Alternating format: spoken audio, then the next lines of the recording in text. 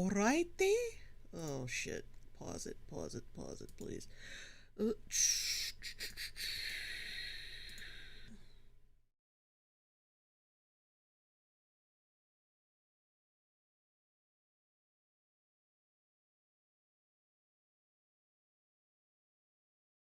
I am live, right? Okay, yeah, I am. Never mind.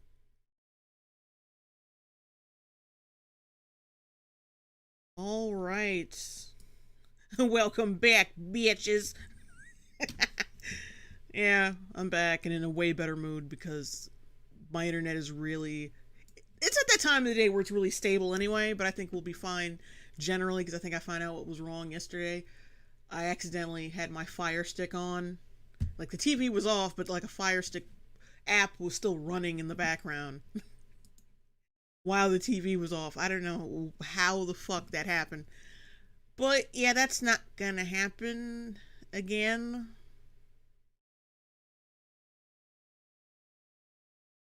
And I got it on. I got my browser on private browsing, whatever the fuck you want to call it. That, and I think my dad kind of fucks up the internet when he comes home from work. I don't know why. Every time he comes home, like the internet just goes schizo. But I think he'll be working a little late today, so I think we're gonna be good. I think we're gonna be fine. So we can continue without any issues this time. Hang on one second. Oh, shit.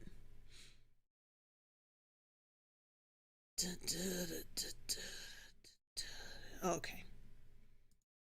We didn't get to finish those Birds of Prey reviews, so we're gonna do that. But not only that, like I said in my community post like a couple hours ago, we, as an apology, we're gonna cover the oh my god, the Gorilla Glue challenge hashtag on TikTok, just for the hell of it, you know. I heard about it on Twitter and I was like, yeah, you know what, let's explore that. I want to see more dumbasses glue shit to their body and I don't know why I can't talk today, and irrevocably damage their fucking reputations. Oh, Evil Hero Diamond Cat, $5 super chat. Hey, baby girl.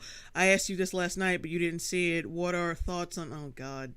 I'm not even reading that all the way through. Fuck it. Fuck it. No. But anyway, let's get back to this review and then the next one. Because the next one is the real doozy. That's the one I really wanted you guys to see because it's just so. It's really cringeworthy. Say that you should go and check out those voices from that community and their thoughts on this film, because I really think it's worthwhile to dive into how this film depicts people of color. So check out the links in the description below for some articles from people of color on this film. What I can say is this film really, really spoke to me and meant a lot to me, and I'm just so excited and so happy that it exists. It may not be perfect, it most certainly is not perfect, and I think it's worth analyzing that, especially from communities more marginalized than myself. See, but the only reason she thinks it's not perfect is because of the socio-political problems that this film causes, and how it, it silences POC voices or some bullshit. Like, it's not for. Oh well, yeah, the pacing is shit. The characters don't really have any real character or development, or like the chemistry feels manufactured just because Harley's there. Harley can, like I said, can make anyone, like, she can have chemistry with anyone because she is, like, it's always some straight man character and her. They're basically all the straight man to her wacky character. So of course it makes you, it tricks you into thinking that it works, but it really doesn't because they don't have any character. Not really. But I also have to be true to the fact that this film really, really means a lot to me, and I am very excited about it. But I also think that Birds of Prey, while flawed, also goes much further in investigating the male domination of superherodom and women's roles in society that pretty much every other superhero film to date including the OK Captain Marvel and the phenomenal Wonder Woman, completely ignored. And honestly, recognizing your... Why do fucking female superhero films have this immense responsibility to fucking address female social issues and be pro-woman and be feminist and all this shit and represent every fucking woman in creation? Why can't it just be a goddamn fun movie? Your flaws and yet still trying to stand out. Oh, also, there's another video from Jessie Gender I'm looking at right now in the recommended. It says the irreversible damage of transgender puberty blockers, and it has irreversible damage in quotations. Oh boy. Out from the crowd is what Harley Quinn has always been about. Again, I don't want to diminish these issues that are in this film, but I do think it's a larger conversation about superhero and blockbuster films in general. But in the end, you owe it to yourself to see this truly unique and wonderful superhero movie, if you like superhero movies at all. It's not unique. Hell, if you can't get to the theater... And it's not a superhero movie, so I'm fucking saying that! Jesus! Go and buy like 20 tickets online right now, because I just really want to have another one of these so badly. And I just hope that Warner Brothers realizes what a special film they have on their hands. Even if... spoiler alert, it performed very poorly, and they'll never make another one of these again. I think it was so bad, they were like, fuck it, let's redo the whole Suicide Squad thing. Let's reintroduce all these other characters along with Harley Quinn. Maybe let's get Harley Quinn right this time. And, do the damn thing. That's probably how bad it was. I think he was working on it already before Birds of Prey. James Gunn. But, like, still. I have no doubt in my mind that James Gunn's version will be light years ahead of Suicide Squad and Birds of Prey. If the domestic box office doesn't show it. I'm a huge DC Comics fan. I've quite literally seen every single DC movie ever made. From Steel to Lego Batman Beleaguered to The Dark Knight Returns to Assault on Arkham to Wonder Woman. And I gotta say, this is one of my favorite, if not my absolute favorite DC Comics film outside of maybe The Dark Knight. So please, for the love of God, go see it in theaters. No. Also, while I have you, please go watch Harley Quinn the Animated Series. It's honestly the best animated superhero show ever made, besides possibly Young Justice. Oh, I guess we're shitting on Batman the Animated Series as well. And I say that fully aware that Batman the Animated Series exists. That was perfect! Oh, God. Alright, whatever. Oh, I just killed my comment section, didn't I? Yes!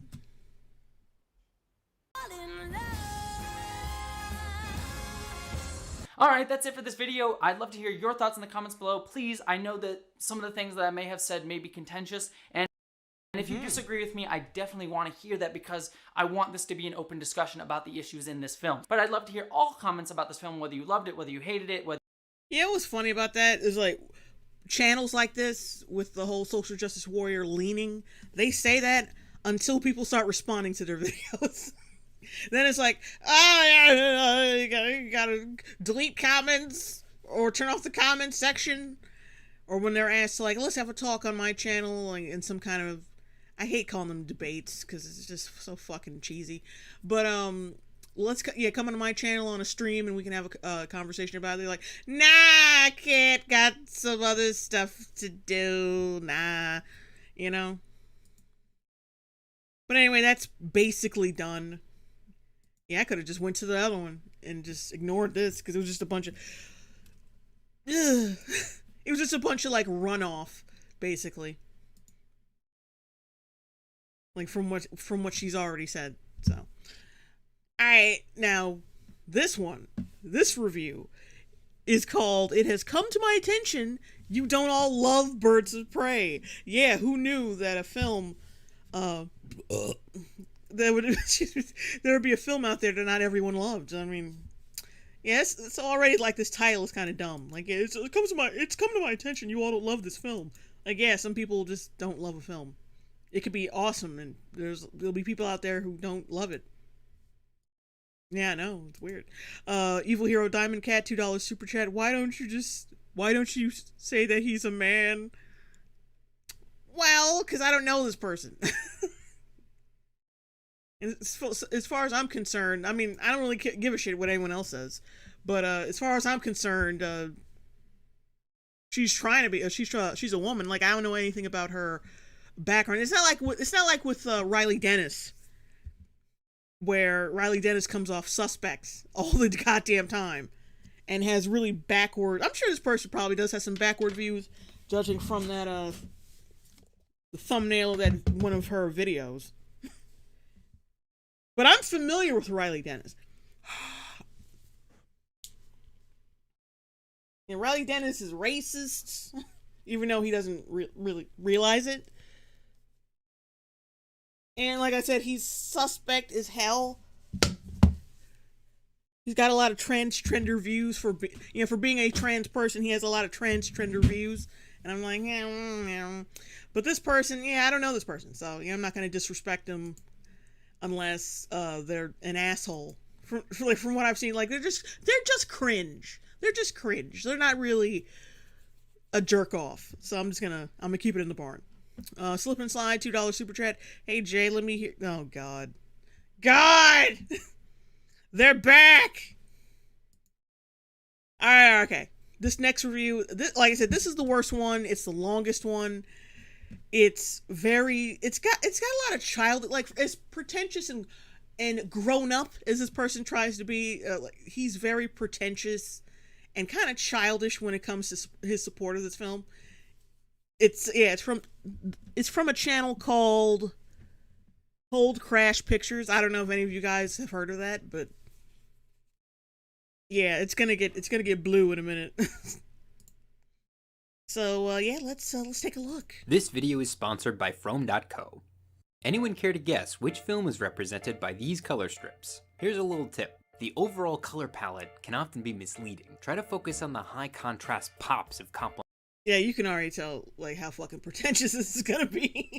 colors. That's the real tell. Any guesses? Come on, it's so easy. Just start at the front here. I don't know, maybe it's the movie you base this review on? Huh? And then work you... Oh wait, hold on.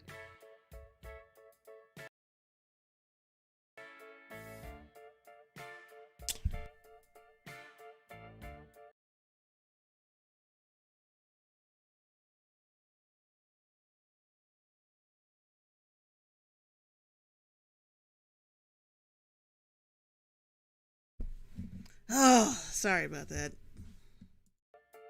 Ah, perfect. I guess that he considers that an intro. I don't know.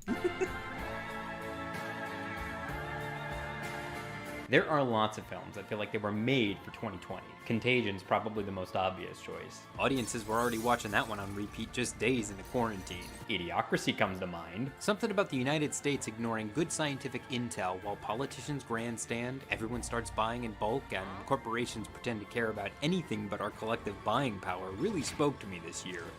Welcome to Costco. I love you. Jesus, this was supposed to be satire, not prophecy. Happyish Gaming, $2 super chat. 9/11 did non-binary. Oh, Sentient Dildo said, I want to kill him just because of that outfit. Catnip Addict, why is he wearing... Like, yeah, I want to let y'all know, just a little note. This YouTuber is wearing Harley Quinn's outfit from Birds of Prey, like the yellow jumpsuit thing.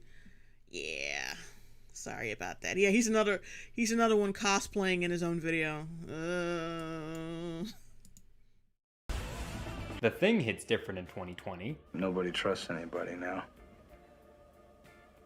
We're all very tired. Hell, even Independence Day took on newfound relevance. Put your mask back on! But only one of my top contenders for Hashtag relatable. Hilarious. Hilarious shit. the title of Perfect Film for 2020 actually came out in 2020. A film that seamlessly captured our collective fugue state, a reality as surreal as it is immediate, as technicolor as it is dark, as frustrating.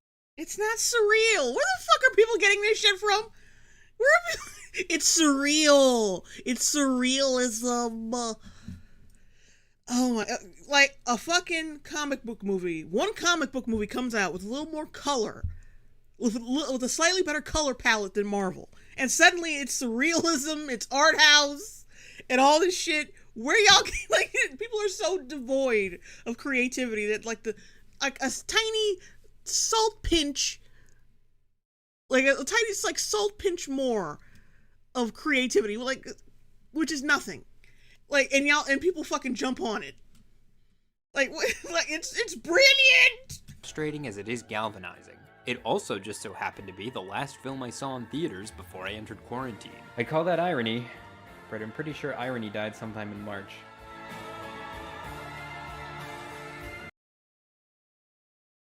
Evil Hero Diamond Cat, $2 super chat. Can you cosplay as Harley? You could do it better.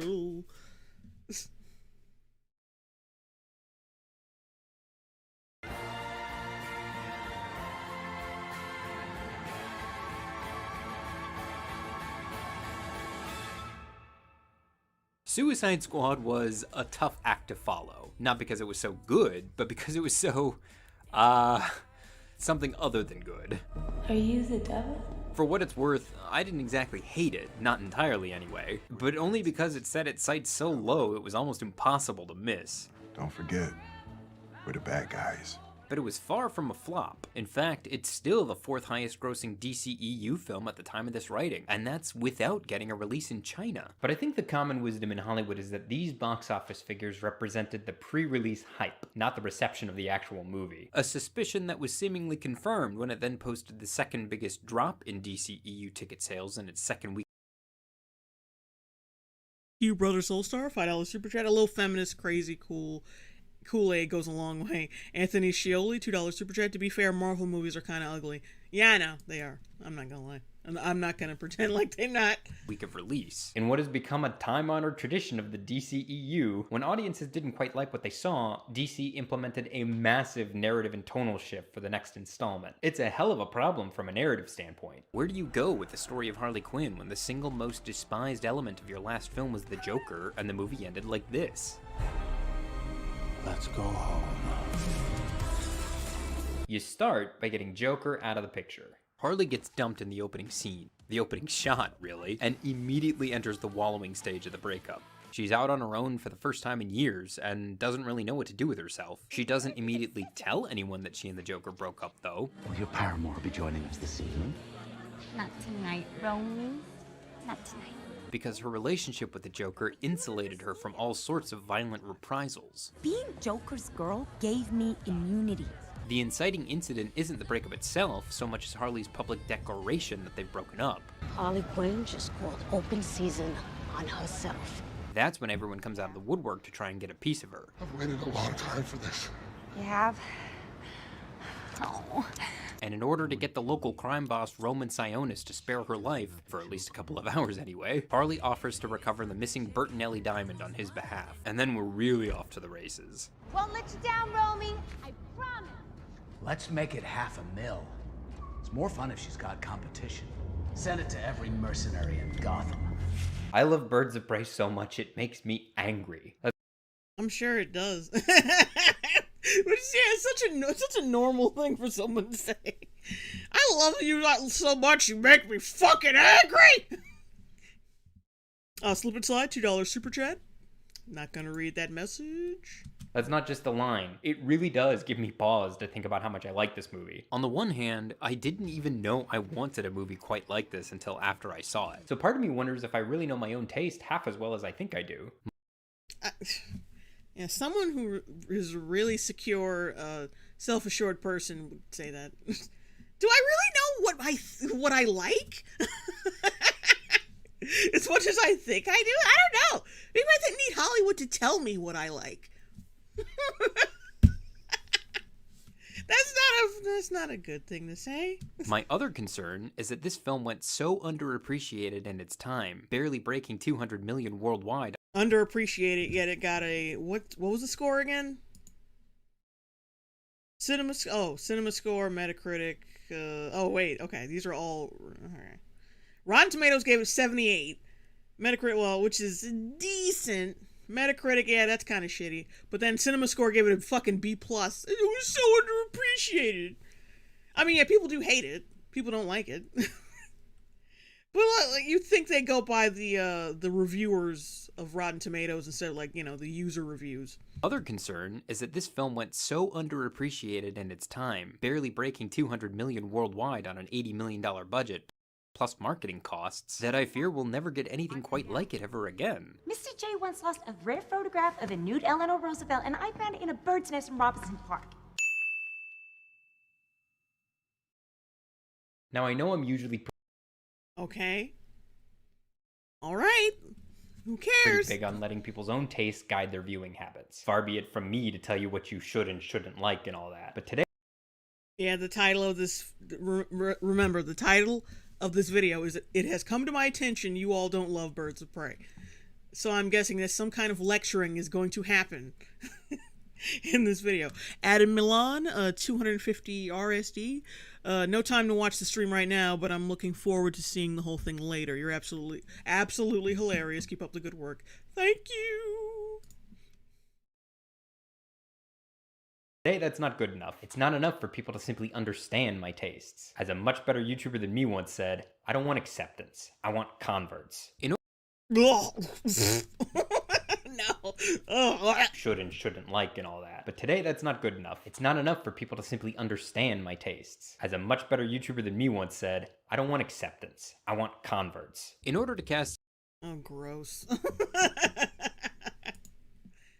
I don't want people to accept this movie. I don't want people to accept that I like the film. I want them to love it just as much as me. Well, that's not going to happen. Claudia C, 99-cent super chat. Like, it's... Oh, little hearts. Oh, thank you. Thank you. Like, what I'm saying is, he's already a person who doesn't know what, he even fucking admitted he's unsure of what the hell he even wants in a fucking film. Which, as a YouTube, like, movie reviewer, is like, how the hell have you gotten this far? I don't know. But, you're projecting on other people your own, your own confusion about film. Like, I had to be basically saying, you have to convince people to like this movie, but that's kind of, like I said, you projecting onto other people. Like, they just don't know what they like. I have to tell them what they like, because Hollywood had to tell me what I liked. So naturally, now I have to do the same thing, because if I had to be convinced, other people had to be convinced as well. As wide a net as possible. This video is going to be one part analysis for all the people who maybe saw It's not an analysis, by the way. Like I said, I did skim through this. Birds of Prey and for whatever reason couldn't appreciate its genius, and one part good old-fashioned review to try and help convince the people who haven't seen Birds of Prey yet to maybe get going on that. An analysis and review. The world's first Analview. It's what Harley would have wanted. Part 1. How much do I... A fucking childish joke that's not funny. Considering, Birds of Prey, yeah, okay, maybe you have a point love there. thee? Let me literally count the ways. You know when I knew we were off to a good start? Right here, during the studio logos. Note the choice of... Dude, the studio! I knew it was incredible from the fucking studio logos! As soon as I saw 20th Century Fox... No, I'm sorry. As soon as I saw Warner Brothers, I was in love! Q Brothers Soulstar, $2 super chat. He sounds like a creep. Predator. Oh. Music. The marketing campaign for Suicide Squad prominently featured a rather somber cover of I Started a Joke by Confidential MX and Becky Hansen. Mm-hmm.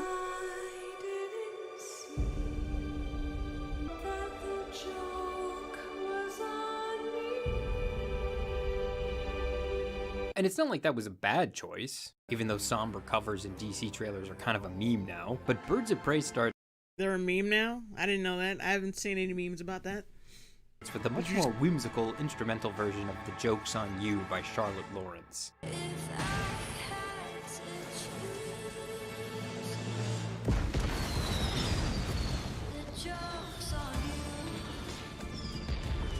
I love love the contrast here. The thematic.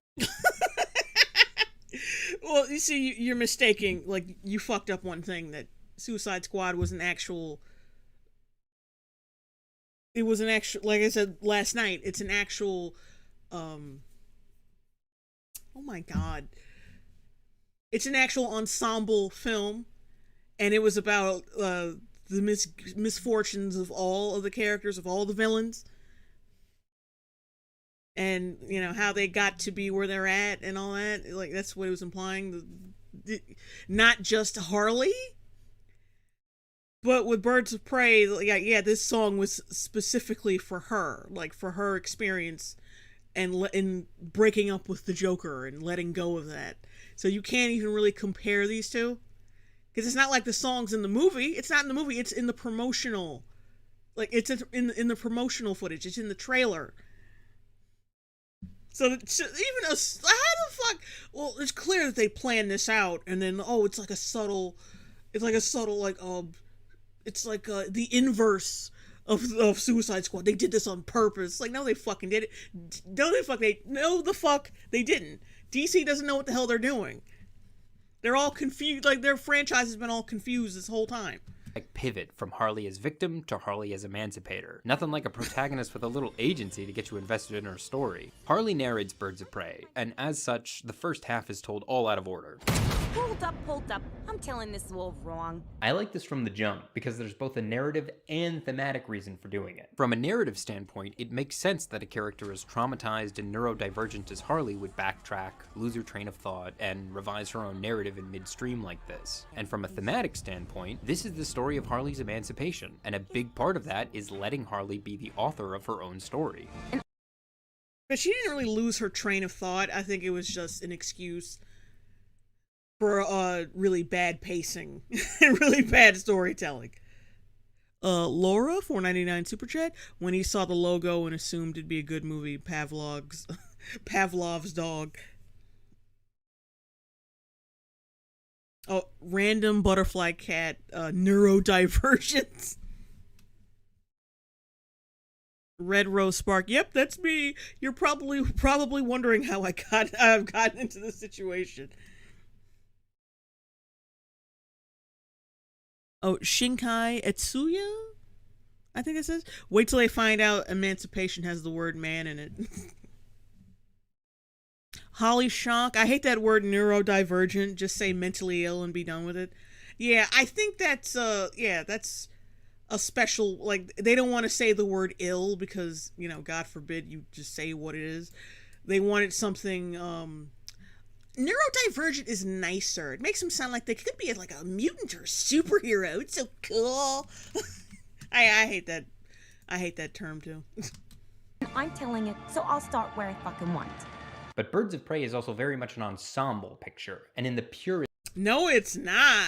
It's not. sense of the word. Everyone in one of their ensemble is barely in the fucking movie. She's in one scene, then a couple other scenes go by with Harley, primarily Harley, then she's in another scene, and some more scenes with primarily Harley in it. She goes missing for at least 20 or 30 minutes, and then shows back up at the end of the goddamn movie. That's not what I would call a ensemble film, but whatever.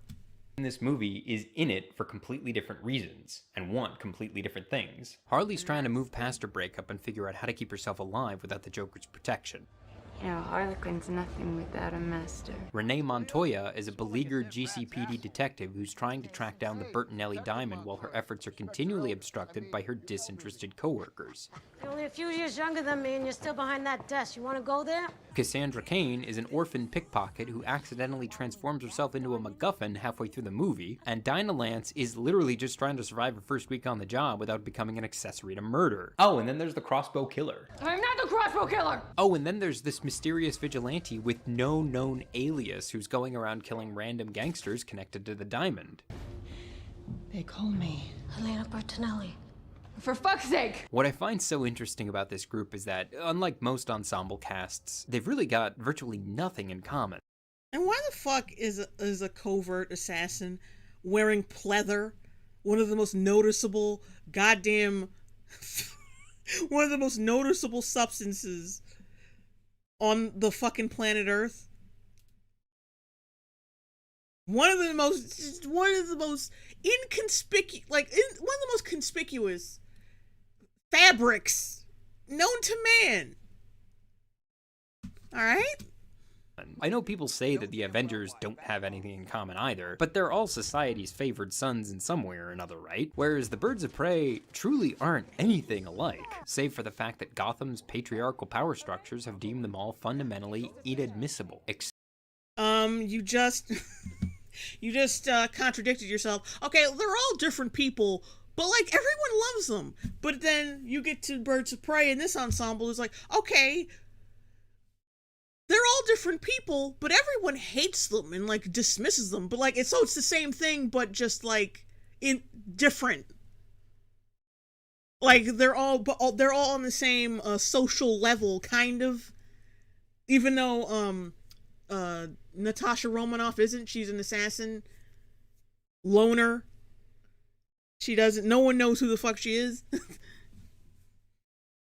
They're all someone's favorite somewhere. No, they're all not. Did you fucking pay attention to the Avengers films? And the only people that care about Hawkeye are his family and other Avengers, but like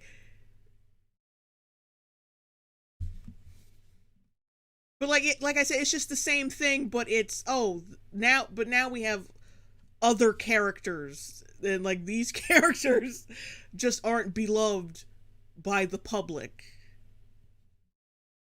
I mean, yeah, they're all different people, but everyone loves them.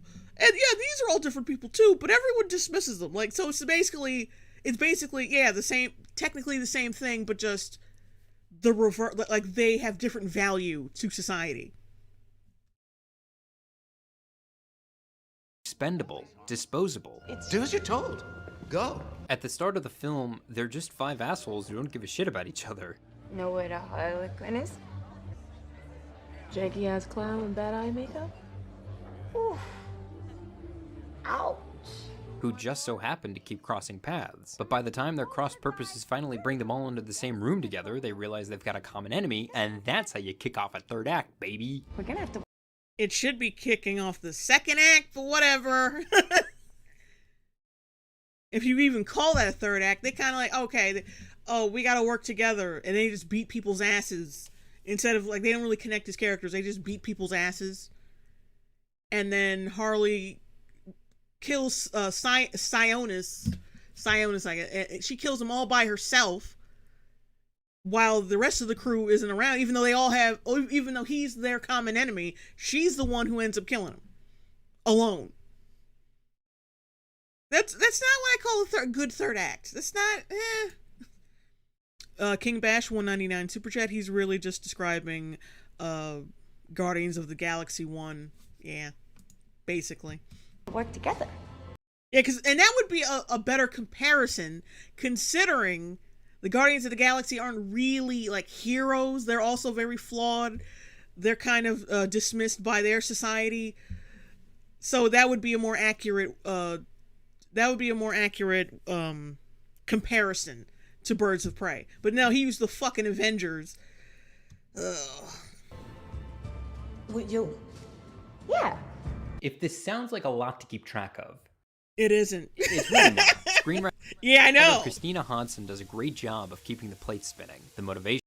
It's like this low-key insult to people who don't like the movie or are on the fence to it. If this seems like a lot to keep up with, don't worry. I will guide you through this very deep and thought-provoking film. Is that a lot for you to handle? Like, no, it isn't. It really isn't. Motivations are always crystal clear, and the momentum only moves forward, even during the flashbacks. in fact, I think the narrative structure is actually kind of amazing. The story's told in loose chronological order up until Harley storms police headquarters at the start of Act 2, and then it rewinds and shows us what all the other characters were doing up until that point. It's a great way to introduce 4 brand... Which is fucking boring. Well, what are these characters doing while she's doing it? Which is like yeah, they're just made an afterthought. We're really following Harley, but like everyone else is like kind of like sent somewhere else. Like, let's just see what they're doing. Yeah, these motherfuckers, they're doing something. Yeah. Black Canary singing, and or she doesn't like her boss, blah, blah, blah, whatever. Cassandra Cain, she's a child and an asshole and a thief, and her parents don't love her. Blah, blah, blah, blah. Total ripoff of Natalie Portman's character from Leon the Professional. Blah, blah, blah.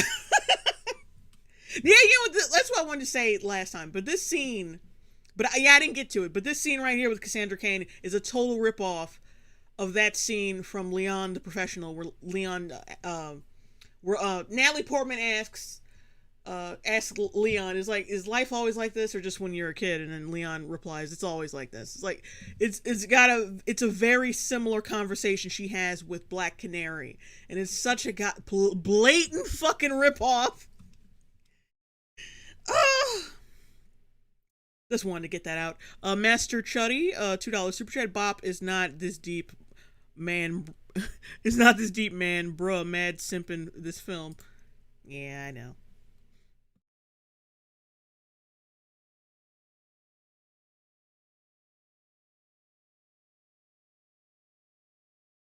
New characters to the audience without letting everything drag on for too long, by letting the audience know in advance about this upcoming narrative choke point. If you want to see what this looks like all diagrammed out like one of those screenwriting YouTube channels, I'm not one for custom motion graphics, but I do have this Frome we could take a look at.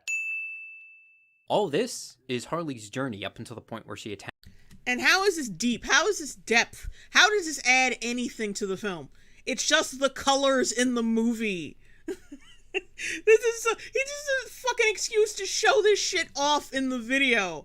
It's so lame. Stop drawing attention to this shit. Attacks police headquarters at the start of Act 2, and then she rewinds to a couple of days earlier and tells us all what Dinah Lance, Detective Montoya, and Cassandra Cain were doing up until that point. If you were watching the film in chronological order, the movie would look something like this.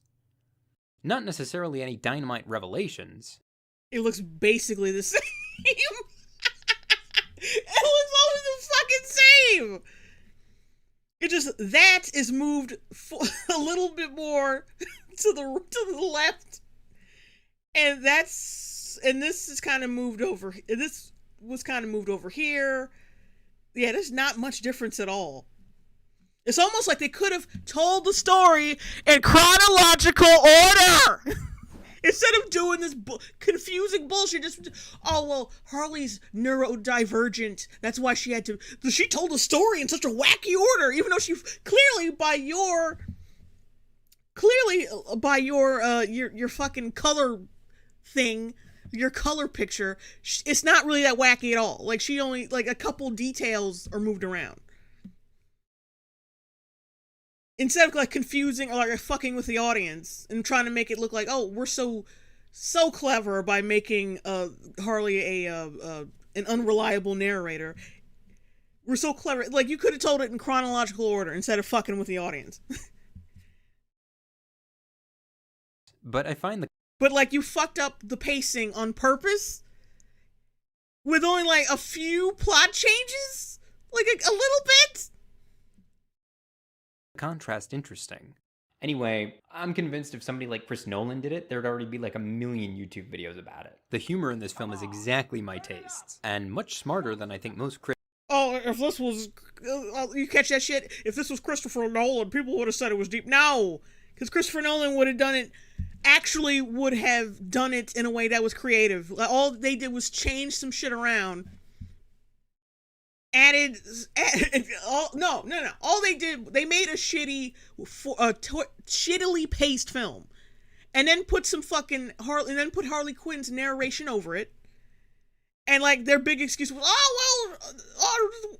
actually no, I think the fans probably came up with this shit. I don't know if it was the actual filmmaker, but then the fans filled in the blanks like, oh, that's why the pacing's bad, because Harley Quinn is crazy. And like, apparently, I'm going by his logic with his color picture, whatever, his color stripes, his fruit stripe gum picture, that they didn't even really have to do that. They could have just told the fucking movie in chronological order, and that it would have been done with. Psionic Laser or Lazar, $2 super chat. Hey Jay, I don't know why, but you never. Oh God, ugh. critics give it credit for. Call me dumb. I have a PhD, motherfucker. There was one reviewer from Blu-ray.com who didn't much care for Montoya's t-shirt gag. Montoya wearing a lewd t-shirt after being blasted by hot garbage is the level of funny business in this picture, leaving Birds of Prey pretty dry when it comes to laughs. Yeah, he's not wrong. Your mom's... Oh, but like, hang on. It's about to get real cringe, because here's his huge revelation. Here's his gigantic revelation about on why this joke is so brilliant. Y'all ready for this? Y'all fucking ready for this? This is one of the parts I skimmed. Is the level of funny business in this picture, leaving Birds of Prey pretty dry when it comes to laughs. Your mom's pretty dry when it comes to laughs. But oh my god, see what I'm saying? Ah!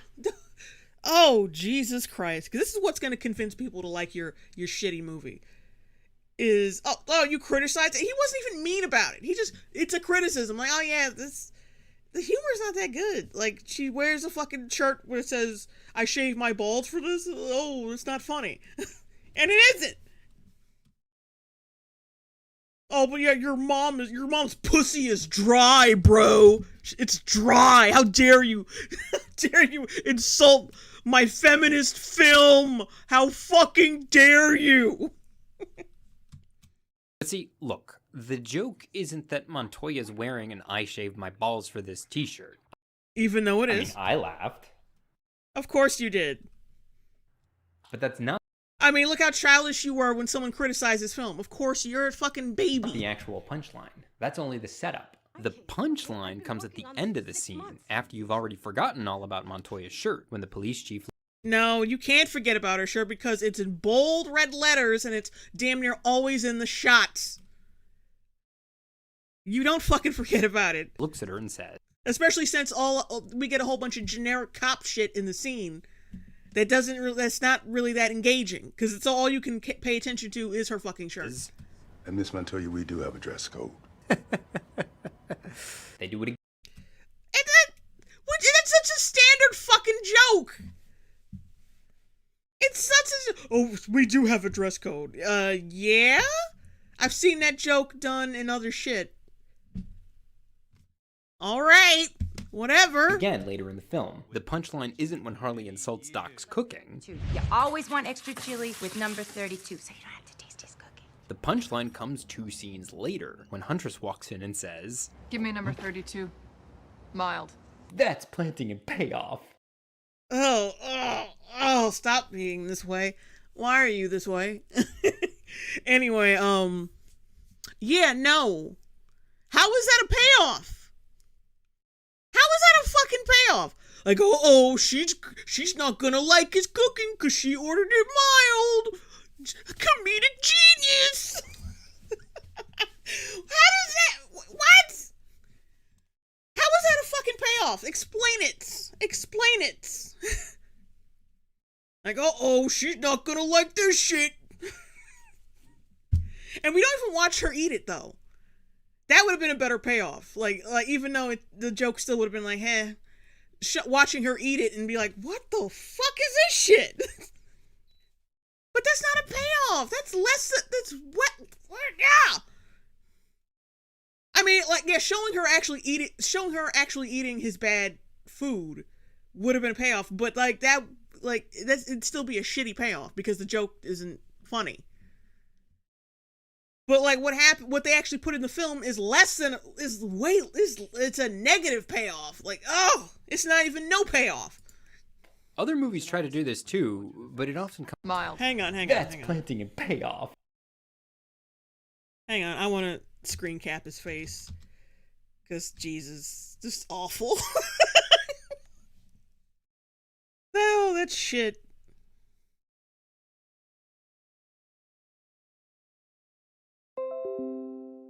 Yeah, I just wanted to get that because that's fucking hilarious. Now, let's see what chat is saying right now.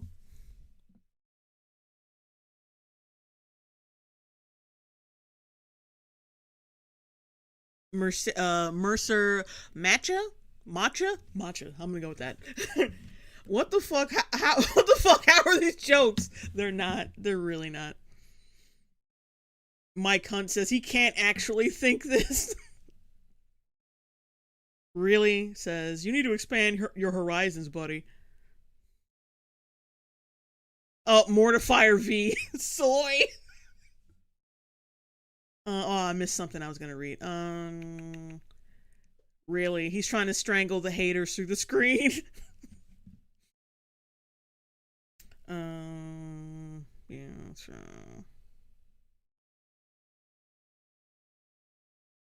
Jarek Wachowski. Why do you make videos so rarely? I don't make videos rarely. I've been making Batwoman reactions for the past few weeks, and I just came out with another reaction. It's not rare. Sometimes it'll get rare if I'm backlogged, because I'll be too busy working on one specific video. But it's not rare that I make videos.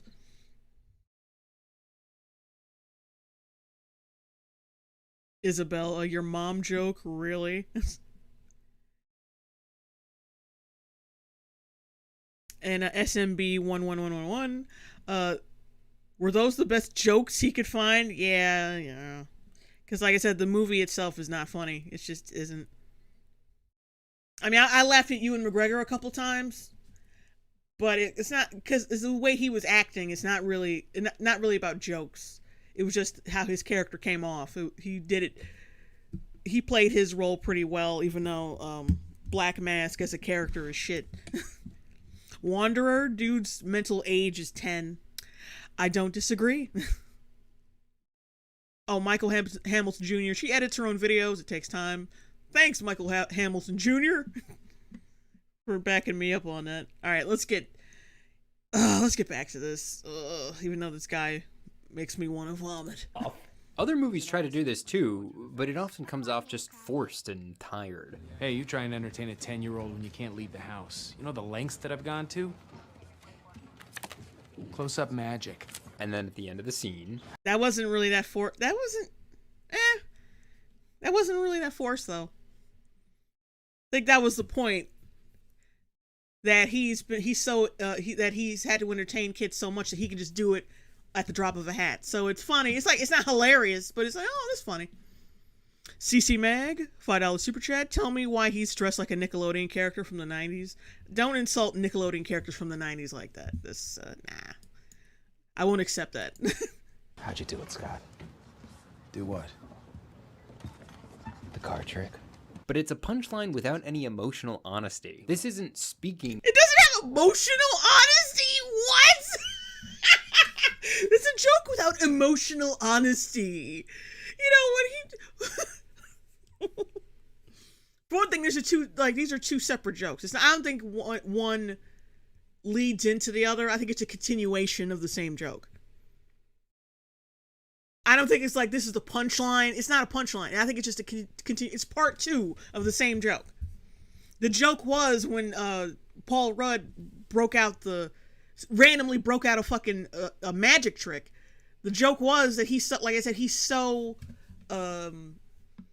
experienced at doing card tricks for this kid that he could just do it on a whim. That was the joke. The whole payoff was that little part, and this is just extra shit. To anything that's ever. It doesn't have emotional honesty. Are you fucking kidding me? Do what? The card trick. But it's a punchline without any emotional honesty. This is. I love how he takes out all the context. What I want to see what he said after that. Like, how do you do the card trick? That's all you showed. We don't know why he would want to know that. Because I'm fuzzy on Ant-Man. I need to was that Ant-Man and the Wasp he just showed? Yeah, it was Ant-Man and the Wasp. Okay, yeah, I haven't seen that fucking movie since I saw it in theaters with my ex-boyfriend. That was the last time I saw it. Isn't speaking to anything that's ever actually happened to someone in real life. What? How did... It has to speak to someone in real life in order for it to be funny? Are you kidding me? That's not how jokes work. Funny is funny. It's not hashtag relatable. So it can't possibly be a joke. It can't possibly be funny. Huh? It's got no emotional honesty. It has no emotional honesty. My taint did not tingle. when I saw this shit. Get the fuck out of here. I hate this. Oh, God. If you had any doubts that he was a pretentious YouTube film critic or a film essayist, that is actually more accurate, then yeah, that should tell you all you need to know right there. CC Mag, $5 super chat. Emotional honesty. Emotional honesty. This dude has to raise his 5-year-old daughter. That's the most honest joke I've seen compared to the ball shirts. Yeah, basically, like, he's a father who is struggling to entertain a 5-year-old kid. How is that not fucking relatable?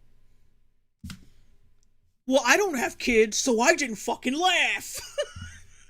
I don't know what it's like to have children and procreate with a female and have social interactions. So why would I laugh? Seriously? Whereas you can definitely tell that Hodson's been lectured by a man with half her talent about her choice of wardrobe before. No! Now, what? That, so that's why it's funny. Not the fact that, she is, no, it's not, because before he tried to, like, play it off like, well, it's not the shirt that's funny. Okay, but then you showed the fucking payoff and that was supposed to be funny. And now he's explaining why the payoff was funny. Because a man, as a woman, she's had a man with half her talent criticize her, and that's why it's funny? What? But yeah, because every woman is gonna walks around with a shirt like that after being blasted in the face with garbage. Who's also a cop, and what? The Ant-Man joke is way more relatable than this. Mrs. Kenobi, $5 super chat. No emotional honesty. It lacks seriousness because he's kind of embarrassed to ask how to do a card trick. That's the joke.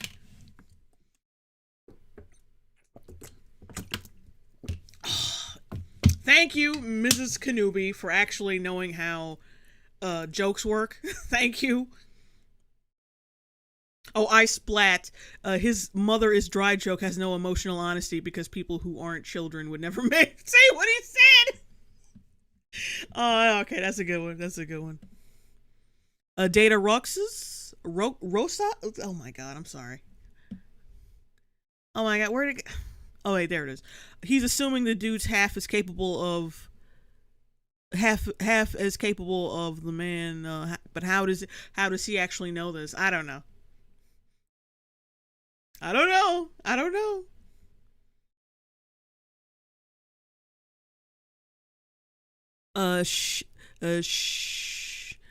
Shinkai Etsuya.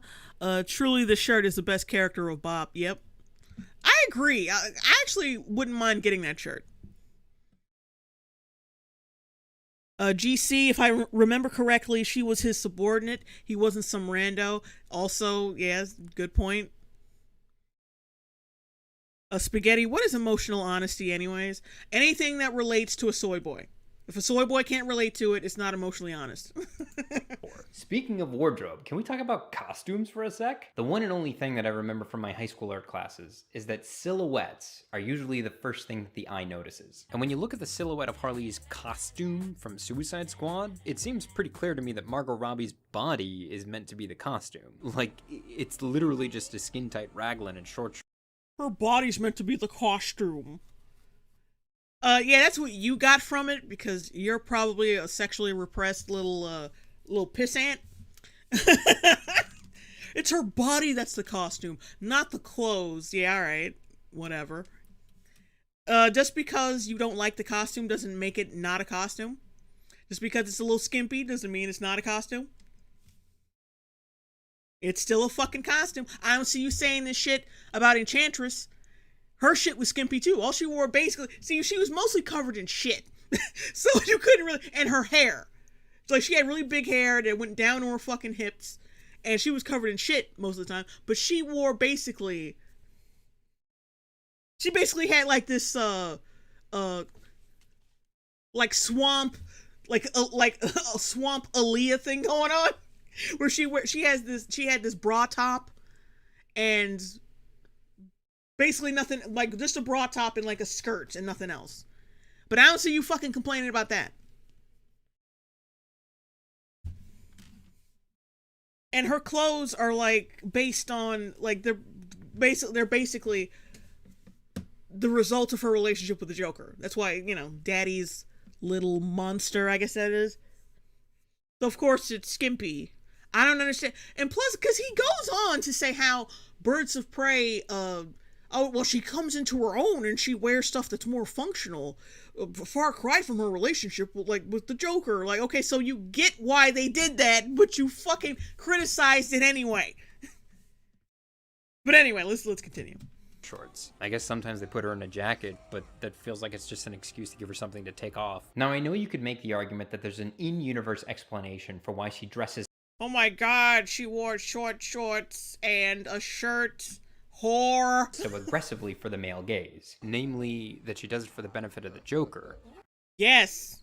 That's the fucking point. He's about to do it. There's very little in the actual text to support that, to use my new favorite euphemism. All the movie seems to suggest with any clarity is that low-angle shots of bicolor booty shorts tested really well with at least one of the 4 quadrants. Okay, so you could say she was dressing that way to please the Joker, but fuck that. No, I don't believe that, because women who dress like that are whores, and that makes me uncomfortable.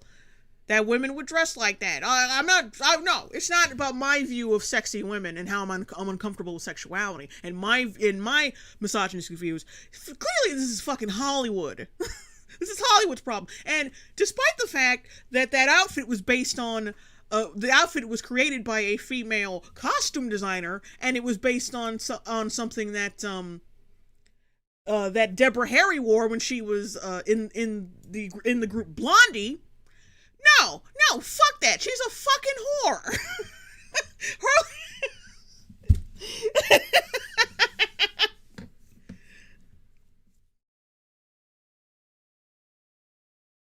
CC Mac $5 super chat. Meanwhile, in Birds of Prey, Harley has too much stuff covering her to create a silhouette. Sorry for the Nick comment. At least they are fun. Laura $4.99 super chat. Maybe he should look at his own clothing before trying to say anything about anyone else's.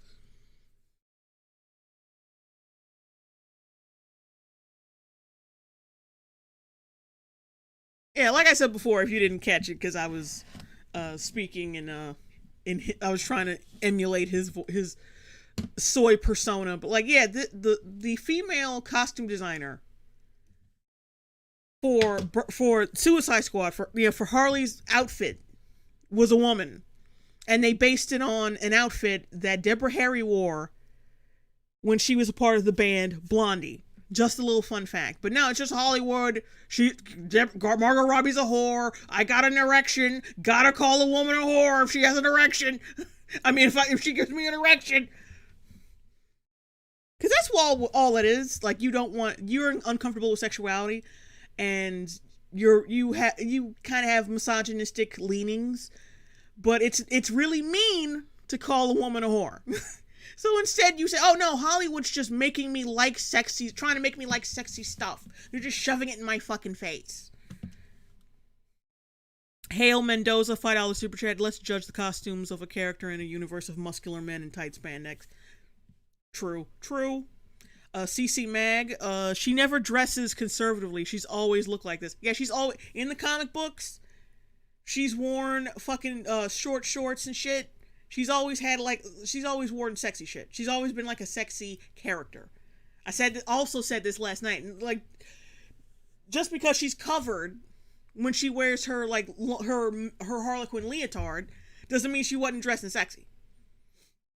She was still curvaceous and it was skin tight, so yeah.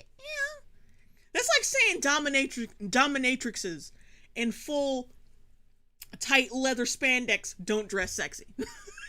Just because they're fully covered. That's fucking ridiculous.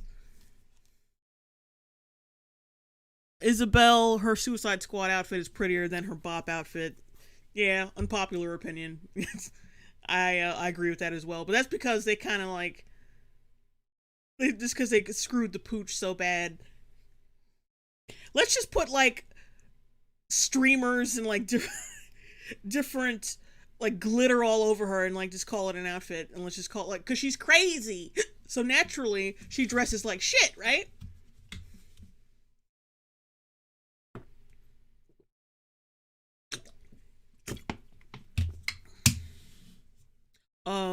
Monando boy?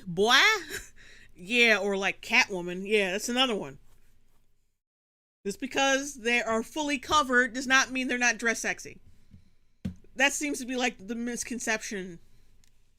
See, that's why it can only be like some misogynistic shit with these soy boy motherfuckers. There's the presence of female skin is just so fucking repellent to them. Oh, she's sexy. No. But if she's in her leotard shit, but as long as this whore is covered. As long as the whore is covered, I'll be all right. Joe Vinny the Hyena, $5 super chat.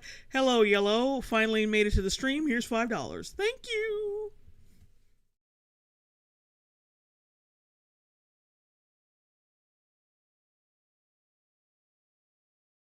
All right, anyway, let's get back to it. Contrast, in Birds of Prey, Harley's outfits feel like real extensions of her personality, to say nothing of the glorious silhouettes. And even though she's actually showing about as much skin as she did in Suicide Squad, it's never in a way that's meant to fetishize her body. These outfits make her look more comfortable, not less. You can actually wear this stuff in a fight. You might look kooky, When the fuck did she have time to do a shoe change? but you won't be picking bloody sequins out of your thigh gap for a week. Ugh. Oh my god, he actually said ugh at this outfit. So his problem is, she's showing just as much skin as she is in Suicide Squad. But she's doing actually, cause like I said, her fight capability in Suicide Squad is actually a lot better. It's a lot tighter. And of course, the director actually knows how to shoot action. So that's another thing. I actually liked her fighting capabilities in Suicide Squad a lot more, and she did it in a skimpy outfit. But see, that doesn't matter. The skimpiness is what matters. But it's not practical. She is still kicking motherfuckers' asses in that fucking outfit. Why would you show that clip in the first fucking place? It's not practical. No, you just think it's gross because ew, girls. You fucking weak, frail nigga. Evil Hero Diamond Cat, $2 super chat. Is it awkward for you to be referred? Oh god. Adam Walford, $5 super chat. This is why I hate modern art. Let's draw some lines in different colors and call it the meaning of life. And now it's in storytelling and movie making. Oh, the Rat King says pussy scares him. CC Mag, stone her! She's for the male gaze! Ree! Data Roja? Or Roxas? Oh my god. Roxas. I'm just gonna say it. He's literally 12. Yeah. Princess Queen CB, $9.99 super chat. Jay, whenever you get the chance, you should review Modern Girls channel with her video about Harley Quinn's sexist outfits and how Batman and Robin is a masterpiece. It's absolute cringe. Wow. Batman and Robin is a masterpiece? Oh, maybe I do need to check that out. Oh! Or I could throw it at EFAP and let them, because they've already seen Batman and Robin recently. Well, yeah, we all did. That's right, we all watched it. Anyway. Maybe I should throw it at them. Have them look at it. I don't know.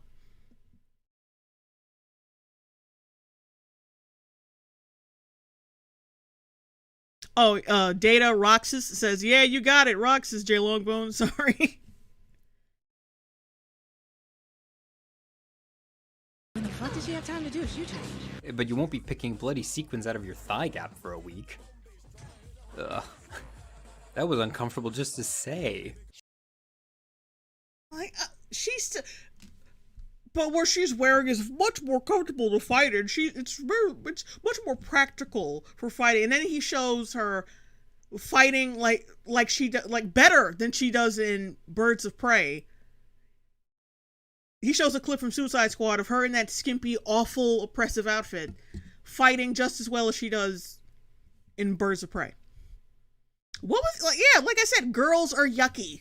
That's his point. Speaking of fights, I don't know about you guys, but I'm getting real tired of weightless wonders battling it out in Bryce 3D for 20 minutes at the end of every superhero film. The fight scenes in Birds of Prey are the total antithesis of what you get in your typical DCEU CGI slugfest. Gimme Harley smacking people with a baseball bat over all the Caped Crusaders of this godforsaken universe any day. Well, for one thing, Man of Steel is about... the conclusion of Man of Steel consists of two godlike aliens battling each other in a fucking major metropolitan city while the planet is being torn to shit. And Birds of Prey is about some bitch with a baseball bat and roller skates. Of course they're fucking different. Of course they are done differently. I'm sick of this movie that's not like this other movie. I'm sick of these two similar but way different genres. And plus, Birds of Prey is not a superhero film, so you can't compare them anyway. Stop.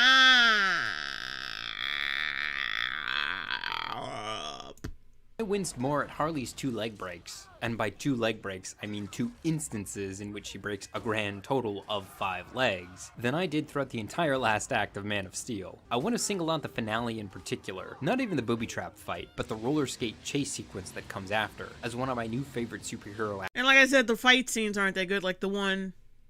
Hang on, let me go back. People with a base. This one, he's holding her and he doesn't do, like... I can explain it better when the fight first starts. But like there's this part where this guy grabs her and holds her, and he just like holds her, and that's it. He doesn't slam her up against anything, he doesn't punch her, he just holds her and basically just waits for her to kick his ass. That's not good fight choreography. Prey are the total antithesis of what you get in your typical DCEU CGI slugfest. Gimme Harley smacking. You see how he's just holding her? Like she he literally held her up so she could kick this guy in the face. And then he doesn't, like, try to throw her around anywhere or, like I don't know, like, just bump her head into one of these shelves or some shit, or that pillar right there. He just holds her. He's just like an instrument for her to do fighting moves. They're not opponents. They're tools to help her fight in this fucking scene.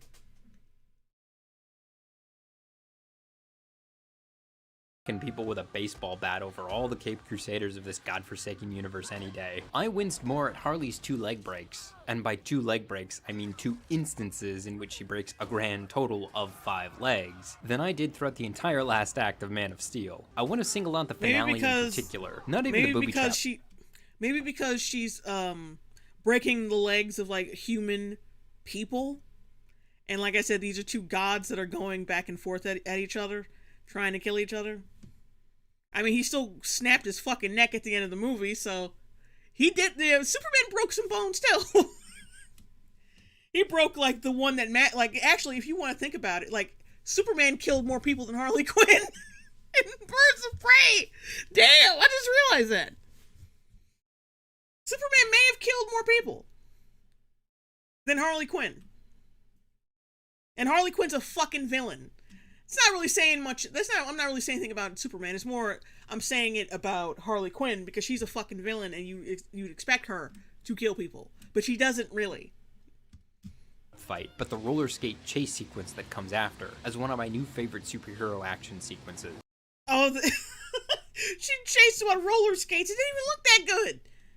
It's weird to me how even diehard fans of the superhero genre will mock the ubiquity of big CGI skybeams and mocap villains, but the second you give them a grounded action sequence that plays out on an aggressively human scale with minimal superpowers and no sacrificial martyrs, everybody whines. Because it wasn't that good.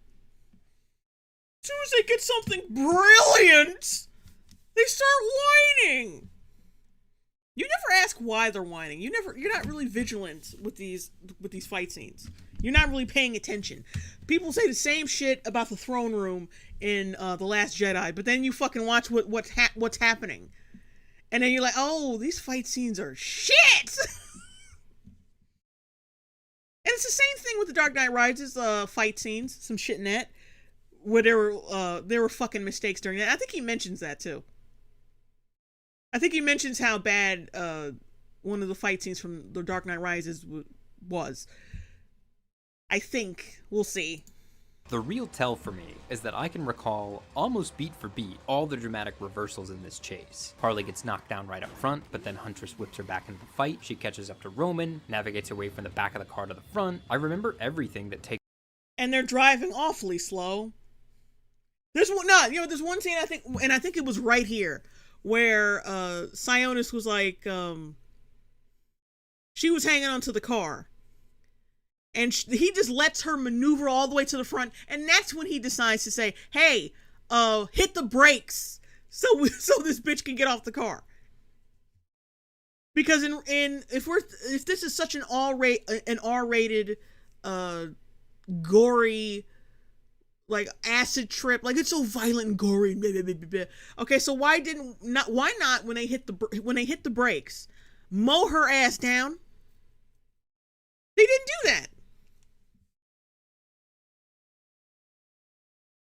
Because not only did they hit the brakes a little bit, and they just slowed down. They didn't stop completely. But any gangster worth his salt, or any violent gangster who really wants to kill somebody, would have stopped, hit the brakes, let that motherfucker go flying, and then when he tried to get back up, mow him the fuck down. That's what would happen. But they got this motherfucker driving the car all slow. Because Margot Robbie's not a fucking experienced stunt actor, so like it's okay. That's what I'll give it. It's a fucking okay. Bro with glasses, $12 super chat. Happy Valentine's Day. Oh, I forgot. No, I thought it was tomorrow. Is it today? Let me check. No, it's tomorrow. But thanks anyway, though. Or it could be Valentine's Day in his neck of the woods. You never know. People be from all over the world. But yeah, like I said, thank you, bro with glasses.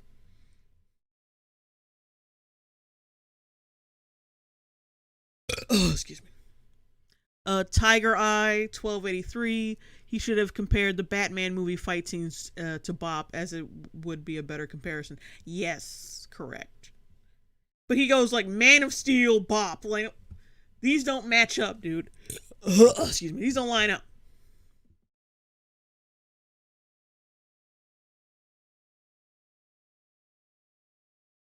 Oh, Angel Smith. It's true that it isn't Holy Grail, but that wasn't the intention of the movie, though. Like, it's literally just for fun. I don't know why everyone criticizing it like it's an Oscar nominee. Well, stop treating it like it's an Oscar nominee, and people won't laugh at you and then show you why it's not. Like, don't make a video trying to convince people that the movie's high art when it isn't, and then you won't have that problem. Just say, "Oh, I like the movie. I know it's not that good, but it's fun and I love it." But then you got motherfuckers like this who make videos saying, "No, it's good. It's great. It's great, and you should think it's great too." Like, no, motherfucker, because I'm going to tell you you're wrong, and here's an entire checklist of why you're wrong. So if you don't want to hear that, don't make a video like this. Takes her either one step closer or one step further away from her goal. Compare that. Oh, look at this motherfucker. That motherfucker can't even shoot. To the end of, say, step hey, closer or one step further away. Knockdown. How did he not shoot her before? Whips her back into the fight. Hey, she catches look at this Roman, shit. Navigates away from the back of the car to the front. I remember. They take so long to try to shoot her ass. For everything that takes her either one step closer or one step further away. Oh my god. I'm learning more and more terrible shit about these scenes. Compare that to the end of, say, Endgame. Why would you compare these two completely different films? Why? Compare this villain's movie compare this villain's solo movie, which is basically what it is. Don't tell me shit about how it's an ensemble movie, because it isn't. Compare that, like a solo villain movie, to, I don't know, Avengers Endgame, a superhero and an actual ensemble film where it features people with superpowers. Compare these two. No, you can't compare these two. These are different. Stop it. Evil Hero Diamond Cat, $5 super chat. That leg breaking scene was tame as fuck. Watch redo of Healer for some actual good leg breaking action. That was an actual graphic scene.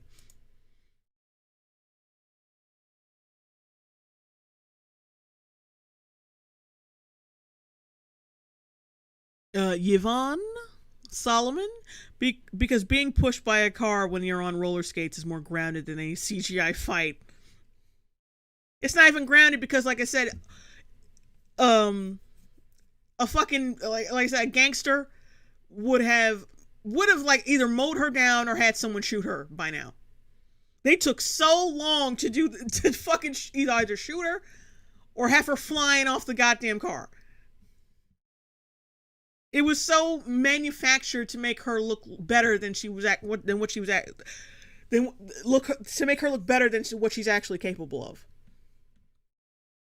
Like, God forbid you have villains actually be villains and actually be competent in what they're fucking doing. For a little while. Joe Vinny, the hyena, $2 super chat. He's comparing apples to damn durian. Now, I know plenty of fanboys will be able to recount the finale of Endgame shot for shot, but all I remember is a list of things that happened, not how the sequence actually played out. Like, we all remember when Cap picked up the hammer and reinforcements arrived, and the woman had their group shot for no canonical reason whatsoever, and it's not that nobody can recall the sequence, it's that the sequence doesn't matter, because none of these events constitute a dramatic reversal. It's all just weaponized nostalgia masquerading as dramatic. Oh, yeah, it didn't go anywhere. It didn't solve anything. It's just like a scene that happened in the fucking movie. He's acting like it's just a gratuitous action scene that went nowhere. Like, oh, yeah, like a Michael Bay film. What the fuck? It didn't have any, like, emotional scenes. Like, yeah, when Spider-Man showed back up, there wasn't a scene where Spider-Man showed back up and reconciled with RDJ or anything. There wasn't no bullshit like that. Oh, God. You can't even compare the two films anyway. But he shows this, like, emotional scene of Iron Man sacrificing himself. Like, oh, nothing happened in the scene. It didn't mean anything. It didn't mean nothing. Now well, actually, no, this was emotionally resonant. What came afterwards when he was dying on the battlefield, that I didn't like that shit. Because it didn't feel like, the actors didn't bring the emotion. But, like, this was great.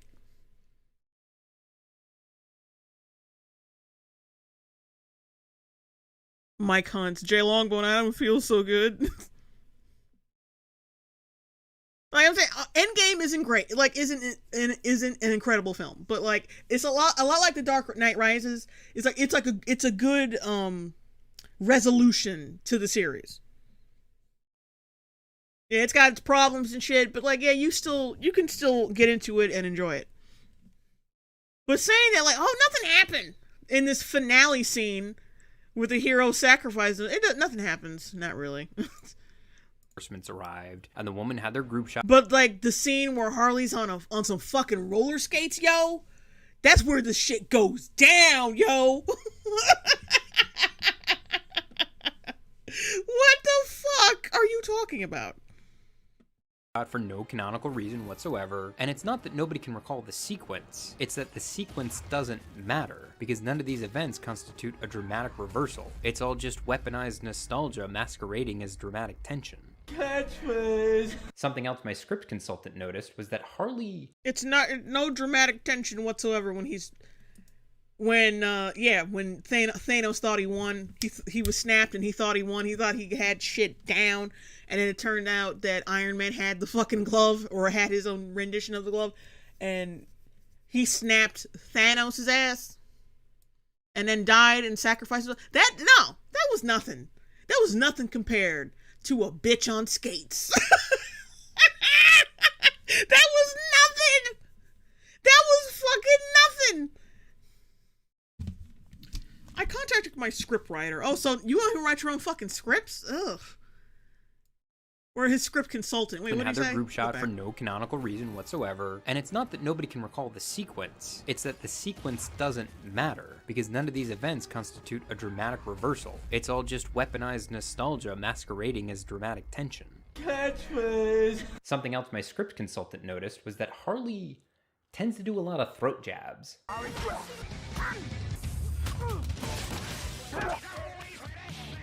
Is this just a convenient finisher? Or is the film actually commenting on Harley's desire to silence the men who would seek to stand in her way?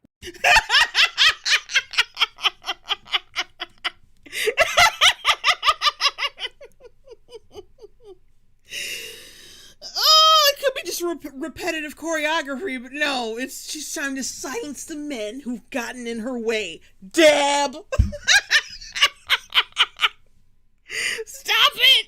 Stop it! Stop it, please! Stop this bullshit! You're embarrassing yourself! Film actually jab. Hang on, let's go back. Let's listen to that bullshit again. Is this just a convenient finisher? Or is the film actually commenting on Harley's desire to silence the men who would seek to stand in her way? What the fuck? And then I blew my script consultant.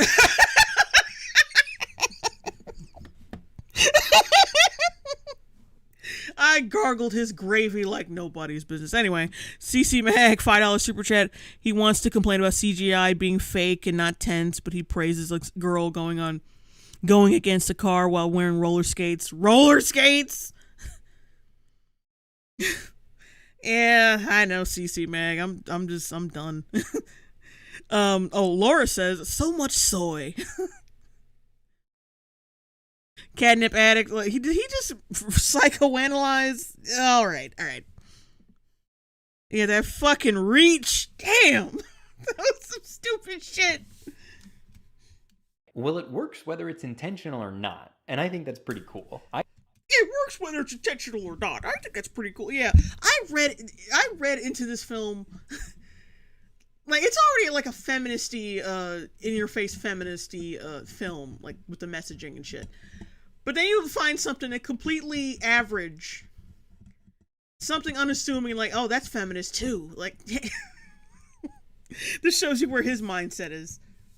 I can count on one hand the number of times I thought a superhero film was actually trying to imbue I remember that last review with Jesse Gender. It was like, oh, you remember that egg sandwich? They filmed that just like they filmed Harley's body in Suicide Squad. Clearly that was a jab at Suicide Squad's sexualization of Harley. Why are these people like this? Why are you like this? Oh! And that was actually a real critique. Like, look back at the last Birds of Prey reviews video I did look at the last one I did last night. That was actually a fucking thing that was pointed out. Themes into the fighting style of one of its characters. You'd love to see it. Haircut? Yeah. Part 2. I'm not mad. I just want to balk. So I get out of the theater after my first screening of Birds of Prey, and I go online to see what other people have been saying. And the reception seems pretty lukewarm. Lots of damning with faint praise. There seem to be a lot of critics who will like golf clap Margot Robbie's performance and then offer these really snooty critiques about absolutely every other element in the film. Yeah. She's great at playing the character, but the writer and director aren't good at writing the movie. They're not good at making the movies. The production of the film wasn't good, but she was. Like, that is not unreasonable to say. I mean, subjectivity is subjectivity. You're gonna like what you're gonna like, but I swear I can tell when these critiques aren't being offered in good faith. You're gonna like what you're gonna like, but I can tell that they're fucking misogynistic pieces of shit. I can tell. I got your ass. I got your ass, Ebert. Even though you're fucking dead, I knew you would give it a bad review. Fuck you, man. I got your ass. Every armchair analyst in the movie business knows that writers are supposed to show. Oh, armchair analyst? Really? When you thought a fucking like a choke stab was a stab at misogyny. Shut the fuck up. And one of the first criticisms I heard about the film was that Harley's voiceover in the first act does way too much telling at the expense of showing. I was the brains behind some of Mrs. J's greatest stunts. Not that he let anyone know it. And here, look. I know Save the Cat has a lot of great tips in it. I know your screenplay wouldn't be the same without it. But the thing is, it's entirely possible to both show and tell at the same time. This movie is not one of them. It's not a good example of that. Something will be fucking happening. Here's an example. Something will be fucking happening, and Harley is just basically just saying what's happening. It doesn't add anything. It adds absolutely fucking nothing to what is happening. And since the movie already has like this tongue-in-cheek, silly tone, we don't need to be told that the film is tongue-in-cheek and silly. It doesn't make any fucking sense. We're already getting that from what's happening on screen. And especially since this movie loves to put in meaningless text in the film that's also supposed to be goofy and quirky and funny. Narration is just fucking pointless. It's pointless. Because not only, tone, goofy, and funny. Then you got text over the scene that's telling you some more goofy and funny shit. Then you have the crazy-ass narrator being goofy and funny on top of all that. It's fucking annoying. I'm sorry, but the people who negatively reviewed this shit or who criticize that aspect, they're absolutely fucking right. It's too fucking much. Back it down. Back it down. That's right. You could possibly show and tell at the same time, but this ain't one of those. The narrator has to bring something extra that we are not getting from the scene. But Harley does not. Her narration does not add anything to the scene. And of course, he just says shit. Well, they're wrong. You're gonna tell us how they're wrong? No. No, we're not. We're not gonna do this. Paulina, soy face. Oh yeah, 100%. Oh Jesus. Serious Sakol, $10 super chat. The fuck does he have tattooed on the side of his face? Was street begging too high class for this guy instead of simping for pocket change ad revenue? Huh. CC Mag, $5 super chat. If I remember correctly, HQ was just Joker's side. Harley Quinn was just Joker's sidekick originally. She just did whatever he told her. She doesn't need credit. She was a Mr. J simp. Exactly. And if he's this misogynistic, controlling piece of shit, these movies are portraying him as, fucking, why? He wouldn't let her have ideas anyway. She would not have ideas to steal. So, there's that. Tabitha J, this guy reminds me of a fetal alcohol syndrome version of Edward Norton. Wow. Damn. We got another one. Sorry, I gotta cap this. Jesus, this is awful. This is so awful. You could do both at the same time, but this isn't that done well. It's actually the worst of what that has to offer. When Harley tells us it's all about her infamous criminal exploits, the movie's actually showing us that she's an extremely unreliable narrator. And luckily for me, I have all my best ideas drunk. I have the best idea. See what I'm saying? She says, I have the best idea. And then they have graphics of fucking light bulbs next to her head. Can you imagine if, in that same, no, you know what? There's some scenes where they got the graphics, they got the goofy tone, and they have the narration all at once. Now, they didn't have the narration right then, but imagine if she, I have all my best ideas drunk, and then I got the best idea. Then a light bulb went off, and I had the best idea while the light bulbs were in frame. You'd be like, that's fucking obnoxious. That's annoying. Don't do that. We get it. She's got an idea. Okay. There's a lot of scenes like that. Just to put it in perspective. Is drunk. I have the best idea. See, look, not 5 minutes later. Harley Quinn just called open season on herself. She did not think this one through. Yeah, no shit, I didn't think it through. Half the plot holes and continuity errors that these professional online critics point out are basically just their refusal to suspend their disbelief or accept an unreliable narrator. Another the bad plot isn't a bad plot. It's just that Harley's crazy and she's making the plot move this way. Narration isn't the only way a plot moves, right? The plot moves because, the screenwriter is willing it to go this way. I mean, she's telling the story. And she's crazy. That's why it moves this way. Yeah, no. That's a fucking cop-out, and that's a lame-ass fucking excuse. Pulp Fiction did this thing where they were telling all these separate stories. And then the other stories would meld and melt in other stories. And that's how they all connected. But it all felt natural. It felt like, okay, I don't feel like, oh, this is confusing. What happened here? It doesn't feel like there's the plot is. It doesn't feel like the plot is discombobulated. And you could say, that's because there's no narrator. There's no crazy narrator, so of course it flows well. But you could still make this flow well and have her as like a kooky narrator. It can flow well, but it's like the order of chaos. Okay, yeah, she's crazy, but let's not pretend like this is some deep movie that's written well. And that she's such that it's so clever that, the plot is shit and it's uneven because she's so fucking nuts. Did anyone ever feel that was the case watching this shit? I don't think so.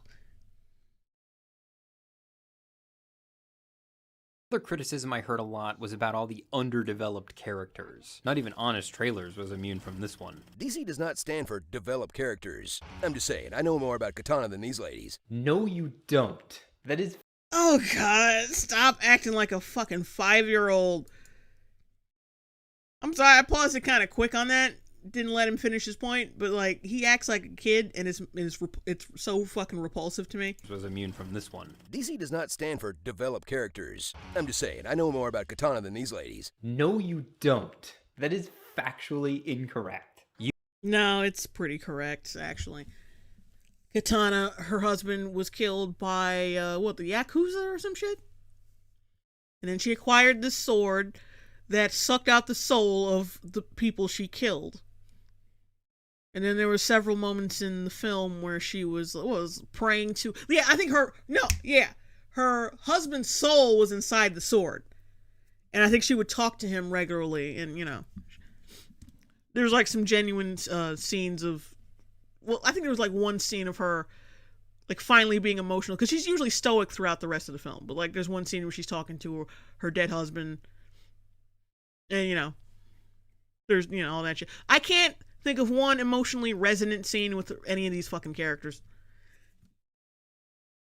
Because every time I've watched Bop, a couple hours later, I would fucking forget about it. What happened that was so emotionally resonant with any of these characters? Nothing. Fucking nothing. I mean, Journey Smith, she was talking to Rosie Perez about, my mother died and the cops didn't do shit, or the cops got her killed or whatever, and she had this power she didn't use, blah, blah, blah, blah. But, who cares? I don't know about her and her mother's relationship, and it just came up out of nowhere. She has a dead mom, and the powers, who cares? It's not, like I said, this movie is not structured well. You can't structure it for emotional resonance because... Oh, guess what? You have an unreliable fucking narrator. You have a crazy bitch who does not care about human life, so why the fuck would we get emotionally resonant scenes with these characters? Huh?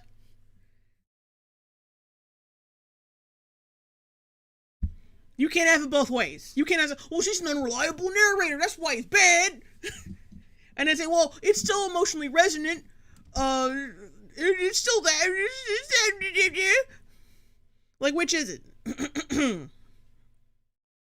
Because if we're relying on an unreliable narrator, because if you think, The Wolf of Wall Street, for instance. Jordan Belfort was an unreliable narrator, kind of, because he was like showing it through his perspective, and he was like a selfish, drug-addled piece of shit.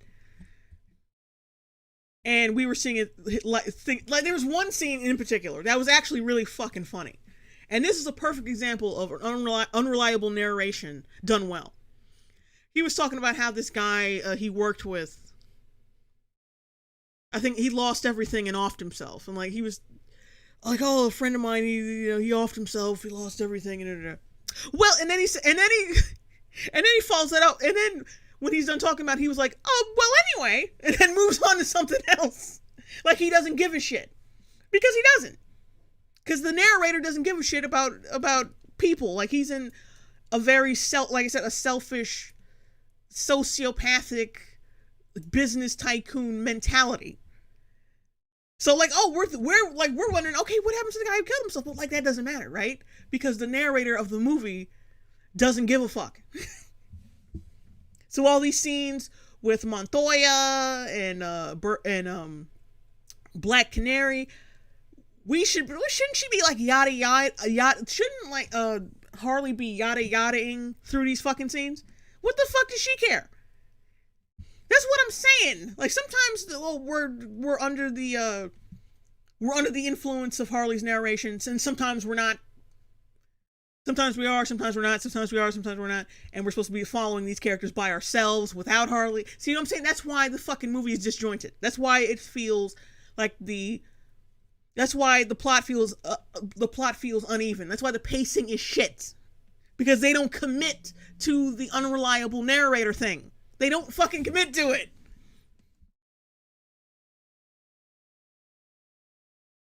Fuck! Hail Mendoza, $5 super chat. He's saying it's our fault that we can't suspend our disbelief. Like, bro, why do you think we spend $25 to go to the movies? Yeah, this dude. Ugh. Oh, Black Cat. She cares because she has empathy. Oh, yeah, that bullshit. I couldn't believe that when I heard it. Jesse Gender actually thinks Harley Quinn has empathy. Okay, because she wanted to ride the Joker's dick. Yeah, okay, that's definitely what that's called.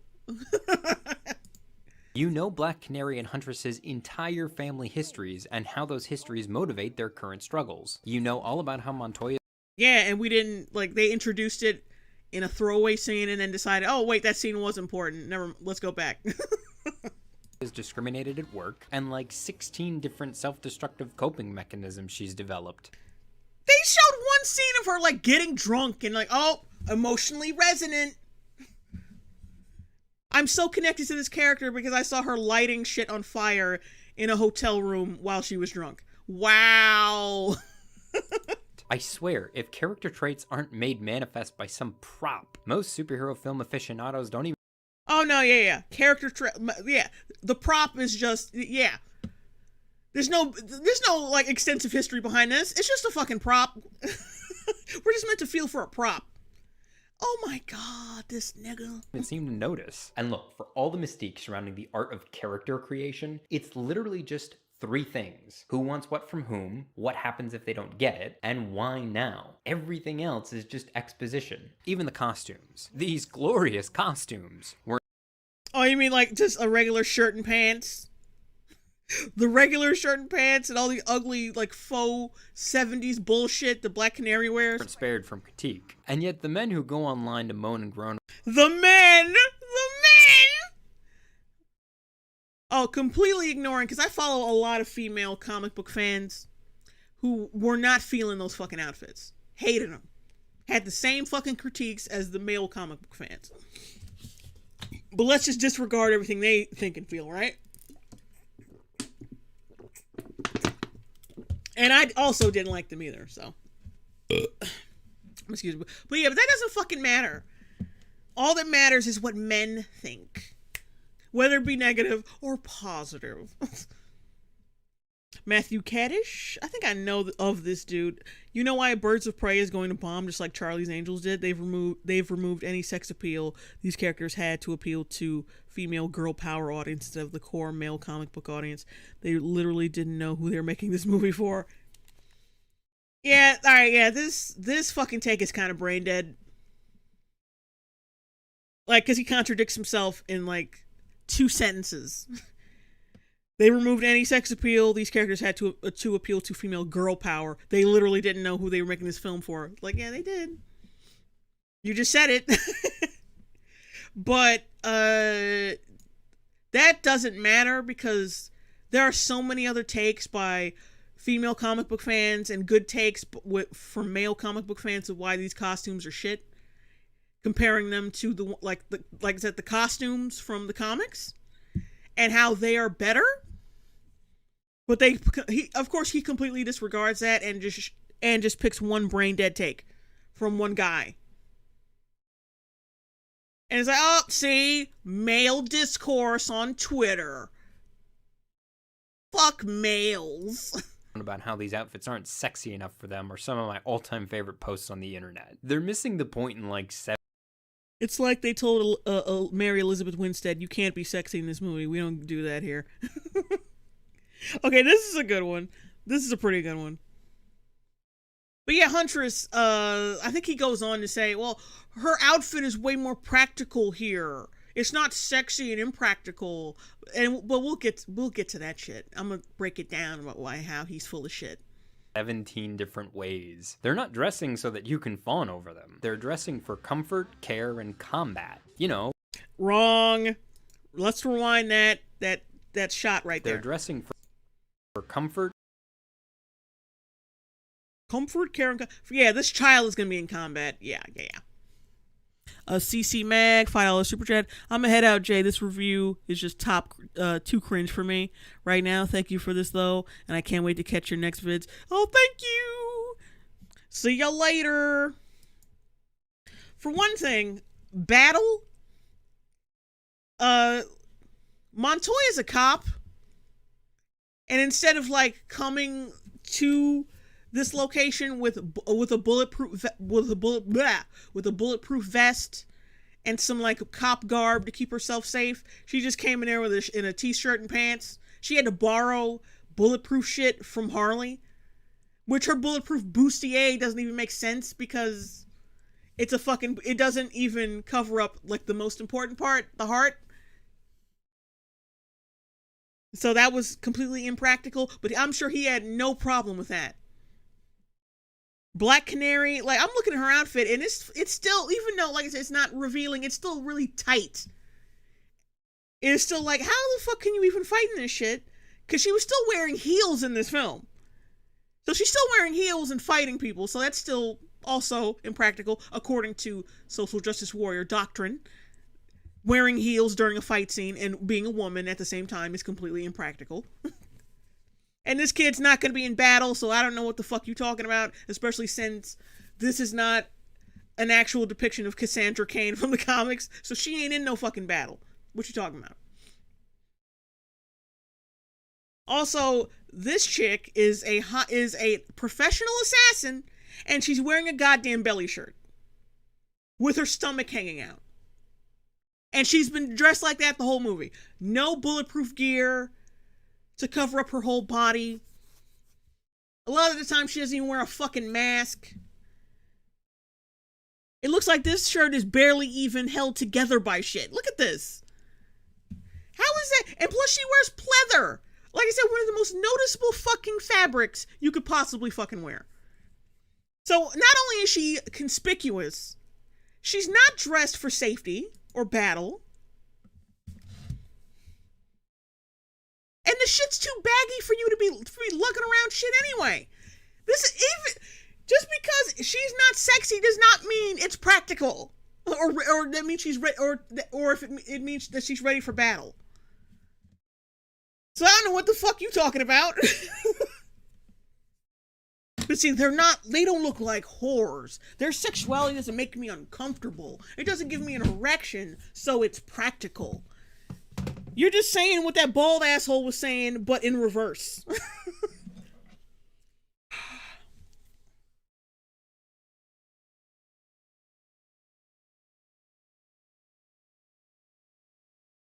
No. You're just saying what you usually say, but in reverse. It's sexy, so it's impractical. It's not sexy, so it's practical. Which is not how that works. Oh, iron parents or parents. Pleather only protects against hurt feelings. Zero piercing rest. Like, look at this shit. Her stomach is completely exposed. I'm sorry, but no hitman, like fucking Black Widow, is an assassin, and she is always 100% covered up. Because I'm pretty sure she's got some bulletproof shit underneath her fucking leotard. But this bitch, arms uncovered, which I don't have too much of a problem with, but like stomach uncovered, the shirt's barely being held together by shit, so I don't believe she's wearing any bulletproof shit. And her pants are so fucking baggy. How are you? And pleather is crunchy, either crunchy or it makes it makes a sound.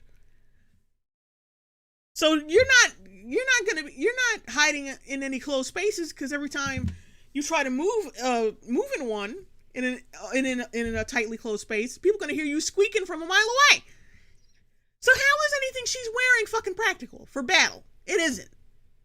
It's not. Like, motherfucker. Joey Avant. I hate how SJWs complain about hot people and be judgmental, but turn around and say how we should not be judgmental to people. Like, what?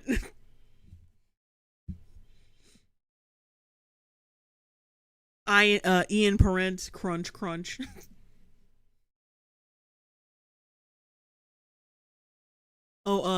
Calistiana 17. It's about fashion because it's a visual medium. It just doesn't look like Hot Topic threw up on it this time.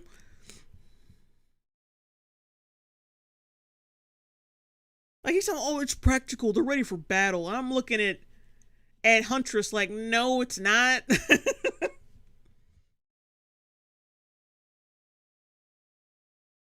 Oh, Matthew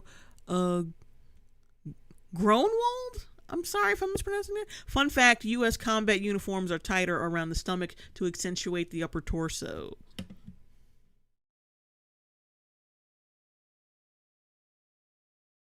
Oh, Yvonne Solomon, they still complain about Black Widow being hypersexualized despite being completely covered up because she had a tight skin outfit and a boob window.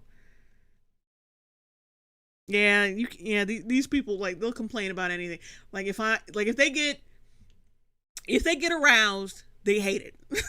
They hate it.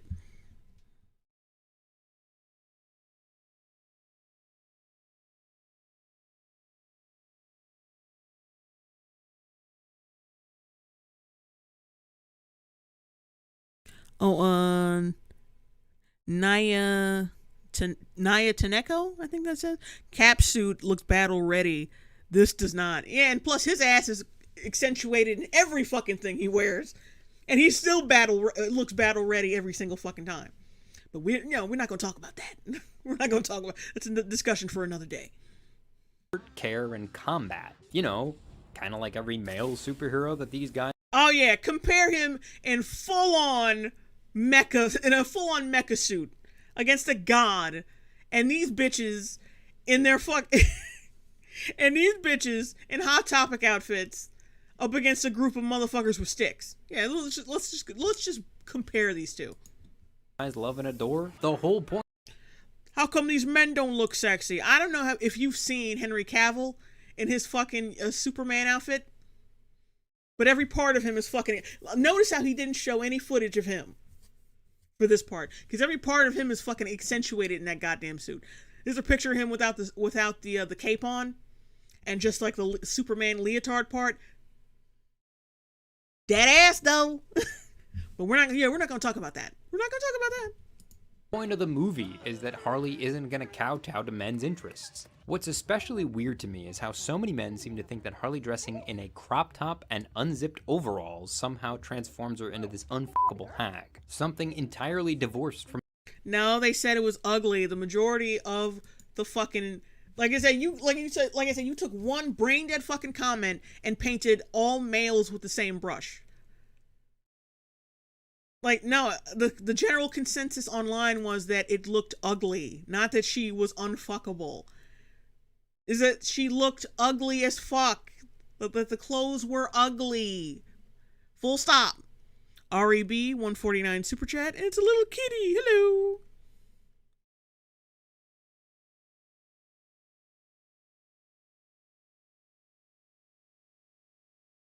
From the very ideation of sexuality. And yet if I did it.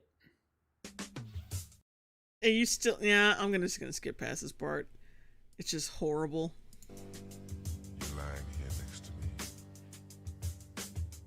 Like, yeah, you're still unfuckable, dude. In fact, I didn't need to see this to know you were unfuckable. I am going to check my analytics, by the way, to see if there's a spike or a drop.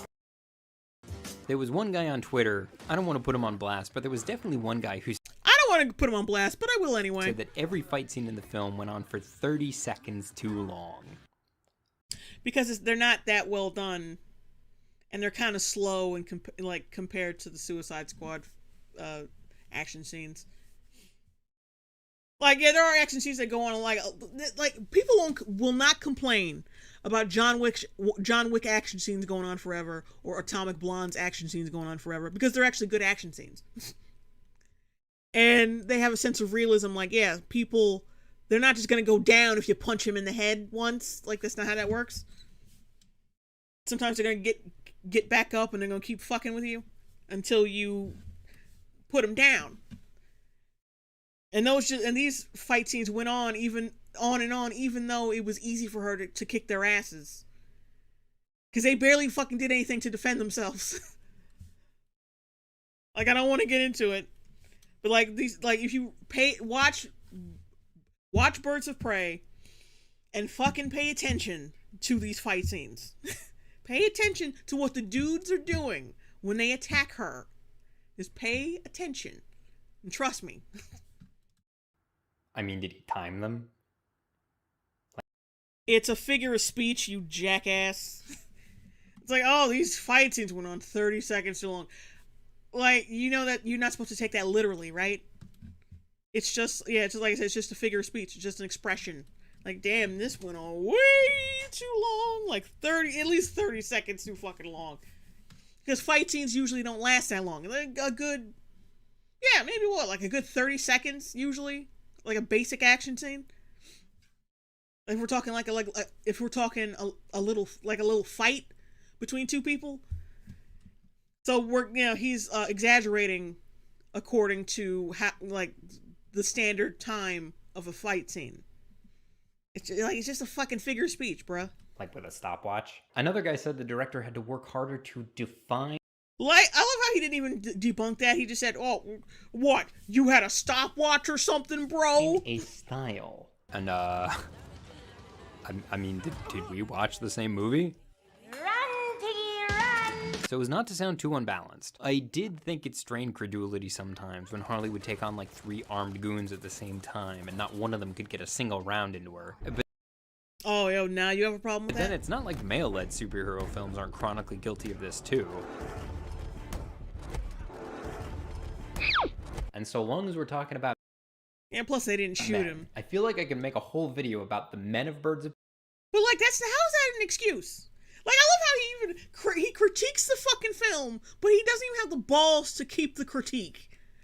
Then he tries to explain, well, men do the same fucking thing. So, yeah?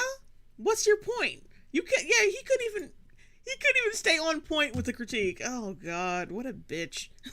Strawman, $5 super chat. King Arthur just called. He wants White Knight something. He wants White Knight something about needing some knobs cleaning. I think there was some spell check problems there, but I kind of got the gist of what you were saying. Thank you for all the super chats. Super JLK Nolan had terrible action scenes in his Batman movies. Yeah, he did, but like he tries to like wipe away his bop criticism with that. Like, how does that wipe anything away? Old men do it too. Like, okay, what's your fucking point? You can't even keep your fucking criticism without insulting someone else. Prey and real-world men's reactions to them, which are men of... And so long as we're talking about men, I feel like I can make a whole video about the men of Birds of Prey. Yeah, because there aren't any in this video.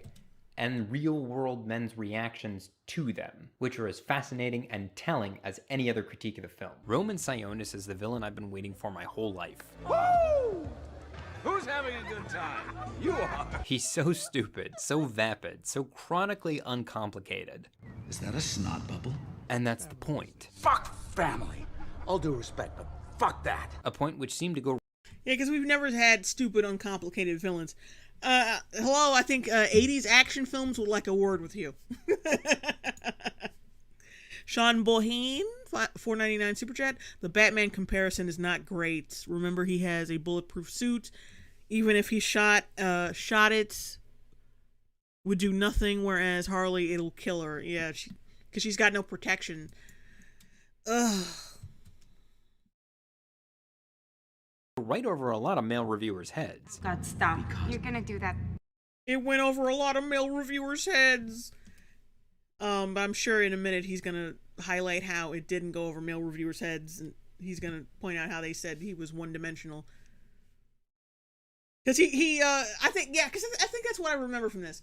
He celebrates the character for being one-dimensional because misogynists are one-dimensional, even though that's not really true. Like, it's just like this petty bullshit. Like, bad person one-dimensional because he bad, but that's not how that works.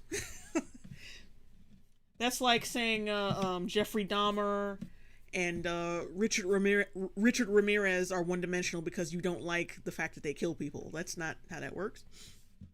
They probably have a lot of dimensions, but like I said, you just don't like them. You hate them, which is natural. But that doesn't mean they don't have dimension and have different layers to them. I mean, people still, to this day, fucking research and analyze like the brains of serial killers and different criminals because they got a lot of baggage. If you haven't noticed. Thing where you open up a weird ass case of torture devices while inexplicably detailing your master plan and how I don't fit. And plus, this gimmick has been done before. You remember Scream? Not just Scream, but Scary Movie. Did the same thing. The same thing happened. There was that one scene where this chick was running from the Ghostface killer in Scary Movie. Not Scary Movie. I keep getting them mixed up. Scary Movie. I don't know why I got Scream and Scary Movie mixed up. Jesus Christ. But yeah, there's this scene where this chick is running from Ghostface killer in one of the Scary Movie movies and says, "Oh, I guess this is the part where I'm supposed to just bleed out and trip over some shit, even though I could have easily ran out of here without a problem." You know what I'm saying? This it's called self-awareness. And I don't care. It's not an original thing. It's pretty fucking obvious what this character is and what they're trying to do with him, and like with Harley being a smartass. I already know what you're gonna do before you even do it. Like, we get it. It didn't go over men's heads. You just don't like the fact that people criticize it for being so in your face and one-dimensional. Strawman, $2 Super Chat. It's over, Harley. It's over, Harley. I have the high ground. I'm building. It's over, Harley. I have the high ground. Seriously, you don't have to, really. That same Blu-ray.com reviewer from before, in particular, seemed to think that Roman was a real problem. Quinn adds narration to spackle over the cracks, which are apparent from the get-go. Most notably with Roman, who's introduced as the Black Mask, but he doesn't actually become the villain for another 75 minutes, and it's never really understood why he wears a mask. Yeah, really, like, I didn't get it either. Like, that was just like fan service shit, because I think the director would have gone without it if she had a choice. Excuse me.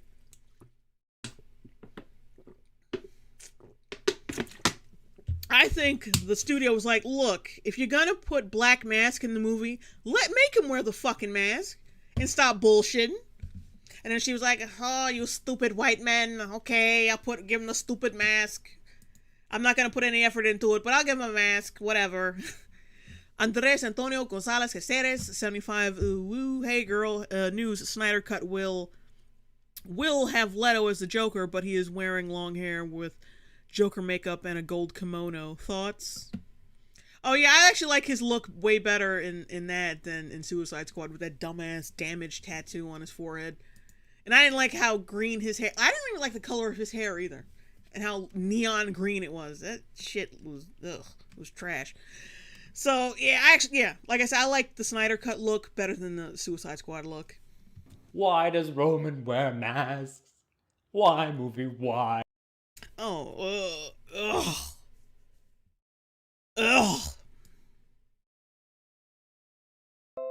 Had to screen cap that. Anyway. Yeah, he's a character from a comic book. People might want him to be, faithful to the comics. I'm sorry if that's too much to fucking ask, but yeah. How could you leave Blu-ray.com hanging like this? 5 out of 10. You want to know why Roman likes masks? This is why. Look at his little ears. His little haircut. Yeah, he's 1,000 years old, and now he's just an ornament in my living room. Ooh, I love it. He likes him because he likes him. That's it. He wore he chose and he likes the mask. He wears him because he just likes them. So why didn't he wear it throughout the whole fucking movie then? Why just at the very tail end of the goddamn movie? He just likes them. No, imagine. I was about to say too. Imagine making a Halloween movie with Michael Myers, and their excuse for the reason he wears the mask is he just likes the mask. He just likes it. Ghostface Killer, he just wears a mask because he just likes it. Not because he's trying to conceal his identity or because at the time that the Ghostface mask was actually kind of spooky. He just likes wearing the shit. He just likes it. Why does Pinhead have pins in his head? He just likes it.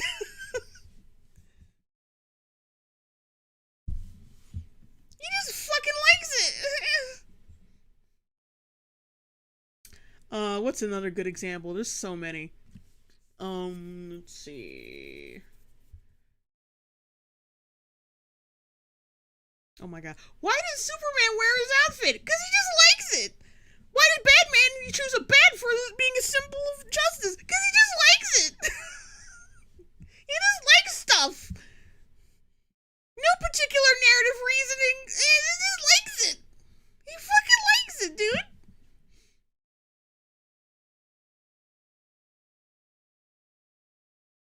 Ugh. Why is Harley always pale for some reason? She just likes it. Andres Antonio Gonzalez Caceres, 22 woo, and little kitty, yay. Oh, Roger Rockwell, JLB, can we stop now, please? I don't know what we've done to deserve this cringe, but I don't want to watch this soy boy anymore. He makes me nervous. My heart palpitates every time he makes a move. I got you, but we're almost done. We're almost fucking done. Darth Vader, he wears that big black helmet. Why? Because he just likes it.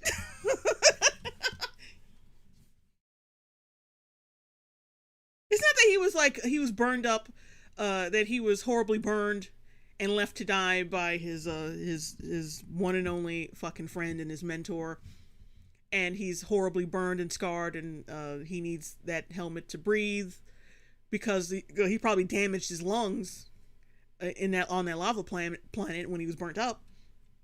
No, he just likes it. Fuck that. He just likes it. Are you fucking kidding me? Oh. Let's just keep going, because Justin Lolliot. Hey Jay, hello. The whole point is that there's no substance to this guy. You're building a criminal empire because daddy kicked you out of Genesis. The whole point is there's no substance. But let's linger on the moment where he's having a fucking mental breakdown and he suddenly puts the mask on. Let's linger on that and make it look like it's a meaningful scene, but it has no meaning to it at all. Because he's so one-dimensional. Now, if he had just shown up, here's how they could have redeemed themselves. He doesn't like showing his face when he fails. Like, the whole thing with his character is he doesn't like failure because of his family cut him off and shit, and he doesn't like failing or losing or whatever. And then he feels a lot of shame, so he has to put on a mask to feel like a big man. Now there you go. It's not that good because his character isn't written well that reasoning would be suffice. That, it does not that deep, but like that reasoning would have been fine. But no, he just likes it. He just likes masks. It's so kooky. But they don't make it seem that way. They linger on that scene like it's so important that he's putting on the fucking mask. Why would they do that if it didn't mean shit? Oh my god! It's like you didn't even watch this movie that you're defending. You think this is a big fuck you, but in actuality, it's a very misguided attempt to win Becky's respect. I get it. You're really not as complicated as you think. And Roman wasn't the only villain who attracted undue criticism. Chris Messina stars as Victor Zsasz, Roman's obsequious right-hand man, and plenty of male critics weren't impressed by him either. Blu-ray.com for the hat trick, Messina is the least threatening actor in Hollywood. But predators don't usually announce their predatory tendencies with their... Oh, just like Messina's character didn't announce his predatory behavior. No, not the scars and the overall, his overall aggressive behavior towards anyone who wasn't Sionis. Not his sleazy, slithery, just generally creepy vibe he gave off. No. Well, some predators you don't know they're predators, but look at... Let's rewind. Let's go back to what Messina looks like in this movie. Let's go back. Look at him! Look at him! He's got scars on his head. Bleach blonde hair. Look at this motherfucker! He's got Manson lamps. He doesn't look like a predator, though. He doesn't look crazy. Not all predators come off like predators. Like, the point is that regardless of how threatening they make him look, he doesn't come off threatening because, well, like I said, he's not written as that threatening. This is a really weak Victor Zsasz. Roman's obsequious right-hand man, and plenty of male critics weren't impressed by him either. Blu-ray.com for the hat trick, Messina is the least threatening actor in Hollywood. But predators don't usually announce their predatory tendencies with their steely looks and their cold, dead eyes. Even though Messina in one fucking scene has cold, dead eyes. But he doesn't come off, the reason he doesn't come off threatening is because he's not written that well. Like, yeah, he looks threatening, and logistically, people would be threatened by a guy who looks that way, but how he comes off is not really that threatening. Because this is a Zsasz that's not written well. Like, the one from Batwoman was more threatening. Batwoman. Do you fucking hear me? Now him saying this shit would actually be more fitting for the Zsasz from Batwoman. Like, not all predators expose their predatory behavior, because that Zsasz from Batwoman doesn't look predatory. Like, he's actually kind of funny and friendly. And he kind of talks to people like, hey, really conversational. And, until he has to do his job. Until he has to, do the do. But this one is this motherfucker's trying so hard. They tried so hard to make him look threatening because they didn't make him threatening on paper. They just made him like a one-note fucking misogynist, and that was supposed to be it. That was supposed to be, that's all we're supposed to think he's threatening. That's the only reason why we're supposed to think he's threatening, is because he doesn't like women. And because he cuts himself. Which is like, but we don't really know that until, once again, near the end of the goddamn movie. Oh. I said Batwoman's Zsasz is better than this one, and that's fucking depressing. My limited but very real experience with real-world abusers, they're not these dashing criminal masterminds. They're usually just narcissistic schmoozers who've leveraged their privilege into positions of power. Oh yeah, I'm sure Zsasz is privileged. I'm sure, like, he would definitely be voted into some political position of power. This motherfucker. This fucking grizzled motherfucker would definitely... Does he have some kind of position of power? No, not really. He's a right-hand man. He doesn't really have any. By definition, and the fact that he is a criminal and a right-hand man is like you said, is enough to assume that he has no power in society. Not really. Narcissistic schmoozers who've leveraged their privilege. And he's not a narcissistic schmoozer. Damn, I fucked that up like 3 times. He's not smooth privilege into positions of power. There's a certain Wait, let me rewind that shit. Their cold, dead eyes. In my limited but very real experience with real-world abusers, they're not these dashing criminal masterminds. They're usually just narcissistic schmoozers who've leveraged their privilege into positions of power. But he's not a schmoozer. He's a complete piece of shit. He comes off like a boorish. He comes off boorish and volatile in every scene he's in. What are you talking about? And so does Sionis. So does he. Don't forget that, like, suddenly out of nowhere he made a girl dance on a fucking table and made some guy rip her clothes off in front of everybody. But no, they're charming. Sometimes they're schmoozy.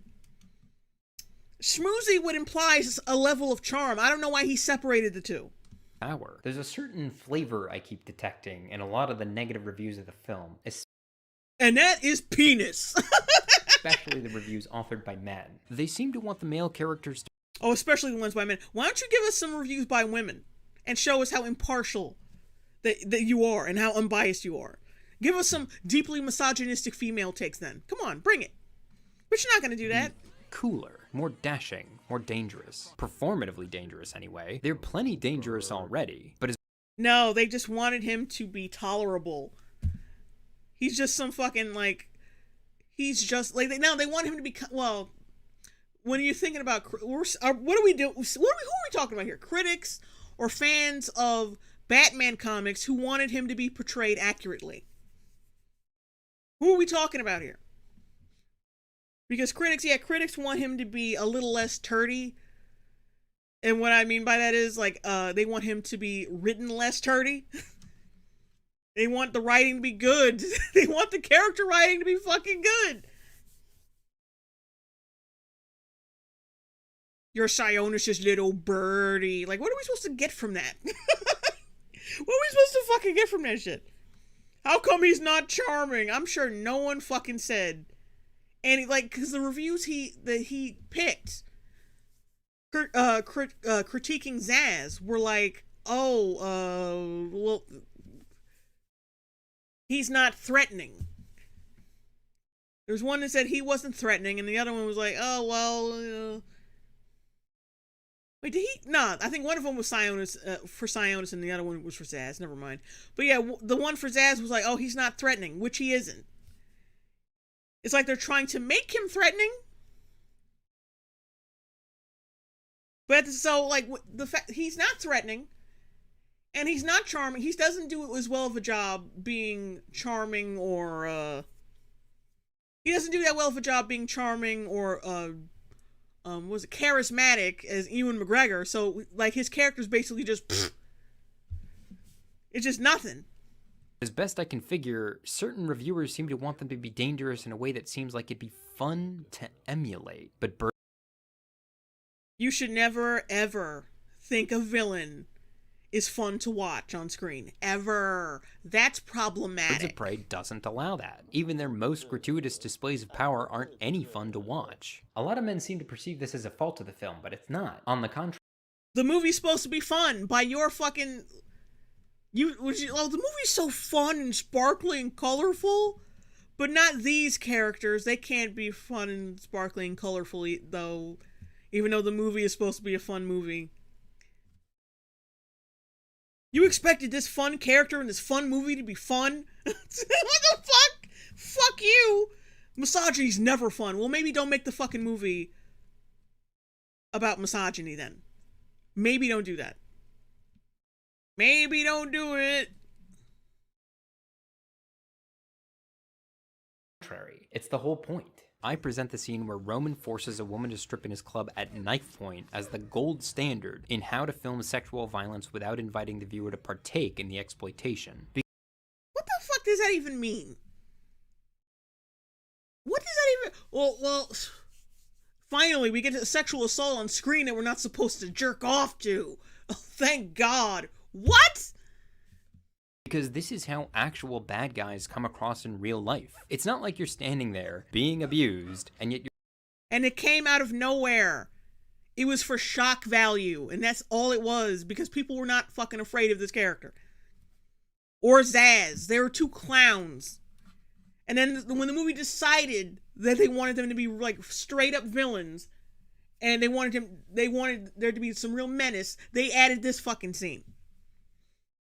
Like, it was so fucking blatantly shoehorned in, because Sionis, like, he's been pissed off plenty of times. And we've never seen that shit from him. He's been pissed off plenty of times in the film. Then suddenly, he's making this guy rip off some chick's clothes on a fucking table. Pure fucking shock value and a last-ditch attempt at making an otherwise unthreatening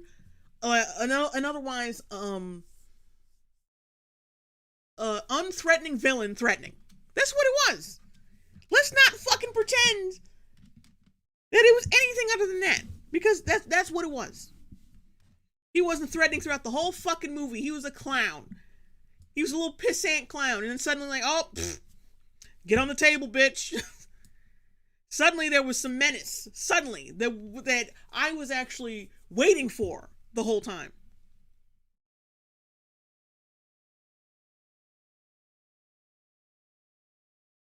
Well, Starry says, I don't think the movie just decided they are villains. The opening scene is the villains kidnap the family and they peel off their faces with a knife. Now, you're not understanding me.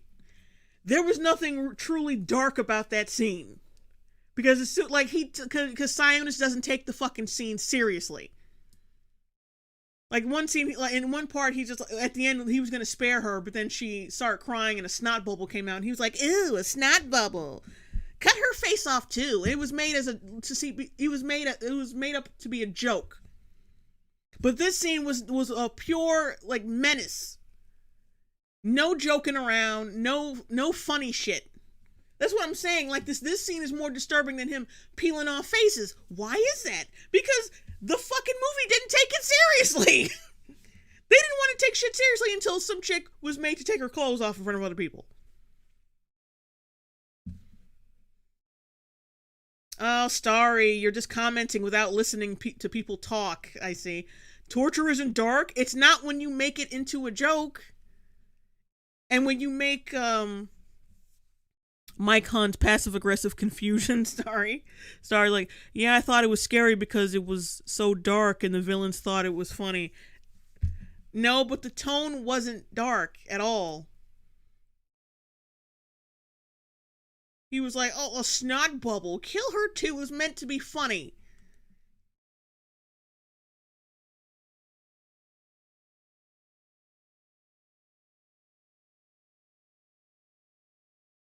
Like this is the only time where like there was no jokes. There were no jokes in the middle of that scene. Like we were never meant to think anything about that scene was funny. The movie finally decided, oh yeah, wait, maybe we should take the themes that we want everyone else to take seriously. Maybe we should start taking it seriously too. But it was just for shock value because nothing else in the film even resembles that level of darkness. And like I said, that's the movie, and that's the filmmaker's fault. That's why the character is uneven, because they just decided, now let's make him dangerous. Now let's make him threatening, because before he wasn't supposed to be threatening, because, oh, he's just a little bitch.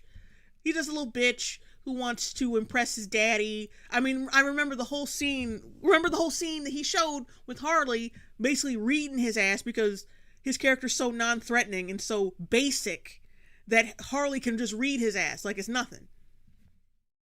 And then this scene comes up and I'm like, okay, wait, this is not consistent at all.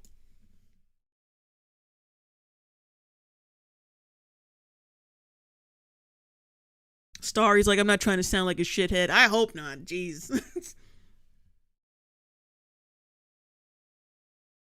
But anyway, I'm done with explaining that shit. If you don't understand like how it's completely uneven, like the tone is completely uneven with this character, I'm sorry, but it is. You don't have to realize it, like you don't have to accept it, but like that's what it is. I mean, you got fucking Black Canary, like tough badass chick, like she's like crying in this goddamn scene, which we're supposed to look at like, oh, this scene is serious because Black Canary crying and shit. Come on.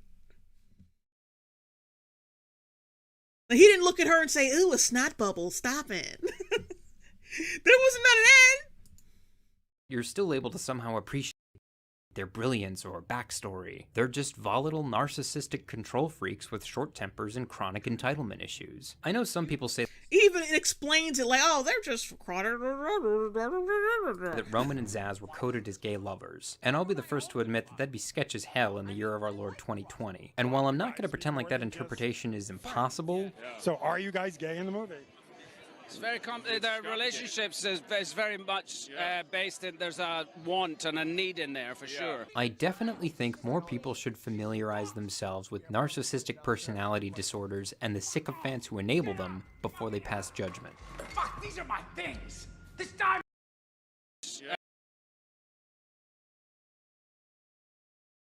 Even Ewan McGregor and Chris Messina didn't really want to go there. Like, I don't think we should, I don't know. So the kind of like, if even the actors are like uncomfortable with saying that shit, like the people who were saying, "Oh, it's gay coded," should really like knock it off. Because I said in the last stream yesterday that yeah, if they were gay, that wouldn't because the characters are so fucking thin, making them misogynistic and gay at the same time. It seems like you're saying that their misogyny is tied into the fact that they're gay, or the fact that they're gay is tied into the fact that they're misogynists, and that's not. That would be cool. 1990 BJK, $7.99 super chat. The audience isn't invited to participate in the abuse. Yeah, I hate movies where the audience gets to jump through the screen and participate.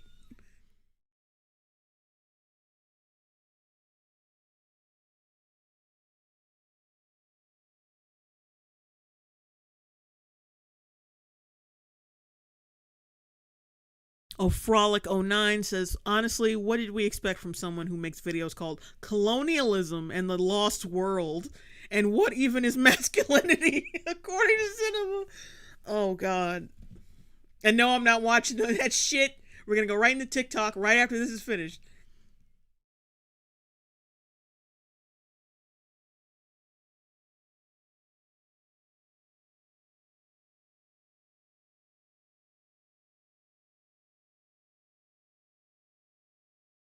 Like Callistiana17, even Ewan McGregor was like, no, don't go there.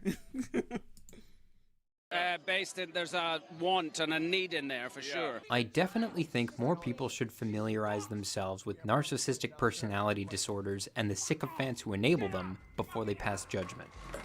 Oh yeah, you need to learn about psychology to understand Birds of Prey. You need to have a 700 IQ to understand Birds of Prey, bitch. We got it! The fucking dialogue is so juvenile, basic, and puerile when it comes to this character. It's pretty clear what the fuck he is. We don't care. Because his character is not written well. He is not consistent. He sucks. It's so fucking obvious what he is. We don't care. These are my things. This diamond is my things. Yes. My things. Fucking fuck. He has a tantrum like a child, but yo, he's so deep, guys, that we need to understand borderline personality before we even critique this shit. Shut the fuck up. Not the superhero film I deserve, but... It's not a superhero film. The superhero film I needed. You want to know why this moment in Batman v Superman didn't work? Save Martha! Well, it didn't work because the writing was kind of like janky. That Superman, why would Superman specifically say his mother's name was Martha? That's kind of like stretching it. Like, I understand the theme of what they were going for, but yeah, like, it was stretched to make that fucking shit work. That's why it didn't work.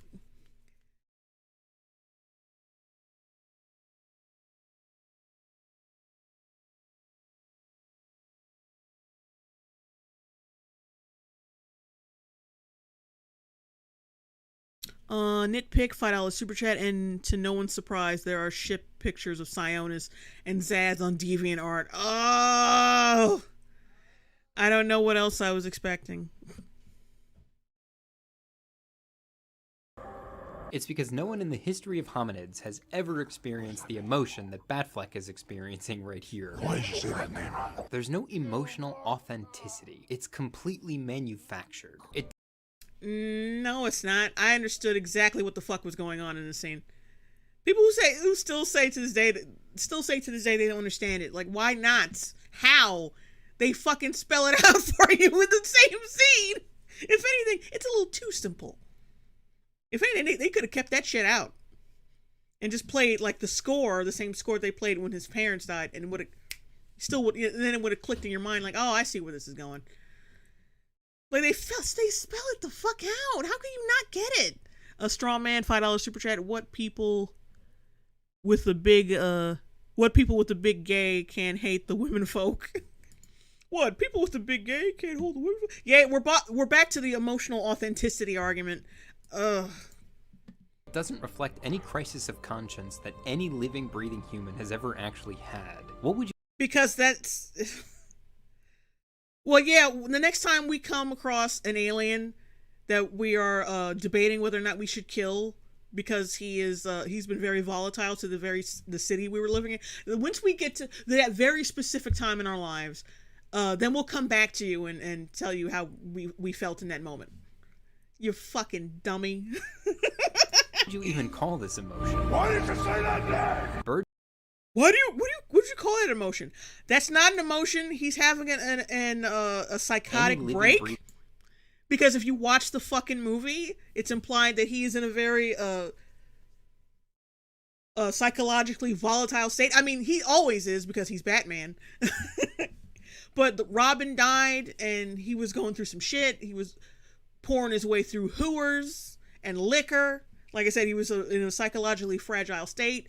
And on top of that, Lex Luthor was sending him like little notes and little shit to like push him over the edge and push him more towards hating Superman.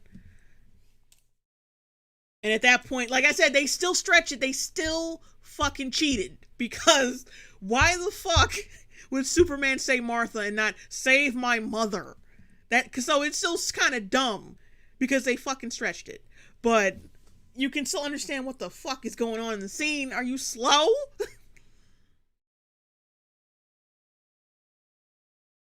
Like, why did you say that name? Yeah, I'm wondering the same thing. Man, why did you say that name? Because you should have just said your mom. Should have just said mom, but whatever. Yeah, he's having a psychotic breakdown. I can't relate to your psychotic breakdown. Could you explain it? Okay, let me go back. I just want to go to Batman's face. God damn it. Here we go. Yeah, he's having a psychotic break. He's having a meltdown. Imagine being friends with this reviewer and you're having a fucking panic attack. And I don't know, like, I don't know how really panic attacks work really, but like if your panic attack consists of you like saying shit, like saying random shit or going through like having muscle spasms or whatever. And he says, well, I can't emotionally resonate with what this thing you're doing right now. I'm sorry. So I can't really help you with that. Because I can't emotionally resonate. Like, imagine, like, what the fuck is wrong? Like, all this shit. Oh, Harley, she's neurodivergent. And that's so, I get that. But no one really considers for a minute, like, that Batman is, quote, neurodivergent. Because, well, let's be real, he is. He's fucking nuts. Batman's always been nuts, but people don't really want to acknowledge that. But all this shit, well, Harley, he can sympathize with, because let's be honest, it's because that protagonist has a vagina, and this one has a dick. Because, like I said, the scene is so goddamn simple. I don't understand how you didn't get this. Having a psychotic break, and he had to be talked down from the edge, and yeah, that, Lois Lane coming in and said, well, that's his mom's name. Yeah, that shouldn't have stopped him. Not really. I mean, I understand what they were trying to do, but they were cheating so much with trying to accomplish it. And that's what fucking ruined it. Because I understand what they were trying to do, but they fucking cheated. Several times, like with Lois Lane, like, oh, it's his mother's name. Like, how is that supposed to stop him? Like, I get it. It's supposed to show that, yeah, he's not just an alien. He's got a mom, too, and he has a human life, and, like, you're gonna kill somebody who actually is not a monster like you think he is. Like, you're gonna kill a person, like, you think you're vanquishing a monster, but you're killing a person right now. I get it, but they cheated. That's what makes the scene kind of like, that's what turns people off to the scene. But yeah, he's having a psychotic break. How the fuck do you not see Birds that? of Prey is the complete antithesis to that. We've all experienced these emotions, even if the circumstances. Oh, my favorite Chinese restaurant guy took money from the mob and sold me out to mercenaries. Yeah, we all know what that feels like. We all know what that feels like. Y'all know what that feels like? All right, I want people in the chat. Tell me your best experience with the. Tell me your worst experience with your Chinese restaurant owner who has ties with the mob. Hashtag relatable.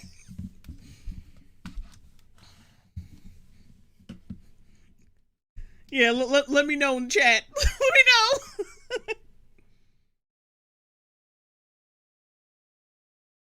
Oh, fuck. Circumstances were wildly different. That's why Harley. Like, a woman cried, so automatically I know exactly what she was feeling. Losing a sandwich has more of an impact. Oh, she lost a sandwich and cried over it. Like, no normal person does that. If I see you cry, like, if you drop a piece of food on the floor, unless you have been starving on the street and you're homeless, I don't want to see you shed a tear over some lost fucking food. If you're a person who can afford fucking food every day of your life and you start crying because you dropped your my hot dog from my favorite hot dog place, I'm gonna fucking make fun of you. It's not relatable because no fucking person has ever cried from dropping food on the goddamn ground unless they were homeless. Probably. There's probably some hungry person out there who's cried over that shit. Because, like, yeah, you finally get some money after, like, maybe you find a couple of bucks in a garbage can or on the ground somewhere, and then you finally buy some food, and then someone bumps into you, and then you drop it, and you start crying because I was so fucking hungry, and now I possibly can't eat that shit. Like, yeah, but she's Harley Quinn, and I don't resonate with this shit because I just don't. Because no normal person does that. 1990 BJK, $14.99 super chat. To be fair, you need to have a high IQ to get a film where the main plot revolves around someone swallowing a diamond and having to take laxative to shit it out. That's pretty profound. Oh, God. On an audience than whatever the hell is happening here. Why did you say that? Psychotic break, asshole. That's more plausible than some bitch crying over a goddamn sandwich that hit the pavement. I'm sorry, I resonate more with this. Not resonate, I just understand it and I emotionally connect with it. Because I don't need someone's life to be exactly like mine to emotionally connect with them. That's not how that shit works. That's not how empathy works. Like, oh, I'm sorry, you don't reject your penis and cosplay as Harley Quinn and have a movie color palette framed on your wall. Sorry, have no empathy for you. I don't get you. I don't fucking get you. This year, perhaps more than any other, I needed emotional authenticity from my movies. I mean, I laid it all out about that Batman scene, even though they cheated to get it. I understood everything that happened in that scene. And it did hit me emotionally, even though I did acknowledge that, okay, y'all kind of cheated, but I got it, and I got the emotion of the scene. But Harley, like, that was made to be a joke anyway. Her dropping a goddamn sandwich on the pavement, it was a joke. It was meant to be funny, not emotional. The fact that you're comparing these two in the first fucking place is dishonest as shit, because both scenes are completely fucking different and have a different purpose. Harley dropping the sandwich on the scene was a fucking joke. And Batman having a psychotic break because he thought Superman was the one sending him fucking crazy ass messages, guilting him over his fucking parents' death and Robin's death and all that shit.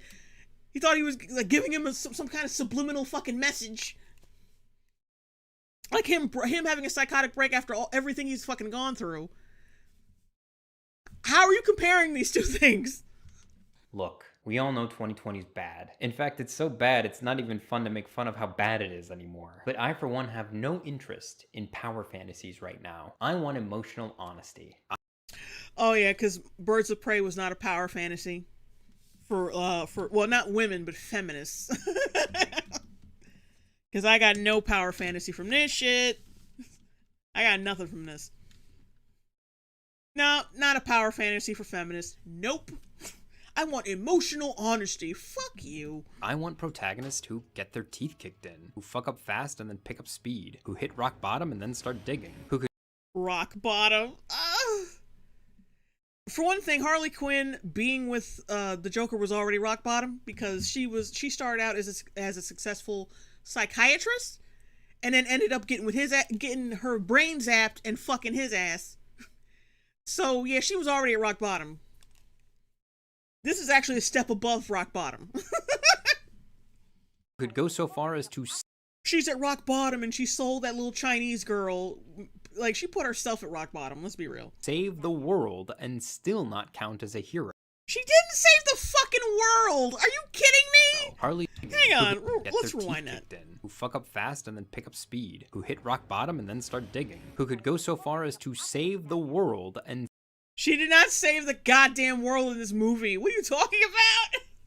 She just stopped Sionis from being a more powerful crime lord. It's not really saving the world. I'm sorry. Saving the city, kind of. If that, because like she's still a villain. She's still gonna do villain shit. So she didn't really save anything. It's like a stalemate. Because she's still a villain.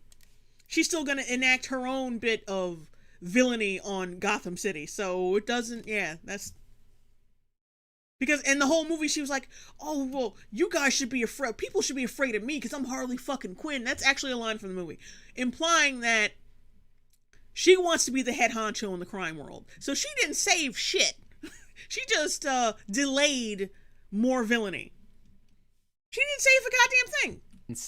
Like I said, not a superhero movie. Still not count as a hero. Harley did everything society told her to do in order to be successful. She overcame an abusive society. Oh, shut the fuck up. Society, yeah, because you breaking away from society is becoming a YouTuber, a pretentious film essayist who cosplays as Harley fucking Quinn on his own channel. That is such a deviation from society. Become a successful doctor. You just did that because society told you to. Childhood, went to school, got a PhD, saved the world. And what did she get for it? First, people mocked her for clinging to the Joker. Yeah. That's totally a mockable offense. That's a mockable fucking offense right there. Like, you hanging on to this little greasy nigga. You deserve to be mocked for that. You still hanging on to this trifling ass nigga? To be running right back into his arms the minute he snaps his fingers. And then nobody changed their opinion of her when she decided not to go back to him. Hey, you're the because she's still a ditzy asshole and a villain? She's still a bad person. She is still a villain. Her leaving Joker doesn't fucking change that. asshole no one likes. She's not the protagonist I deserve this year, but she's absolutely the protagonist. Oh, Harley suffered, guys. She suffered. I needed. Hollywood, don't you dare pass on whatever Kathy Yan wants to direct next. But they will, because this movie didn't do well. This market is so starved for the contributions of people who don't look at Batman and think, God, I wish that were me. I read one interview with Margot Robbie for the contribution. Pass on whatever Kathy Yan wants to direct next. This market is so starved for the contributions of people who don't look at Batman and think, God, I wish that were me. Oh, fuck off. Oh, but it's okay to want to be Harley Quinn, someone who murders children. And who is a codependent on destructive, abusive males. Yeah, that's something we should definitely look up to. That's something that girls should look up to. Fuck looking up to a guy who took pain and turned it into power. And turned it into justice and helping other people and using his wealth and privilege to help a broken city. Who the fuck would want to be like that piece of shit? Be like Harley, a bitch who is basically no better than a fucking TikTok thought. Like, who wears, she wears fishnets and roller skates, and she likes being hit by her boyfriend. Such goals. Now y'all, all right. So y'all were talking about like teenagers who aspire to be Harley or have like a relationship with the Joker, and now we got this motherfucker blatantly saying, "Hey, we should, Harley's a good role model." Like, fuck. Why do people don't need to be like we need to get away from people who want to be like Batman. And really embrace people who want to be like Harley Quinn. I mean, you already dress like him, like a fucking fool. You already dress like her, like a goddamn fool. Mikey Gusler, $2 super chat. Who's your favorite Batman? Mine is Ben Affleck. Damn. Well, the animated Batman is really cool. I like Batfleck. It's hard, man, because they're all awesome in their own way. It's like trying to pick one of your children. I definitely don't like Clooney's Batman, definitely not. But like the good ones, even Val Kilmer's Batman has a little something going on. But yeah, the big ones, like the really good ones, I can't choose. I just can't do it. I read one interview with Margot Robbie, who was one of the producers of this film, God bless her, where she said, "Harley needs friends. Harley loves interacting with people, so don't ever make her do a standalone film." It's hard to overstate how much I love this. She can still interact with people in her own standalone film. And let's not fucking pretend like this wasn't a standalone film. It was. It definitely was.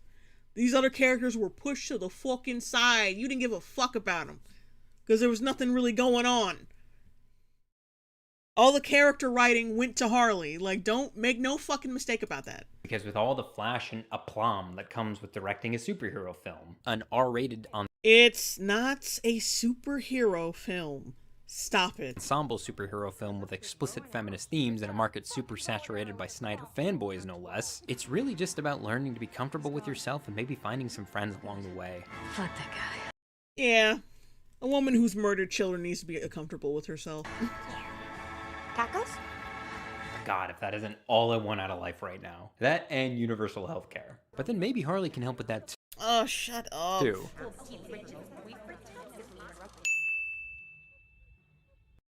Oh, Jesus Christ. Yeah, that was one of the worst parts of the movie. Like I said, the text thing. Ugh.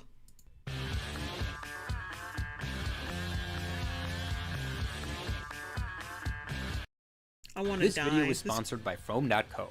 Like, this guy made me want to fucking die. From creates beautiful canvas art centerpieces that depict the chromatic chronologies of your favorite films. With Oh my god, do they make any money? I don't think they should. I refuse to believe they make money. There's no way they still make money. Hang on. Because I'm sure there's a link in the description.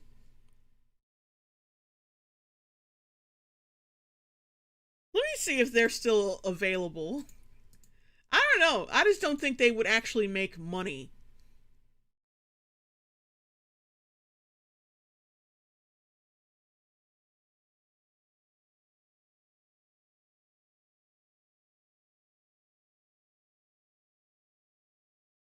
And plus they charge like $100 for this shit. Hang on, I just want to see something right quick. I just want to check this out. Like a standard sized one of these things is like $99. Let's see what a 60 by 24. Fucking I burped in outrage at this shit. Hang on. A Lord of the Rings, the Fellowship of the Ring From, whatever the fuck. A 60 by 24 is like $350 fucking dollars. Like what? For $350 for this shit. For something this small that's gonna go on your wall. For like just colors. Like a color palette from a film. And it just, you could make this at home. You could probably make this shit at home yourself. And you wouldn't spend that much money. Oh, this trifling. each color strip representing each sequential frame in the film. So this is the video I've wanted to make ever since I first found out about Frome. The video where I literally pull up a canvas and use it to analyze a film's narrative structure. But there's still so much more to learn from these things. Birds of Prey is a very colorful film, with each scene packed with contrasting complementary colors, the ones that sit across from each other on the color wheel. It made me wonder what the average color of each of these frames would be before I even saw the Frome. Well, it turns out what we've got here is a visual representation of all the high contrast colored temperatures for each scene. Anyway, this is all very cool to me, and I think every film fan should have. Of course you do. Of course you think it's cool, you lame ass.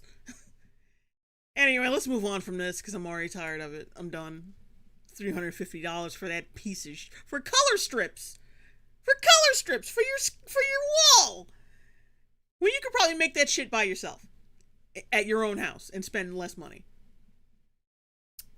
Anyway, let's move this over. Well, no, hang on. Because we're all we're completely... I hate the fact that I can't move this shit over. Damn it. You know, I think I know what I'm gonna do. Now we are going to the Gorilla Glue TikTok challenge. I just can't fucking wait. Damn it. Alright, hang on, guys. This is gonna take a second. Dun, dun, dun, dun, dun, dun. Do, do, do, do, do, do.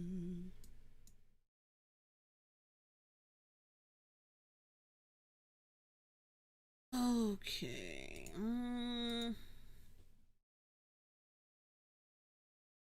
See what I can do. Okay, that's better.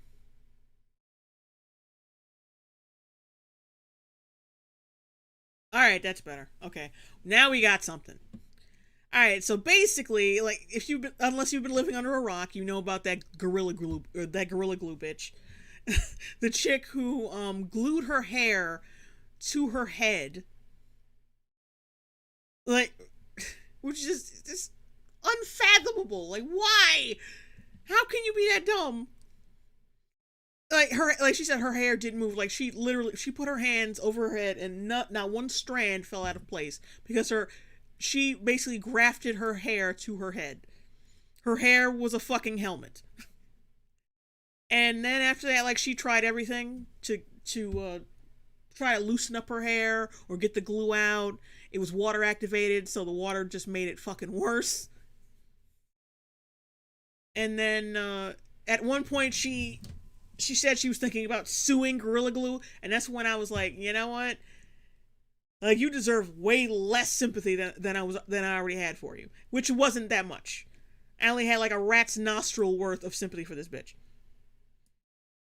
But then she was talking about, almost sued her ass. Like, no, you ain't suing shit. This was your fucking mistake. You fucked up. Just admit you fucked up and call it a day. But anyway, yeah, she finally got the shit out of her hair though. She went to some doctor who made this special mixture of like coconut oil, acetone, and some other shit, and he got that shit out. Like, she's got a lot less hair now, but hey, it's better than having it's better than having a fucking helmet head. So it's fixed. She's fine now. I don't know if she's still suing Gorilla Glue, but whatever. Now we're here on TikTok, and people are. It seems like people are leading her example, and they're either clowning her or clowning the whole situation, or they're trying to imitate the same thing because people are fucking morons. They ain't got shit to do anymore. Shelby MD, $2 super chat. Definitely summonly an artist fartsy films. Definitely some artsy fartsy film student. Something an artsy fartsy film student would get. Okay. I gotta get on that spell check. Damn. Oh yeah, I forgot to mention. Like Shinkai Atsuya mentions that she's a teacher and she's 40 years old. The chick, the Gorilla Glue girl. She's fucking 40 years old. 40. I think about this shit every day. She's a fucking 40-year-old woman who glued her goddamn hair to her head. And she teaches young people things. Wow. But anyway, like I said, TikTok, they jumped on this. It's called the Gorilla Glue Challenge. I think some of these aren't exactly, a couple of these aren't exactly challenges. They're like kind of just making fun of the shit. But come on. We gotta get into this. We gotta exploit the stupidity of others. Because some people are actually trying to glue shit to themselves or whatever. Just pure stupidity. Let's go for it. It's gonna be painful, but we're gonna do it. Oh, let's turn that down.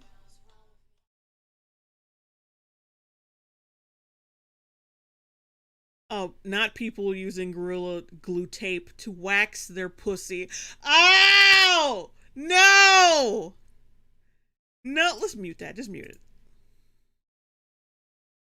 Oh, fuck! No! And she's in pain, like they're watering down her... they're watering down her punani. She's in horrible pain, you can tell, because she's biting her fucking wrist. And they're like pouring water. Oh, you dumb bitch. Oh, wow. Wow, what the fuck? This bitch waxed her pussy with Gorilla Glue strips. Ah!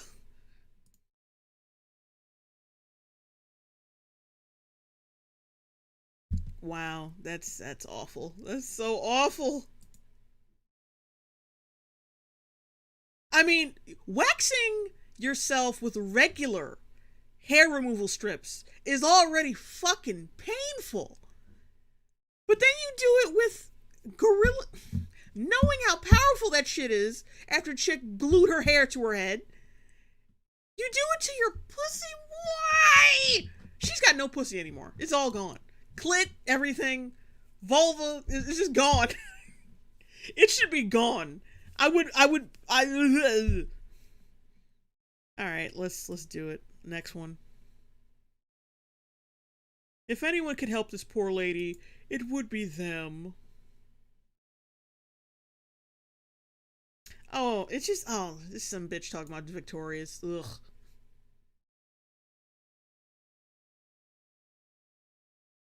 My hair, it don't move. It don't move. My hair, it don't move. You hear what I'm telling you? My hair, it don't move. My hair, my hair, it don't move. Someone actually made a remix of that. Well, that's not surprising. It's not surprising at all.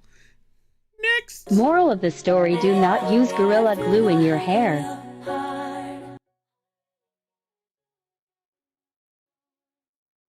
Oh, wow. Why, bitch? Why?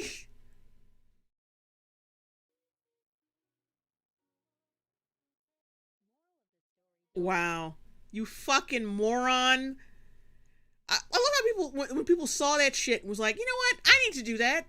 I need to do that too. Why not? let me imitate that level of stupidity. Oh, dear God. What are you retards doing anymore? Okay, a cosmologist's take on Gorilla Glue Girl. Alright, so my husband informed me of this lady who is supposedly suing Gorilla Glue because she thought it was a grand idea to put it in her hair.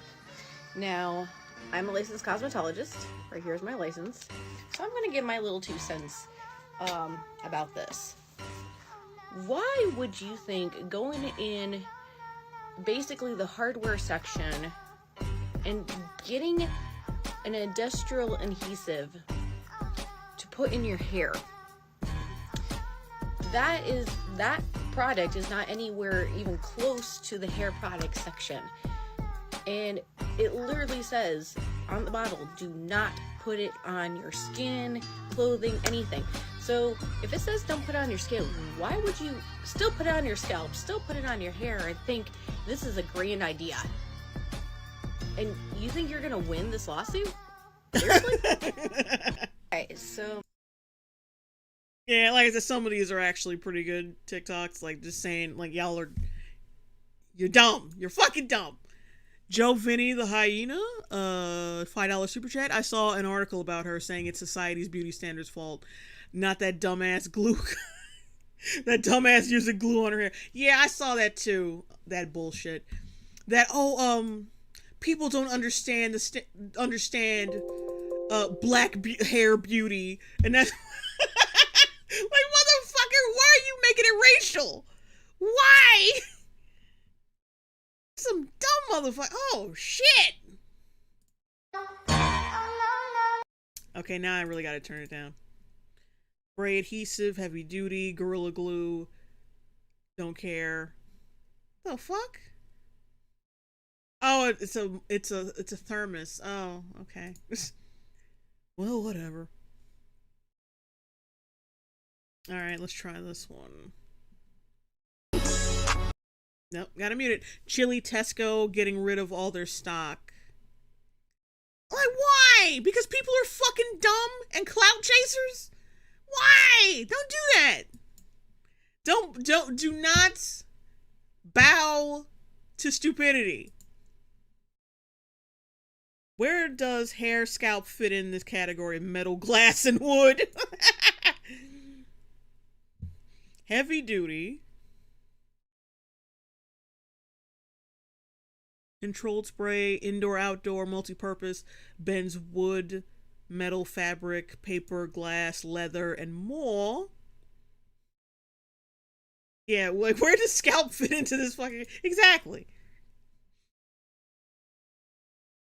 And then there's some people just, like, lip syncing over the fucking video, which is annoying.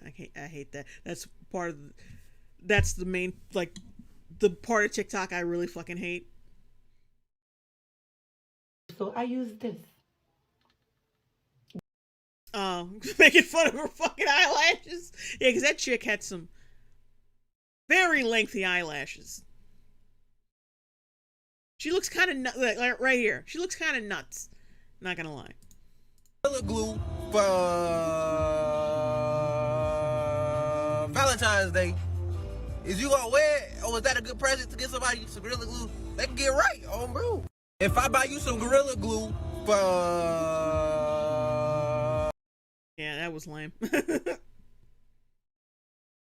Oh, it's the chick again. So someone else brought up a comment stating that Gorilla Glue has apologized, accepted blame, and so she's going to win this case. No, they didn't. They clearly said they apologize as in they feel sorry for her, that they're glad she is seeking medical help, that hopefully she gets this resolved, but then also states on our label, this is not meant as a body product, not meant to put on your skin, on your clothing, and also what it is meant for, crafting. It's an industrial adhesive. So they are not accepting blame, and she is not going to win this case based off of that comment. Now, let's say she thought this was Gorilla Snot, which is a hairstyling product. You cannot tell me that girl does not know the difference between a hairstyling product and an industrial adhesive. If that's the case, why in the hell does she not put super glue in her hair? So someone else... In fact, I think I looked at one TikTok that was really stupid. Okay, I think, was it that one? Or was it this one? I think they both talk about the same dumb shit, so I think I'll just click on any of them.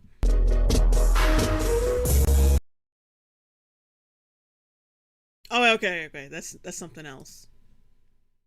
Y'all, so the only thing that makes me feel at peace about this whole Gorilla girl thing is that she possibly was somehow in the back of her mind thinking about this stuff, because if you know, this stuff was a shit back in the day. Everybody used this to like gel their hair. I used this in middle school to like scrunch. But the bottles don't even look anywhere near similar, and you can still fucking read, can't you?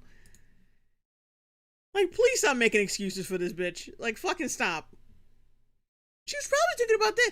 I don't care. You can still fucking read. Wait, all right. This is the TikTok that I was talking about right here. This is the one. This is about the whole Gorilla Glue thing, and I ain't seen no one post this yet. I was wondering why.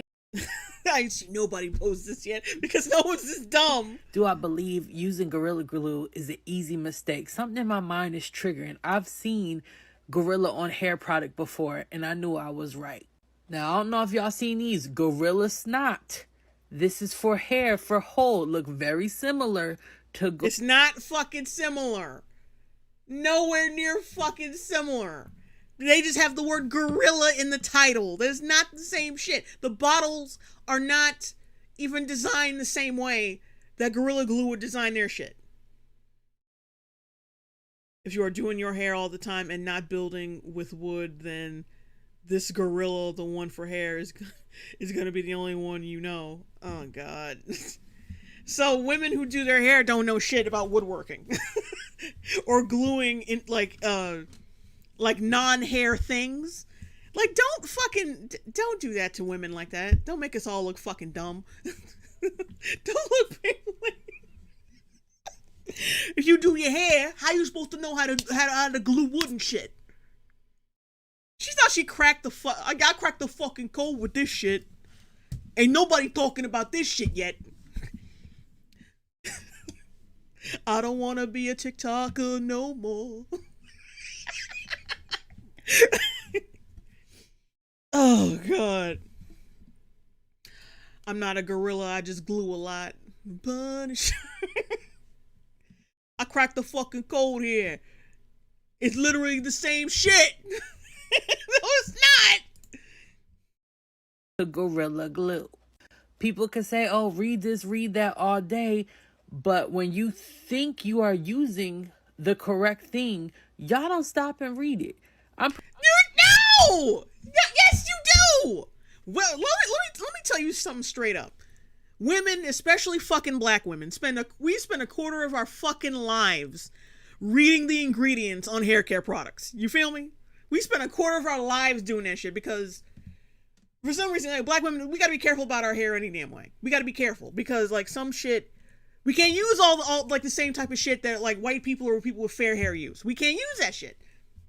Because, like, my mom told me once that, yeah, you got to make sure shampoo doesn't have this and this chemical in it because it'll strip your hair of its natural oils and it'll dry your hair out quicker. And our hair is already like woolly and curly, naturally like curly and thick anyway.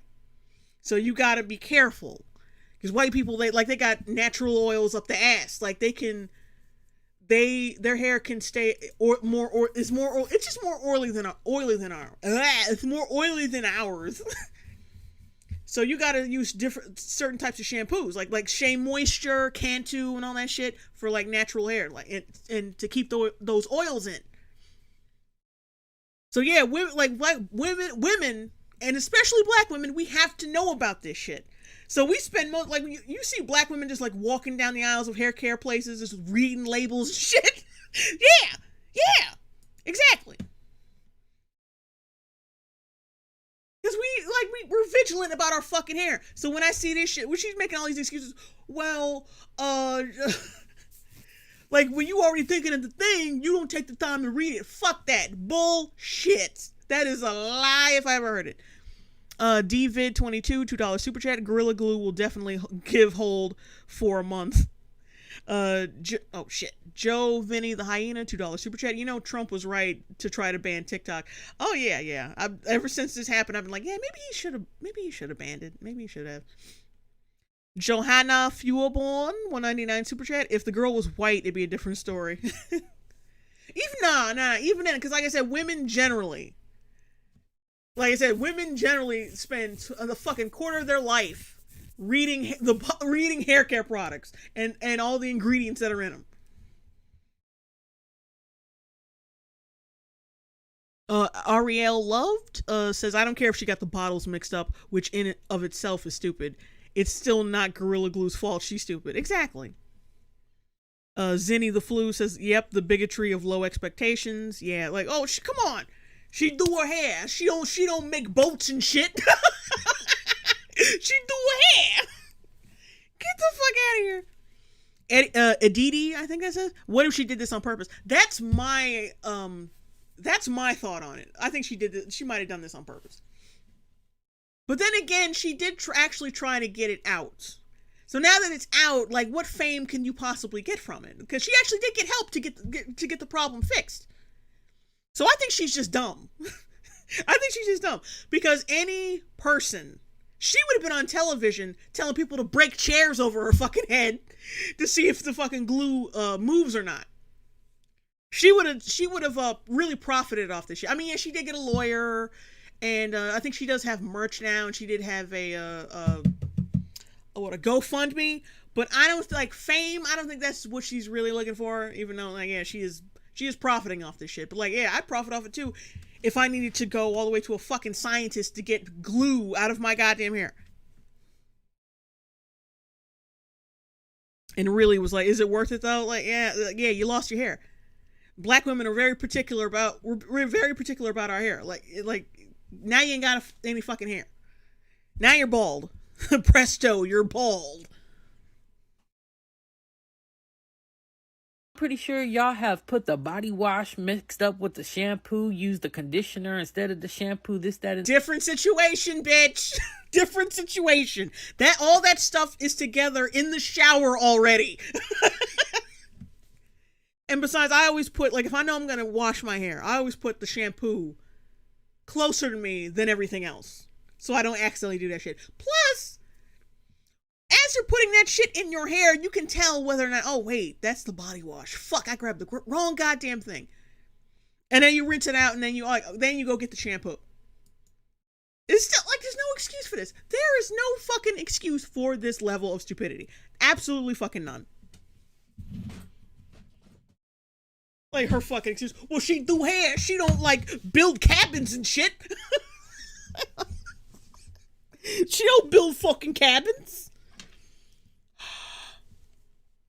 Oh god, this is getting me so heated. This is getting me more heated than those damn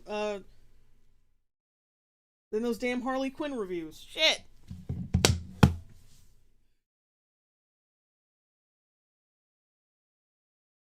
Like, what the fuck? She don't build houses? How you expect her to know that shit if she don't build houses? Oh god. I can't stand when you put the fucking glasses back on and they smudge again somehow. Ugh.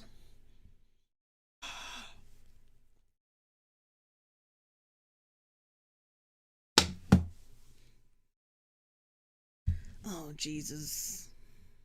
In the third, I knew I've seen a gorilla something, and I'm pretty sure her mind, because if you know how the human brain works, it made that mistake and she thought she was using one of these. So if this woman isn't around wood and Gorilla Glue products on the daily and is around hair products more, she more likely seeing Gorilla Snot and mix it up as Gorilla Glue. Stop! No! No! She's just around hair care products more. She don't make birdhouses. How's she supposed to fucking know the difference between glue and hair gel? How the fuck's she supposed to know? I'm Big Pun and I approve this message. Oh god, it's so mean because she doesn't really deserve that. But come on, no, hell no. Products, I bet you that's what happened, and I feel for her, and I hope she get help.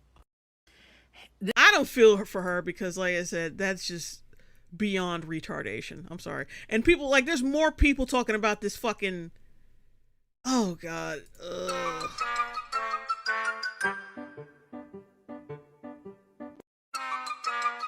And this proves what? Like, how was she supposed to know? Notice how their bottles are, like I said, are constructed way differently. Excuse me, than Gorilla Glue bottles. I mean, come on. Because why would a Gorilla Glue need to be stylish any goddamn way? Oh, God. Now let's take a look at this one. This is real real Gorilla Glue challenge. Oh shit! What are you gonna do with that?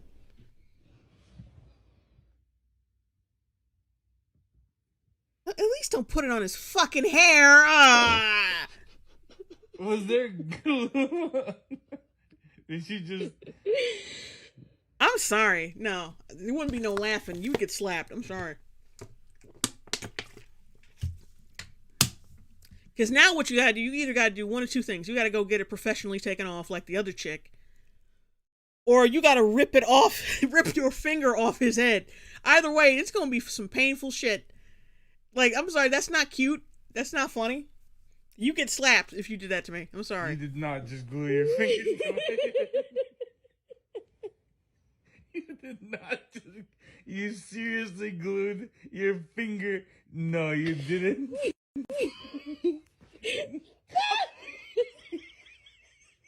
That's some... Are you serious? You seriously glued your finger to me? Ah! Oh my god. Yep, that relationship needs to be over. If your girlfriend's the type of girl like, yeah, baby, let's do something for TikTok. Like, run. Fucking run. Get out of there immediately. Get out of that fucking relationship. Last night. Y'all see, I ran out this morning, though. I just gotta put a touch up on it this morning before I head out. Y'all can now thank attention-seeking Gorilla Glue Sue for starting this Gorilla Glue challenge on social media. Uh-oh. City vibe. Oh, what the fuck? No! Ain't no more got to be. So? Look, I don't blame her for these attention-seeking assholes. I don't blame her for that, because people are gonna... of course they're gonna try to get clapped off this shit. Of course they are. I blame society for fucking raising these dregs. Justin Lofton, $5 super chat. She had it in her hair for a month before the surgery. Yeah, that's crazy. Ugh. Well, let's see what happens. I'm gonna see it spray. Nah, you see it sound. It looks like you faking it.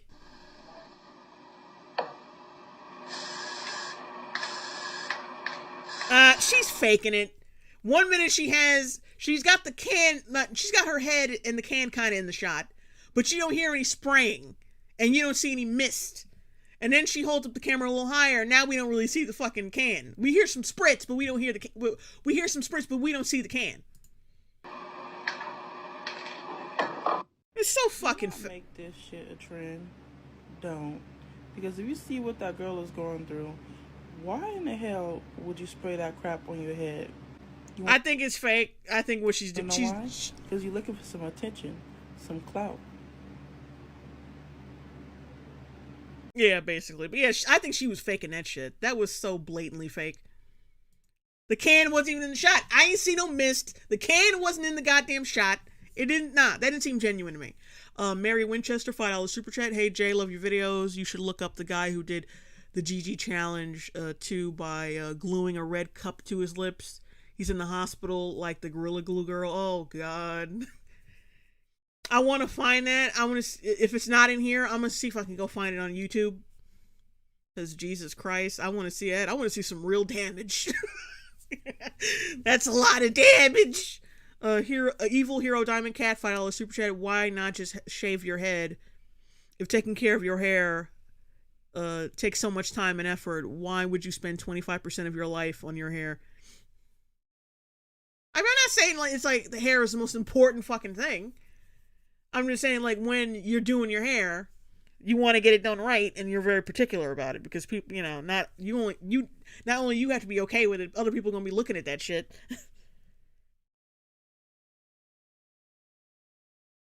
Okay, wait, what's this? We got a white boy with a hat on. You know some bad shit's about to happen.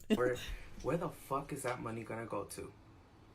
There is people who are dying, who are sick, who really need a GoFundMe.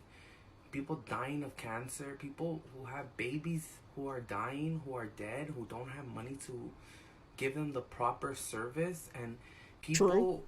for being retarded are getting GoFundMe for dumb shit. I can't even believe that is even possible. All right, but that's you're right, but that's boring. Let's move on. Water. It's just Man, Gorilla Glue. Oh man, Gorilla Glue's cup to his lips because he didn't believe Tessica Brown's story was real. Could possibly lose part of his top lip. Oh no! Please tell me he shows it. Does he show the video? Or is there a video? Okay, I think that's just it. That's all there is. Where's the cup shit? I want to see the cup shit. Show me the cup! The purest form of cancer. $5 super chat. You know what? I think we should encourage the Gorilla Glue challenge, but gluing stuff together was so last weekend. Drinking Gorilla Glue is what's cool. Oh, Jesus. Yeah, you'll just die instantly from that shit, because, oof. Because it would have to, put weight on your stomach, right? If you were to drink that shit. It would have to, put a hole in your stomach. It would really fuck you up.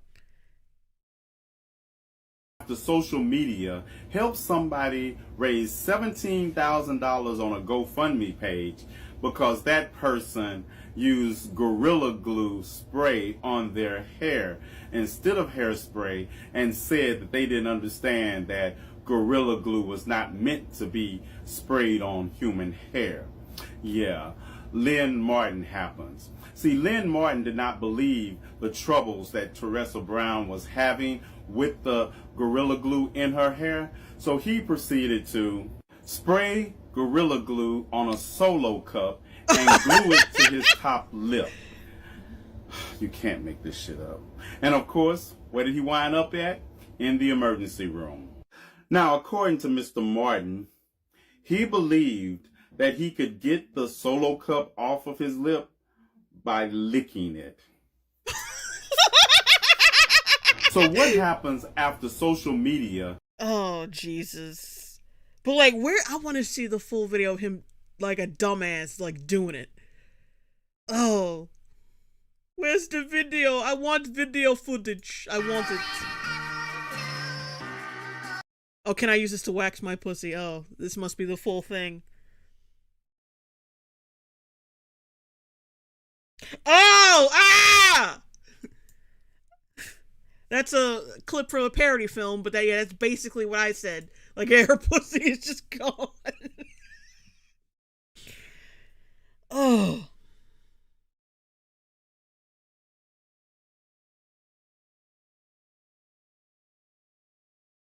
Oh no. Oh no. Let's click on that one. Bald white guy, Gorilla Glue. Gorilla Let's go. Glue on my head. I'm bald now, but the problem is now I have no toilet paper and all I have is this flex tape. So, that's all I have. I gotta use it. So you saw what happened when I used the Gorilla Glue on my head. I'm bald now, but the problem is now I have no toilet paper and all I have is this flex tape. So, that's all I have. I gotta use it. So. I guess it's just parodying her stupidity. I don't have toilet paper, so I gotta use the flex tape. I don't have fucking hairspray, so I gotta use Gorilla Glue.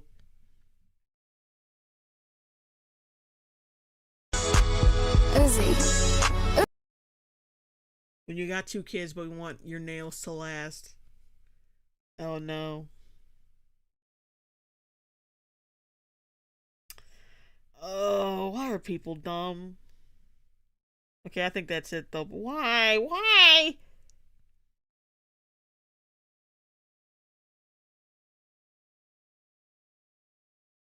Okay, let's look at this one. I want my lashes to be permanent, so here we go. Here we go. So I've decided that I want my lashes to be permanent, so here we go. So she wanted her eyelashes to be permanent, so she glued them to her face with nail glue, or did she seal them with nail glue to preserve their their texture. Like, what the fuck?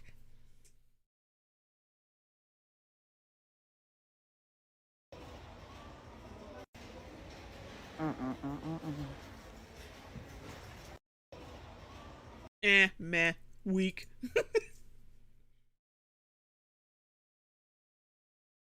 New chapstick. I'm just gonna read it from here. New chapstick from men just dropped. It's Gorilla Glue.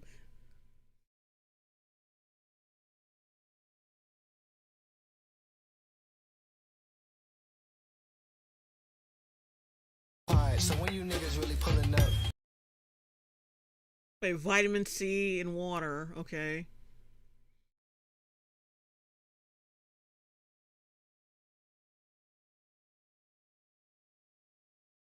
The fuck? Yeah, I think this is one of those things where people just tag it and put it. They put in a certain tag to get attention, but yeah, don't do that. It's so annoying. All the help they can get, you know, they need more publicity than anybody else. Well, what's your already? Okay, almost done. I'm sorry. Do you want any story prescribed? Yeah, I'm going to put that story thing on her. Okay. I think I've seen this doctor from somewhere. That black dude who got the glue out of her hair. He was in some episode on. He was from some episode of Hooked on the Look. My God, it was like it was this Noel Miller video on his channel. It was that guy who was addicted to plastic surgery, and he was his doctor. I mean, I'm glad he helped her out, but that's kind of scary. that's the doctor who helped her out.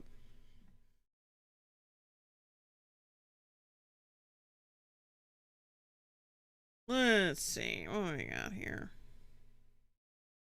Wait, what's this? This looks funny.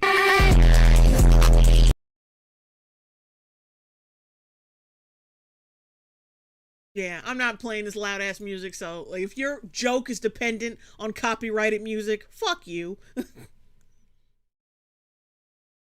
Oh, an amazing new lipstick that helps you lose weight.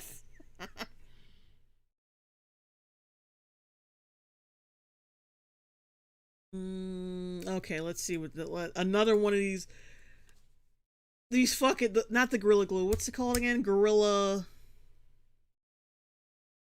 whatever. Oh my god! Oh my god! Oh my god! The only Gorilla anything you should use on your hair. Okay. That's pretty simple. Using Gorilla Glue on my next relationship.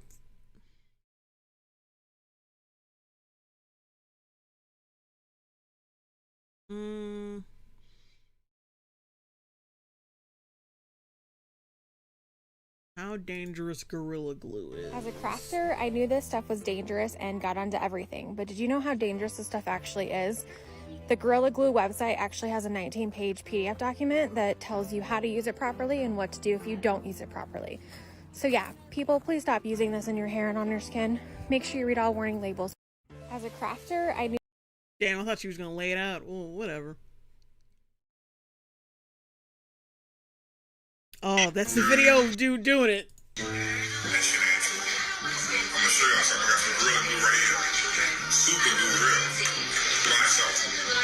I'm gonna take it, put it in this cup, put it in my mouth. You know what? I'm gonna find this fucking video. Shit, fuck this. Lenise Martin. I'm finding that shit. I'm finding it.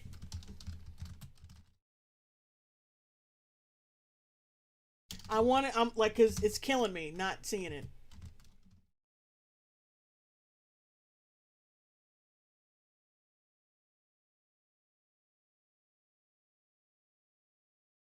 And let's be real, he did it deliberately. I don't think he was, oh, I think she's lying. No. Because she fucking put her hands through her hair to demonstrate how it was not moving. You know damn well she wasn't lying. Where the fuck is the video?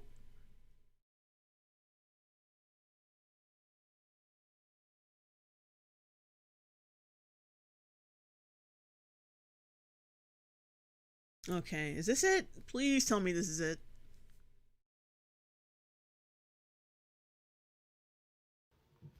Hey y'all, for those of y'all that know me know. Oh, what the fuck? Oh my god, where's this guy's TikTok at? Why come I can never fucking find what I need to get? Finbar Hooley, $5 super chat, is the woman is the woman in purple a cosmetologist or a cosmologist? Jay Longbone, you should open a new business helping people properly use Gorilla Glue. Where the fuck? There it is. Boom. Okay, he's on Instagram. He's not on TikTok. That's why we couldn't find it before. Girl, hell, that shit ain't true. I'm gonna show y'all something. I got some Gorilla Glue right here. Oh, Super boy. Glue, real. Watch out. I'm gonna take it, put it on this cup, put it in my mouth. Then I'm gonna be the lick it and get it off. It's easy. Gorilla Glue, garbage. I'm telling you now. I feel like we need to clear the air because you don't Watch out. Like, this is some dumb shit. I think she lied. But she ran her hands through her hair. And so, her hair was not moving, bruh. It was stationary. Put it on here.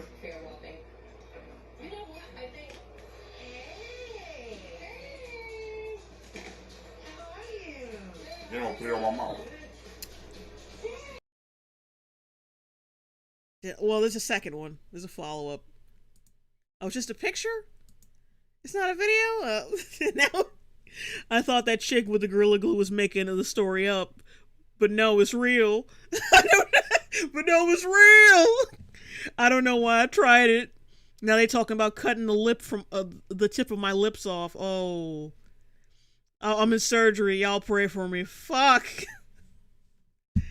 Alright, so we saw it. He's so dumb. Notice how it stopped right when he put the cup on his lip. God forbid it shows you trying to get it off like a dumbass. I would have loved to have seen that, but we can't have everything.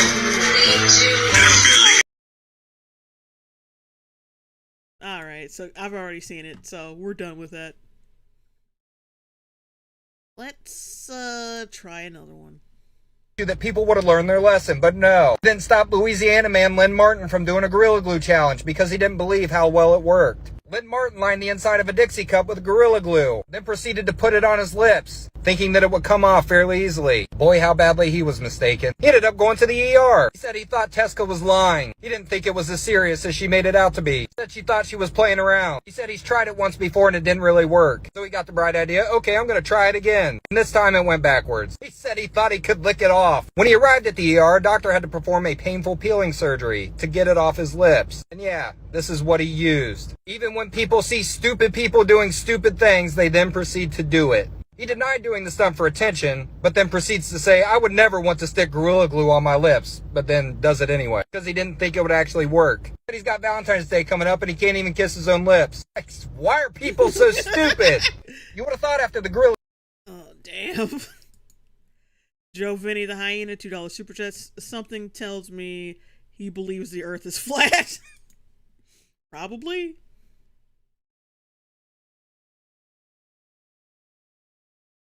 I want to see people do stupid shit with it. Come on. Give me some stupid people. About to use this new moisturizer in my wife's hair. What would you do if I use this in your hair, honey? Stop. I would kill you. There you have it, people. See, now this is wholesome. Just threaten it. Don't actually do it.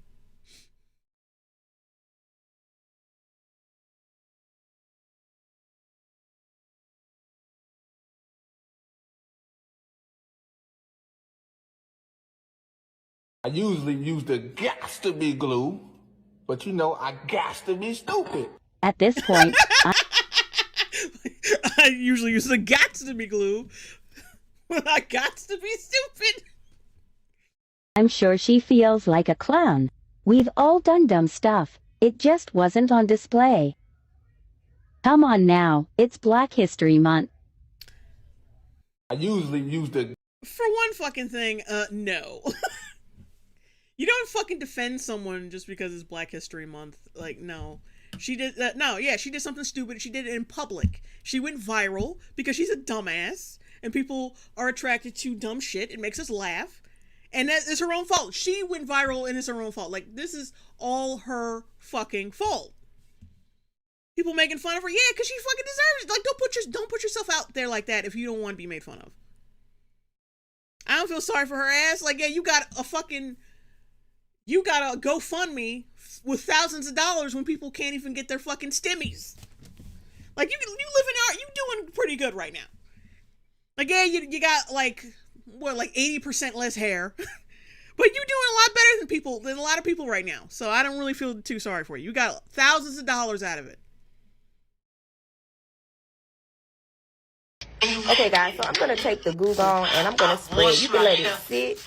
If you're going to be doing this on your head, like her situation, you do have to be careful because it will sting. Just like people who are telling her to use acetone, it's going to burn too. So you have to pick your poison. So you can see it loosened it all the way up. It's not going to make the hair hard. So my reasoning for saying Goo Gone is because I know from experience I could save the hair and it still be in good condition. So I'm taking the shampoo. I saw some of the hair come off though. I'm not going to even use conditioner. Hair Look at it. All together, all there. Okay, so this is the hair afterwards. I only did shampoo. I didn't do conditioner. It's soft. So what I'm saying is I've had an experience with a customer that went to the hospital. They put glue in her head for testing. They tried to get it out with acetone. It burned her and they didn't get it all out. I got it out with the Goo Gone, treated her hair, and she's straight. I have dermatologists saying acetone burns, Goo Gone this, pick your poison. Okay, guys. But like, did you put Gorilla Glue in that shit? Or did you just say you did? Because she says, like, she tried everything and, like, couldn't get the shit out. And she had to go to the hospital to get it done. I'm just saying. Because that doctor, it has been on television. The one who helped her get the Gorilla Glue out of her hair. So if she ends up on TV on some kind of, like, documentary style shit, then I'm going to know, okay, maybe she did this. She did do this for fame. But if it's just, like, a humble just a doctor, okay, I just want to help her out. No, I don't want I don't want this to be on a show or anything. I just helped her out. Then fine. So she has a GoFundMe now, and I think it's really important that we all get out there and do what we can to support this girl, because I'm honestly concerned about what's gonna happen to her and her scalp. Like, if we're gonna be looking like Lucy Liu from Kill Bill. Because you have to think that the hair follicles might be dead. Oh, yeah, we got a simp. I'm not interested in that. Oh, part 2 of Gorilla Glue. Oh, no. No! You guys can see, it's on my hair. Gorilla Glue. Thank God for that, because it's all over my hands. Put a little more on her hands. Really hard to get out. Okay, because it's fucking glue, you asshole. My hands are so sticky. So let's see what it's made of. Oh boy, and you just rubbing it right the fuck in. Flyaways are gone. Okay. Not so bad. You guys really think I'm that dumb? I filled hair gel into a Gorilla Glue thing that I cut from the bottom. Come on, people. It's called common sense. Apparently some people don't have it. Okay, I was terrified at first. Thank God.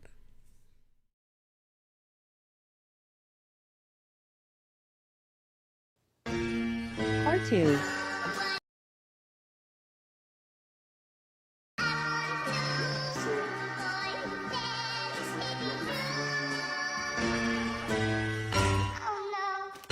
Elmer's.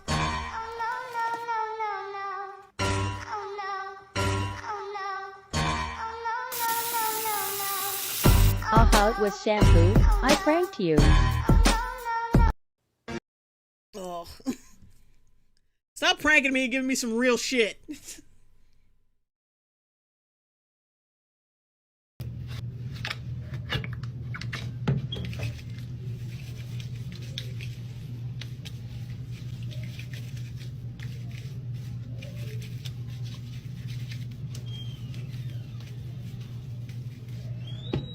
What? Look, y'all, look. Oh, this is another one of those. I can't stand those.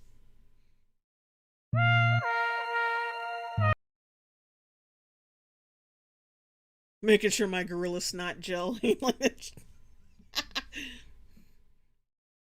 You should be reading labels to begin with, though. If she puts on, I was gonna say, like, if she puts it, like, if she had put it under like a microscope or some shit, that would have been hilarious. Or like you like looked at it through like a telescope. Okay, what else we got here? Wait a minute, what is this? For those of y'all that know me, know. Stop with the shit.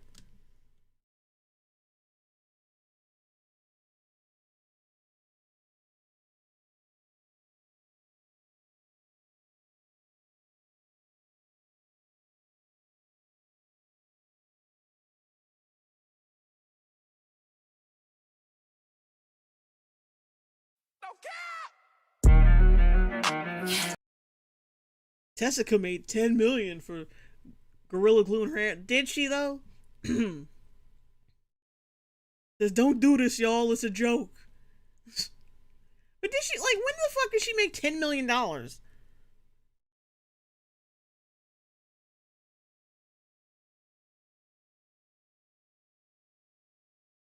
To fuck up your own shit and other people fix your problems. She's living the American dream. It's like, how can you be mad at her? You told your problem. Not everyone wants to help. Everybody done became a glue removing expert in 2 days. Can't even blame her. Fuck a Gorilla Glue challenge. Guys, my wallet is missing, is messed up, and the money I can see up your nose. in it Please is messed stop up that. as well. Wallet challenge began. Okay, Tessie. To fuck up your own shit and other people fix your problems. She's living the American dream. It's like,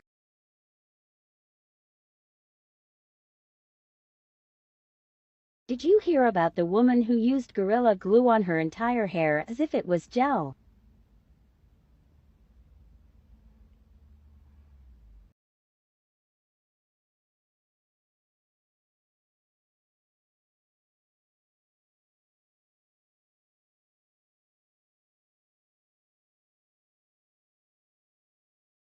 What the fuck?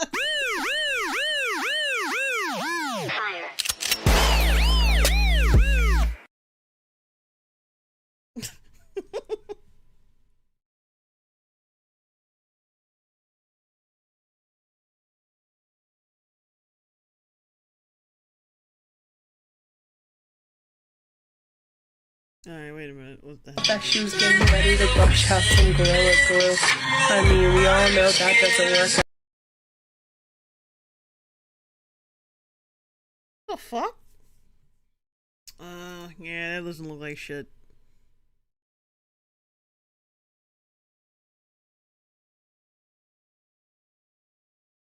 Gonna give this new beard balm a try.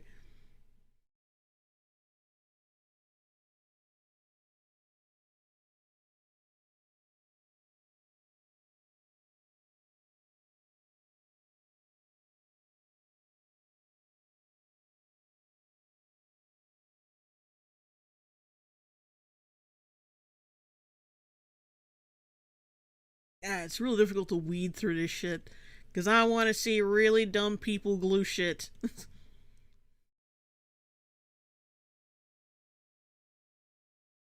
I'm not gonna do it, girl. I was just thinking about it. I'm not gonna do it. I did it.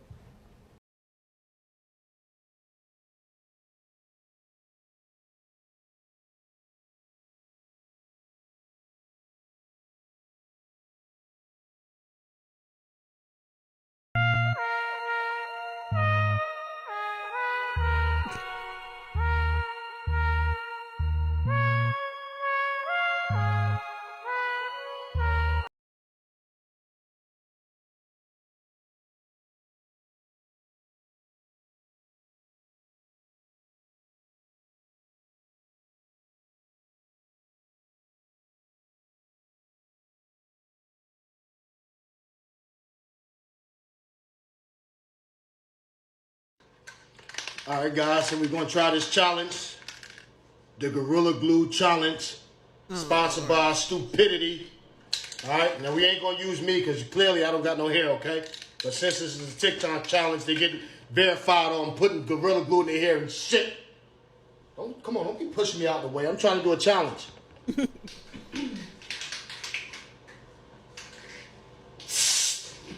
I know you did not. Why you move? Why you move for? Don't touch it. Wow, you're wild. Why you move? You're wild. Why you move? Wow. I wasn't trying. All right, guys, so we're gonna try this challenge, the Gorilla Glue Challenge, sponsored by Stupidity. Like he faked that. Some skits on TikTok are fucking confusing as shit. Like I laughed, but like, what the fuck just happened?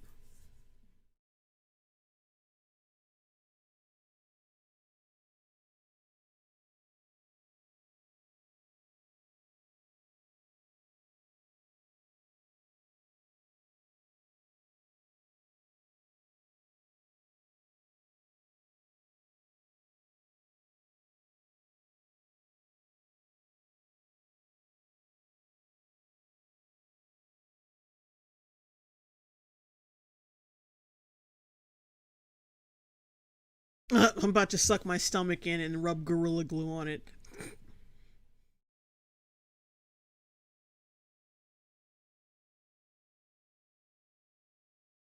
Oh, wait, Not what this the whole fuck? Gorilla Glue girl. My name is Tessica Brown. Call me. I'll talk to you. I'll let you know exactly who I am. Tessica, I mean, I see it in your face right now. I know you have a lot of emotions going on. Get fucked. I know you have a lot of emotions going on. Stop it. Fucking stop it. You're not interviewing a rape victim, okay? Who are you, first and foremost? How are you feeling? I'm over it. Yeah. I'm over it.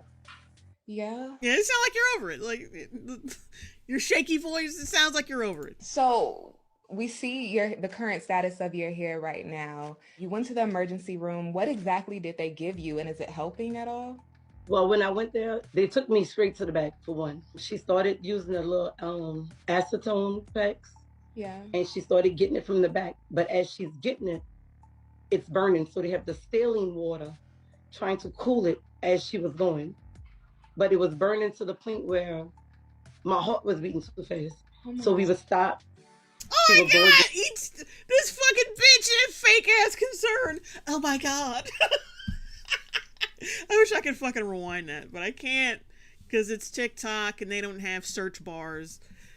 But anyway, that's so fucking phony. Oh my god. Oh god. Again, we would stop, and she's telling me, Tessica, if we get this out of here, we gonna be here, fam. Not this whole Gorilla Glue girl. My name is Tessica Brown. Call me. Oh god, I need that part 2. Damn it.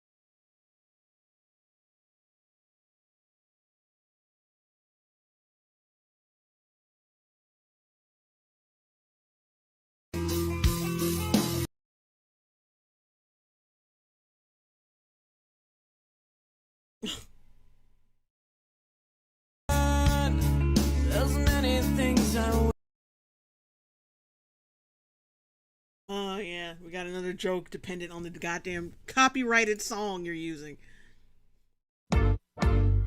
This is America. Don't catch you slipping now.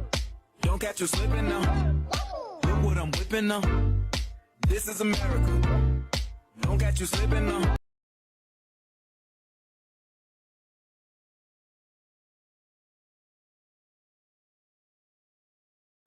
Look how I'm living now.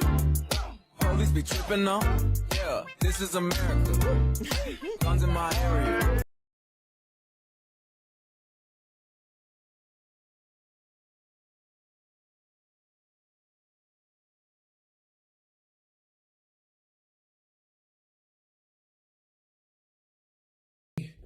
My hair been like this for a whole month, and it's not by choice. See, usually I use wave grease right here, but I ran out. So, you know how wood be having the wood grains? You know how the lines are in the wood? I wanted my hair to look like that. So I used Gorilla Wood Glue on my hair, and it stuck. It won't come out. Look, it won't come out. I done washed my hair like 15 times, and it don't move. It won't. I ain't cut it. I ain't lined it up or nothing. It just stuck. Can somebody help me?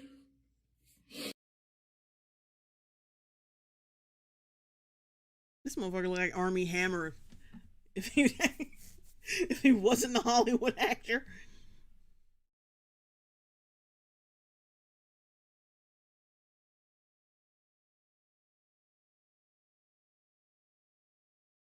Oh, what the Bitch with this haircut, bitch. About to take a nigga. Oh, what the fuck? Oh no. Why? And he didn't even like at least make it like at least do a good like a better like do a good job on it and make sure that there's no hair out of place before you do something that's fucking stupid. Ugh.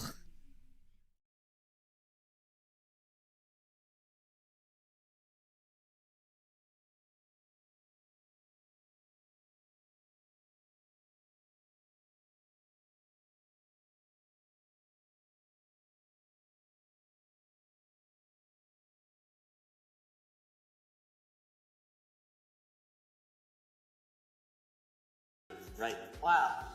Now you realize this goes in people's heads, right? Sodium hydroxide?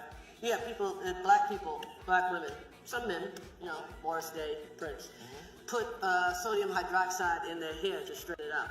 Why would they do that? To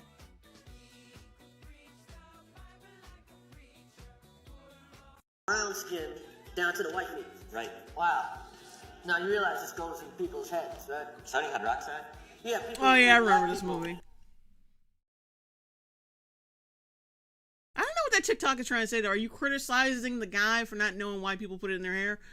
Or what? What are you trying to do here? What are you trying to convey?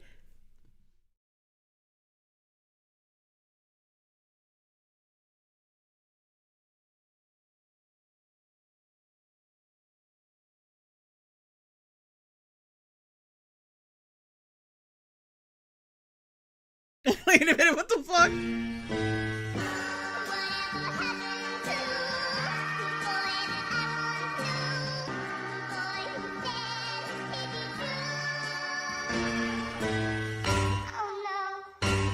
Why is this in the Gorilla Glue Challenge tag? I think I kind of get what they're trying to do, but like, what the fuck?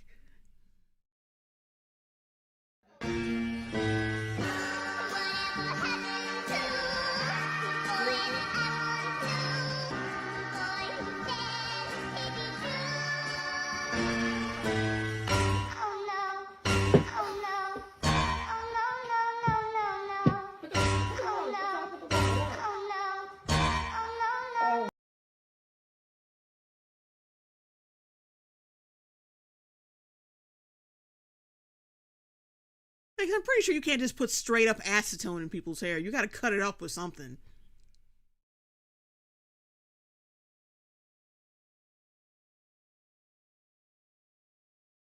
Oh no, wait, this is the first one. Like, right, I saw that one.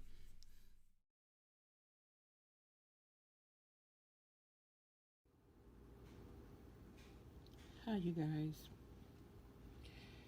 I sprayed oven cleaner on my lid, and this what happened. I sprayed this oven cleaner when it was like about the middle of June or July. It was around when the fleas and the mosquito was out. I was so irritated by the mosquito biting me when I was in my backyard. I was so irritated, and they kept biting me, and I didn't have no, what do y'all call that spray that you spray on your leg for the mosquitoes in the summertime? What, bug off? I forgot the name of it, but it's something like, I didn't have no off. I think it was OFF off. So I grabbed the first thing that I seen in Hi, you guys. It's called something. I don't know what she's talking about. Like, it's still, like, it's just another case of people not fucking reading. Unless it's a parody. She taught a lesson. When she wakes up tomorrow, her edge control stuff is going to look real different. I want to see her swing this around. Swing this ponytail. She talks too much. Too much to say. Always getting smart with people.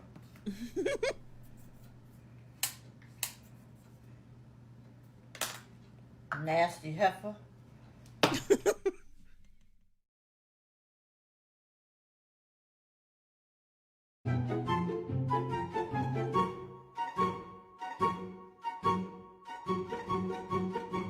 Oh, fuck.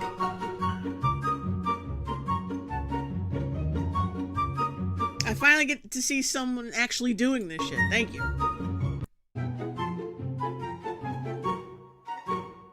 think I'm gonna look on YouTube for this, because you know someone has had to have made some kind of compilation by now. Because you gotta sift through so much bullshit just to find what you need.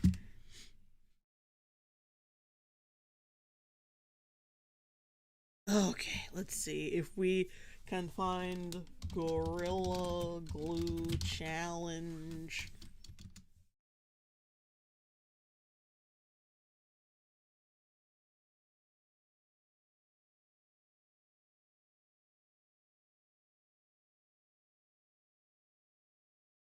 Oh shit, here we go. Ugh. Please, for the love of God, let's be a compilation and not some bullshit. Oh my gosh! What is I'm that? so sorry! Bro, my hair's gonna fall out. Chill out, bro. It don't move. My hair. It don't move. It don't move. My hair. It don't move. You hear what I'm telling you? My hair. Alright, let's move on. You're gonna be bald. It don't move. My hair. Don't look at me like that. You amaze me. Oh!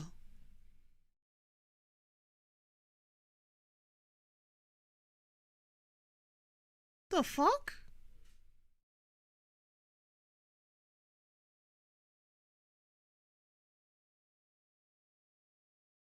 Oh, I swear you can't find shit anymore.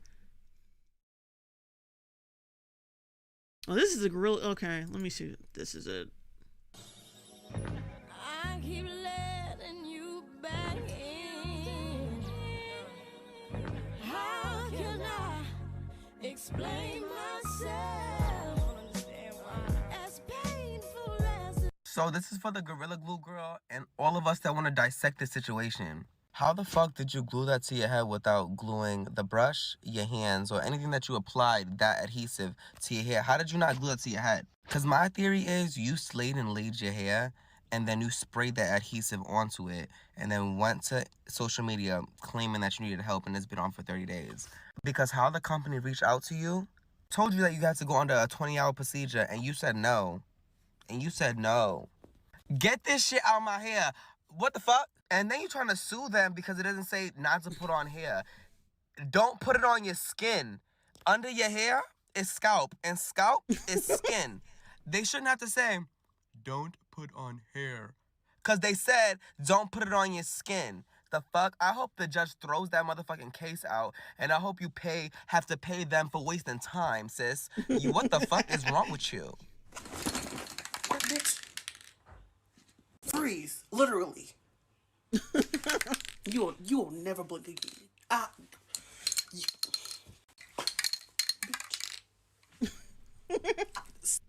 For most of y'all that know me, know that I've been wearing these lashes for about a month now. It's not by choice. No. It's not by choice. Usually when I put on my lashes, I like to use a little duo lash adhesive, you know? I ran out of duo. So I use this. Gorilla Super Glue. Bad idea. You see this? My lashes, they won't move. I have washed my face 15 times. Stiff wear. So, my lashes, just telling y'all, if y'all ever run out of this, don't ever use this.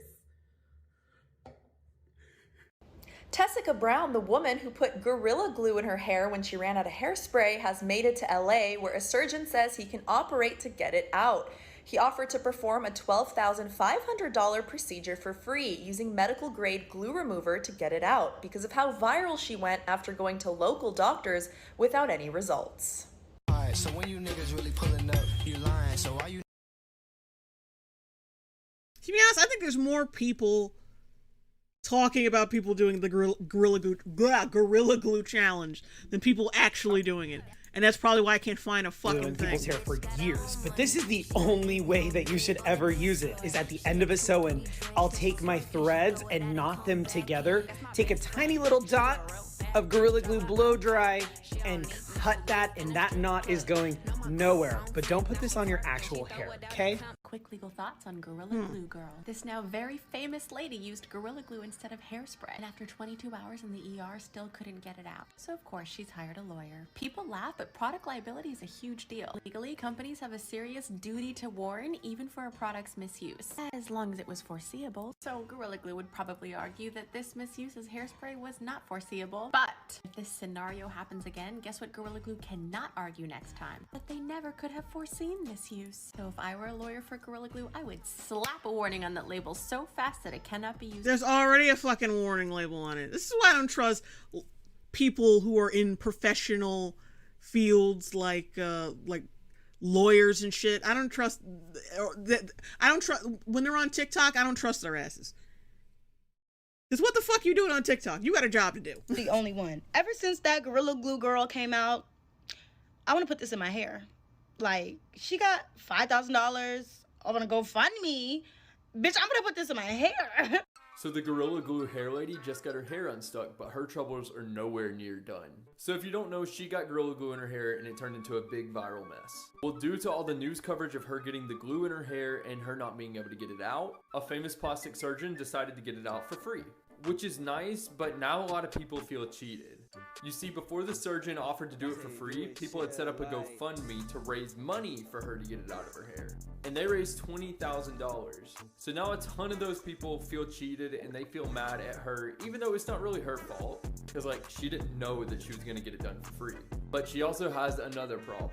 There's a lot of rumors that she is going to sue Gorilla Glue for what happened to her. And people aren't too happy about that because they think it's her fault, her responsibility, she should have to deal with the consequences. And it is causing a ton of her new followers to just turn completely against her. What you gonna do? I said what I said. Well, yeah. So like, not only are you like sucking money from out of people, like really dumb, sympathetic people, you're gonna fucking sue Gorilla Glue for more money over your dumbass mistake? Yeah. Don't feel sorry for you whatsoever. In fact, I kind of don't like you. If she's still gonna go through with that lawsuit, bruh, just because you have a lawyer doesn't mean you always have to listen to everything they say. Sometimes you can be like, nah, that's kind of fucked up what you're suggesting, so I'm not gonna do that. 500,000 followers, then almost $5,500 on GoFundMe for doing some dumb shit. Let me go Gorilla Glue some lashes on. Be right back. What the heck is happening to the girl that put Gorilla Glue in her hair? Gained over more than 100,000 followers since yesterday. GoFundMe is now at $17,000. She's been able to cut off a portion of her hair, so she no longer has a ponytail. Here are some of the pictures. Ooh, that's hard to look at. Also made it clear that she doesn't have a Twitter page. Thanked everybody that's been sending her positive messages. Ugh.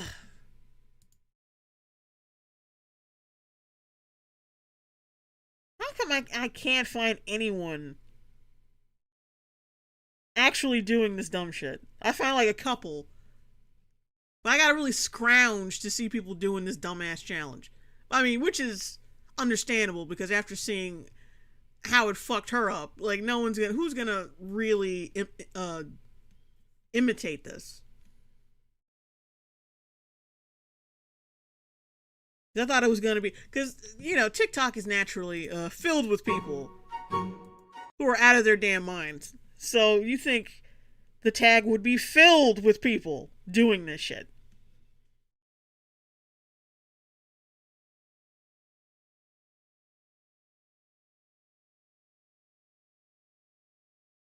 So there were some reports, or according to TMZ, you hired attorney and are weighing your legal options against Gorilla Glue. Is that true? No, I've never ever said that. Wow. Yeah, I mean, I don't know where all of this is coming from, because at this point, everybody's saying it. Like, girl. Yeah. My heart goes out to you right now. You also launched a GoFundMe account. A lot of people are helping. You've already raised over $12,000. For people who want to help, what exactly is the money going towards? Well, the wigs that everybody's telling me I'm need. That's why I only said, like 12 grand for some wigs. Come on. $100. Yeah. But from us reading about everything that's pretty much probably about to go over my head and already done started happening. So there were some reports, or according to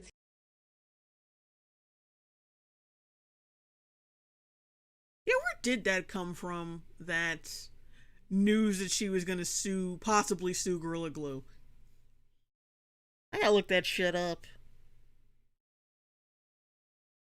To the emergency room, what exactly did they give you, and is it helping at all? Well, when I went there, they took me straight to the back for one. She started using the little acetone packs. Yeah. And she started getting it from the back. But as she's getting it, it's burning. So they have the saline water trying to cool it as she was going. But it was burning to the point where my heart was beating too fast. Oh my So we God. would stop. She would go again. We would stop. And she's telling me, Tessica, if we get this out of here, we're going to be here for at least 20 hours. So I asked her, is it possible that I can go home and let my mom and my sisters do it? At least, I can be home, because I do have 3 children that have to come, 3 little girls. You got 3 fucking kids? Oh. That I have to come home to. So, I mean, and now people are saying, oh, she should have stood in the hospital for those 20 hours. Yeah. And I want to talk to you about that, about the emergency room. What exactly? People saying I should have been in the hospital for those 20. Yeah. I mean, this is your fuck up. The people are telling you to, face the consequences. Gorilla Glue challenge? No! Do not do the Gorilla Glue challenge. It literally says on the back of the fucking packaging, do not put on your fucking skin. But if a bitch calls you ugly, squirt it in her eyes. If someone be talking shit, squirt it in their mouth. Violence is the answer.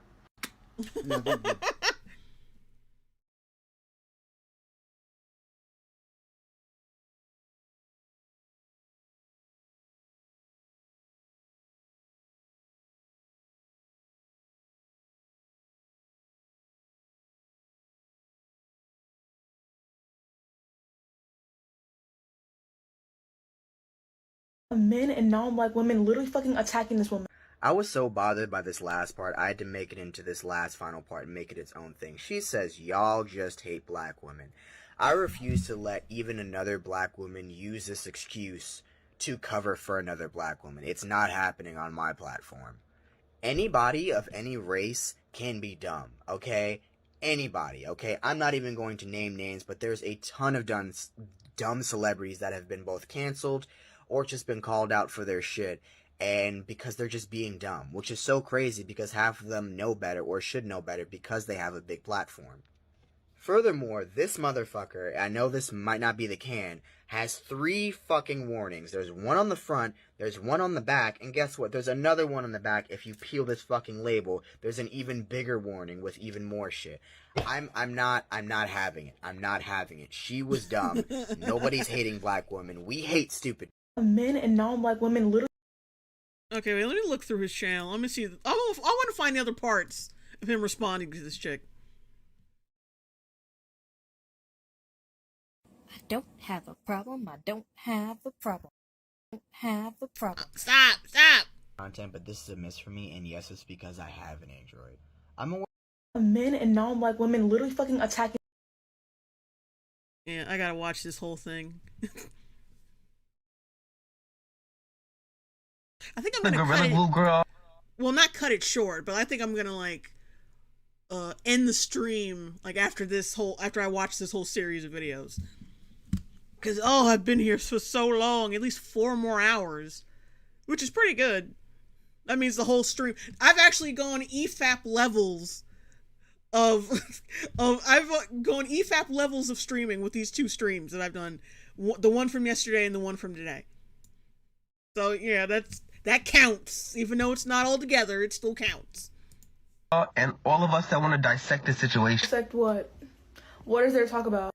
Unfortunately, I had to cut that really, really short because I want to leave as much time for myself as possible to destroy all her points because she's objectively wrong about just about everything that she said. If you do want to see the video while it's still up, you can go to her profile that's in the screen recording that you just saw. So the first thing was like, we know nothing about black women's hair. What the fuck does knowing anything about the process that y'all have to do to get to a certain point to use a certain product have to do with the fact that there is a warning on just about every form of Gorilla Glue since they've been around since 1999. We also have the usual, y'all are mad because people paid for a medical bill, she got her money, y'all just broke. We're mad because she profited off of a genuine stupid mistake that she should have known better in the first place. The Gorilla Glue girl and all of us that want to dissect this situation. What is there to talk about? Part 2 of destroying all her points, so I'm just going to get right into it and group all this into one thing where she says, y'all are just mad a tiny percentage of people paid for her medical bills and wigs, why does it matter that she made money, all this other stuff. We're mad because not only, number one, she was able to pocket that money. The surgery was free and she made $20,000 in donation, so even if she had to pay for the surgery, she would still have $7,000 left over. But she didn't, so she gets to pocket that. I don't know what she's doing with the money as of this video, but she still was able to get that money. Not only that, it's just, I'm gonna buy some wigs with that 20 grand. You only need, what, like 3 until your fucking hair comes back? I don't think altogether that's gonna be like 20K. I don't buy that.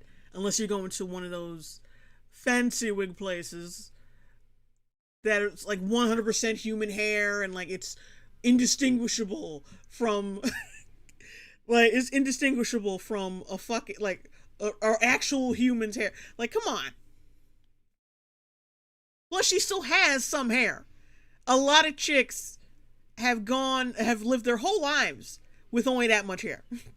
So I don't, 20K? that, but she was able to make merchandise. She got verified on Instagram at 3,000 followers. There are people on YouTube, Instagram, TikTok that have made this either their full-time job or use this as a platform to advocate their business, and they're not making nearly that much. This girl showed up, did some dumb shit to her head when there's a warning label on these things, and she was able to get a lot of clout and a lot of money for doing. What is there to talk about? Part 2 of destroying. What is there to talk yeah, about? because the chick he's responding to is one of those types of chicks. She's probably got her OnlyFans. She probably amps up her simps on a daily basis to pay her fucking rent. She's probably one of those chicks. Like, why is it bad that she got her money? Like, what the fuck kind of... Destroying all her points, she says, we're so adamant to let us know that she deserved it. Yeah, we're very adamant because we admittingly wish that we did have that clout and that money that she got for being very dumb. So we're adamant to let other people know on the internet that she was dumb and she did deserve it because there is a warning label on all of these chemically based products.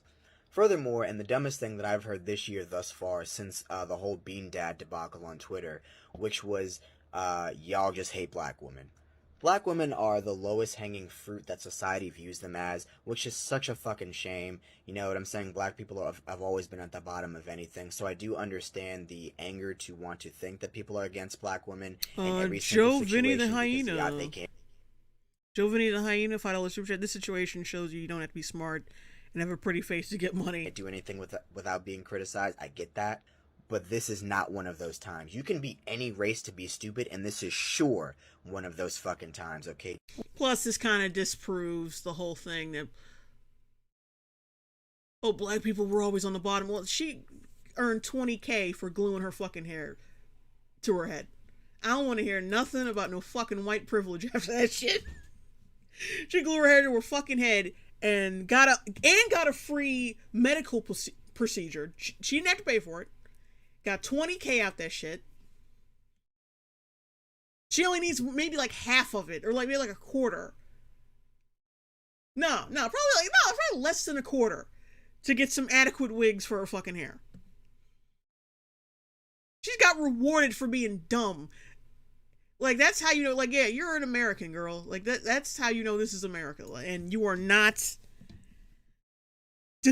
like, that's how you know, like, being disenfranchised for being black is not, like, systemically is not a fucking thing anymore.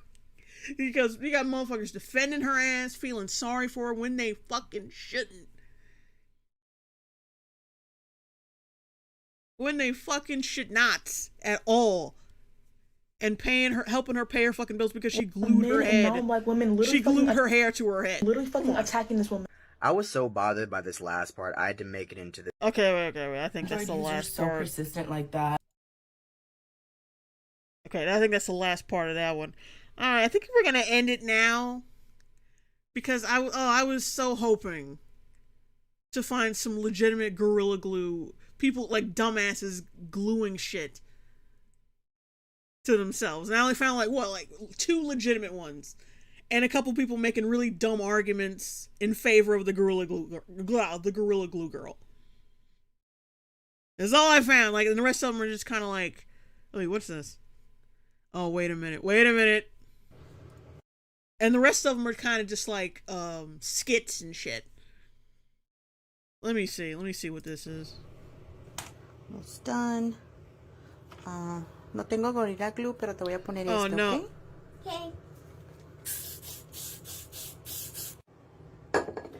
Y por último te voy a poner tu moño. Así. You like it? Yeah. Okay. Okay, a ver. Mira qué bonita. Okay, I think this might be just... in one of those videos they just put in the tag, even though it really doesn't have much to do with the tag, with the actual tag. Alright, but like I said, guys, I'm gonna have to pack it in. I'm gonna end the stream now. Altogether, this whole, like, Night of Cringe 32 has been like 8 hours long, at the very least. So I'm gonna put the tag, not the tag, I'm gonna put a card. Like, I don't know if people even call them cards on YouTube, but I'm gonna put, you know, that dot on the right side of the screen on YouTube, on the video, the drop down menu. I'm gonna put the first part. I'm gonna link the first part in that drop down menu for you guys to watch, so you can see like how my internet really fucked me over yesterday, and me talking about the other bad Birds of Prey reviews I was doing. Oh, wait a minute. Hang on a second. Okay.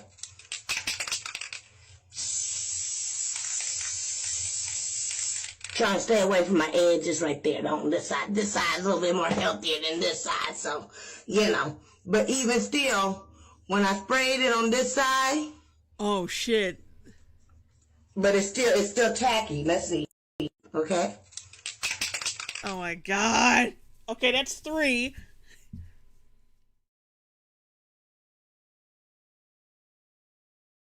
No, wait, no. That was the second one. But god damn it, why you were old enough not to know to not do that shit. Why? All right, anyway, enough stalling. I'm out of here. I'm out of here. Enough of this shit. Like I said, guys, thanks for tuning in. Thanks for all the super chats and the comments and all that. Thanks for hanging in there, despite how fucking catastrophic last night's stream was. Cause it really was catastrophic. I don't know when the next Night of Cringe is gonna be. It might be a little while. I don't know. It depends on what I can conjure up for the stream exactly. I don't know if it's gonna be like a single issue thing like tonight. Well, not tonight, but it was supposed to be a single issue, but I just added on the Gorilla Glue shit to make it a little longer. To thank people for like hanging in there through all this my trash AT&T connection. But yeah, originally it was a single issue Night of Cringe. But I don't know if it's going to be single issue or many different subjects. Don't know. But yeah, thanks for tuning in. I gotta find the thingy. Alright, wait a minute.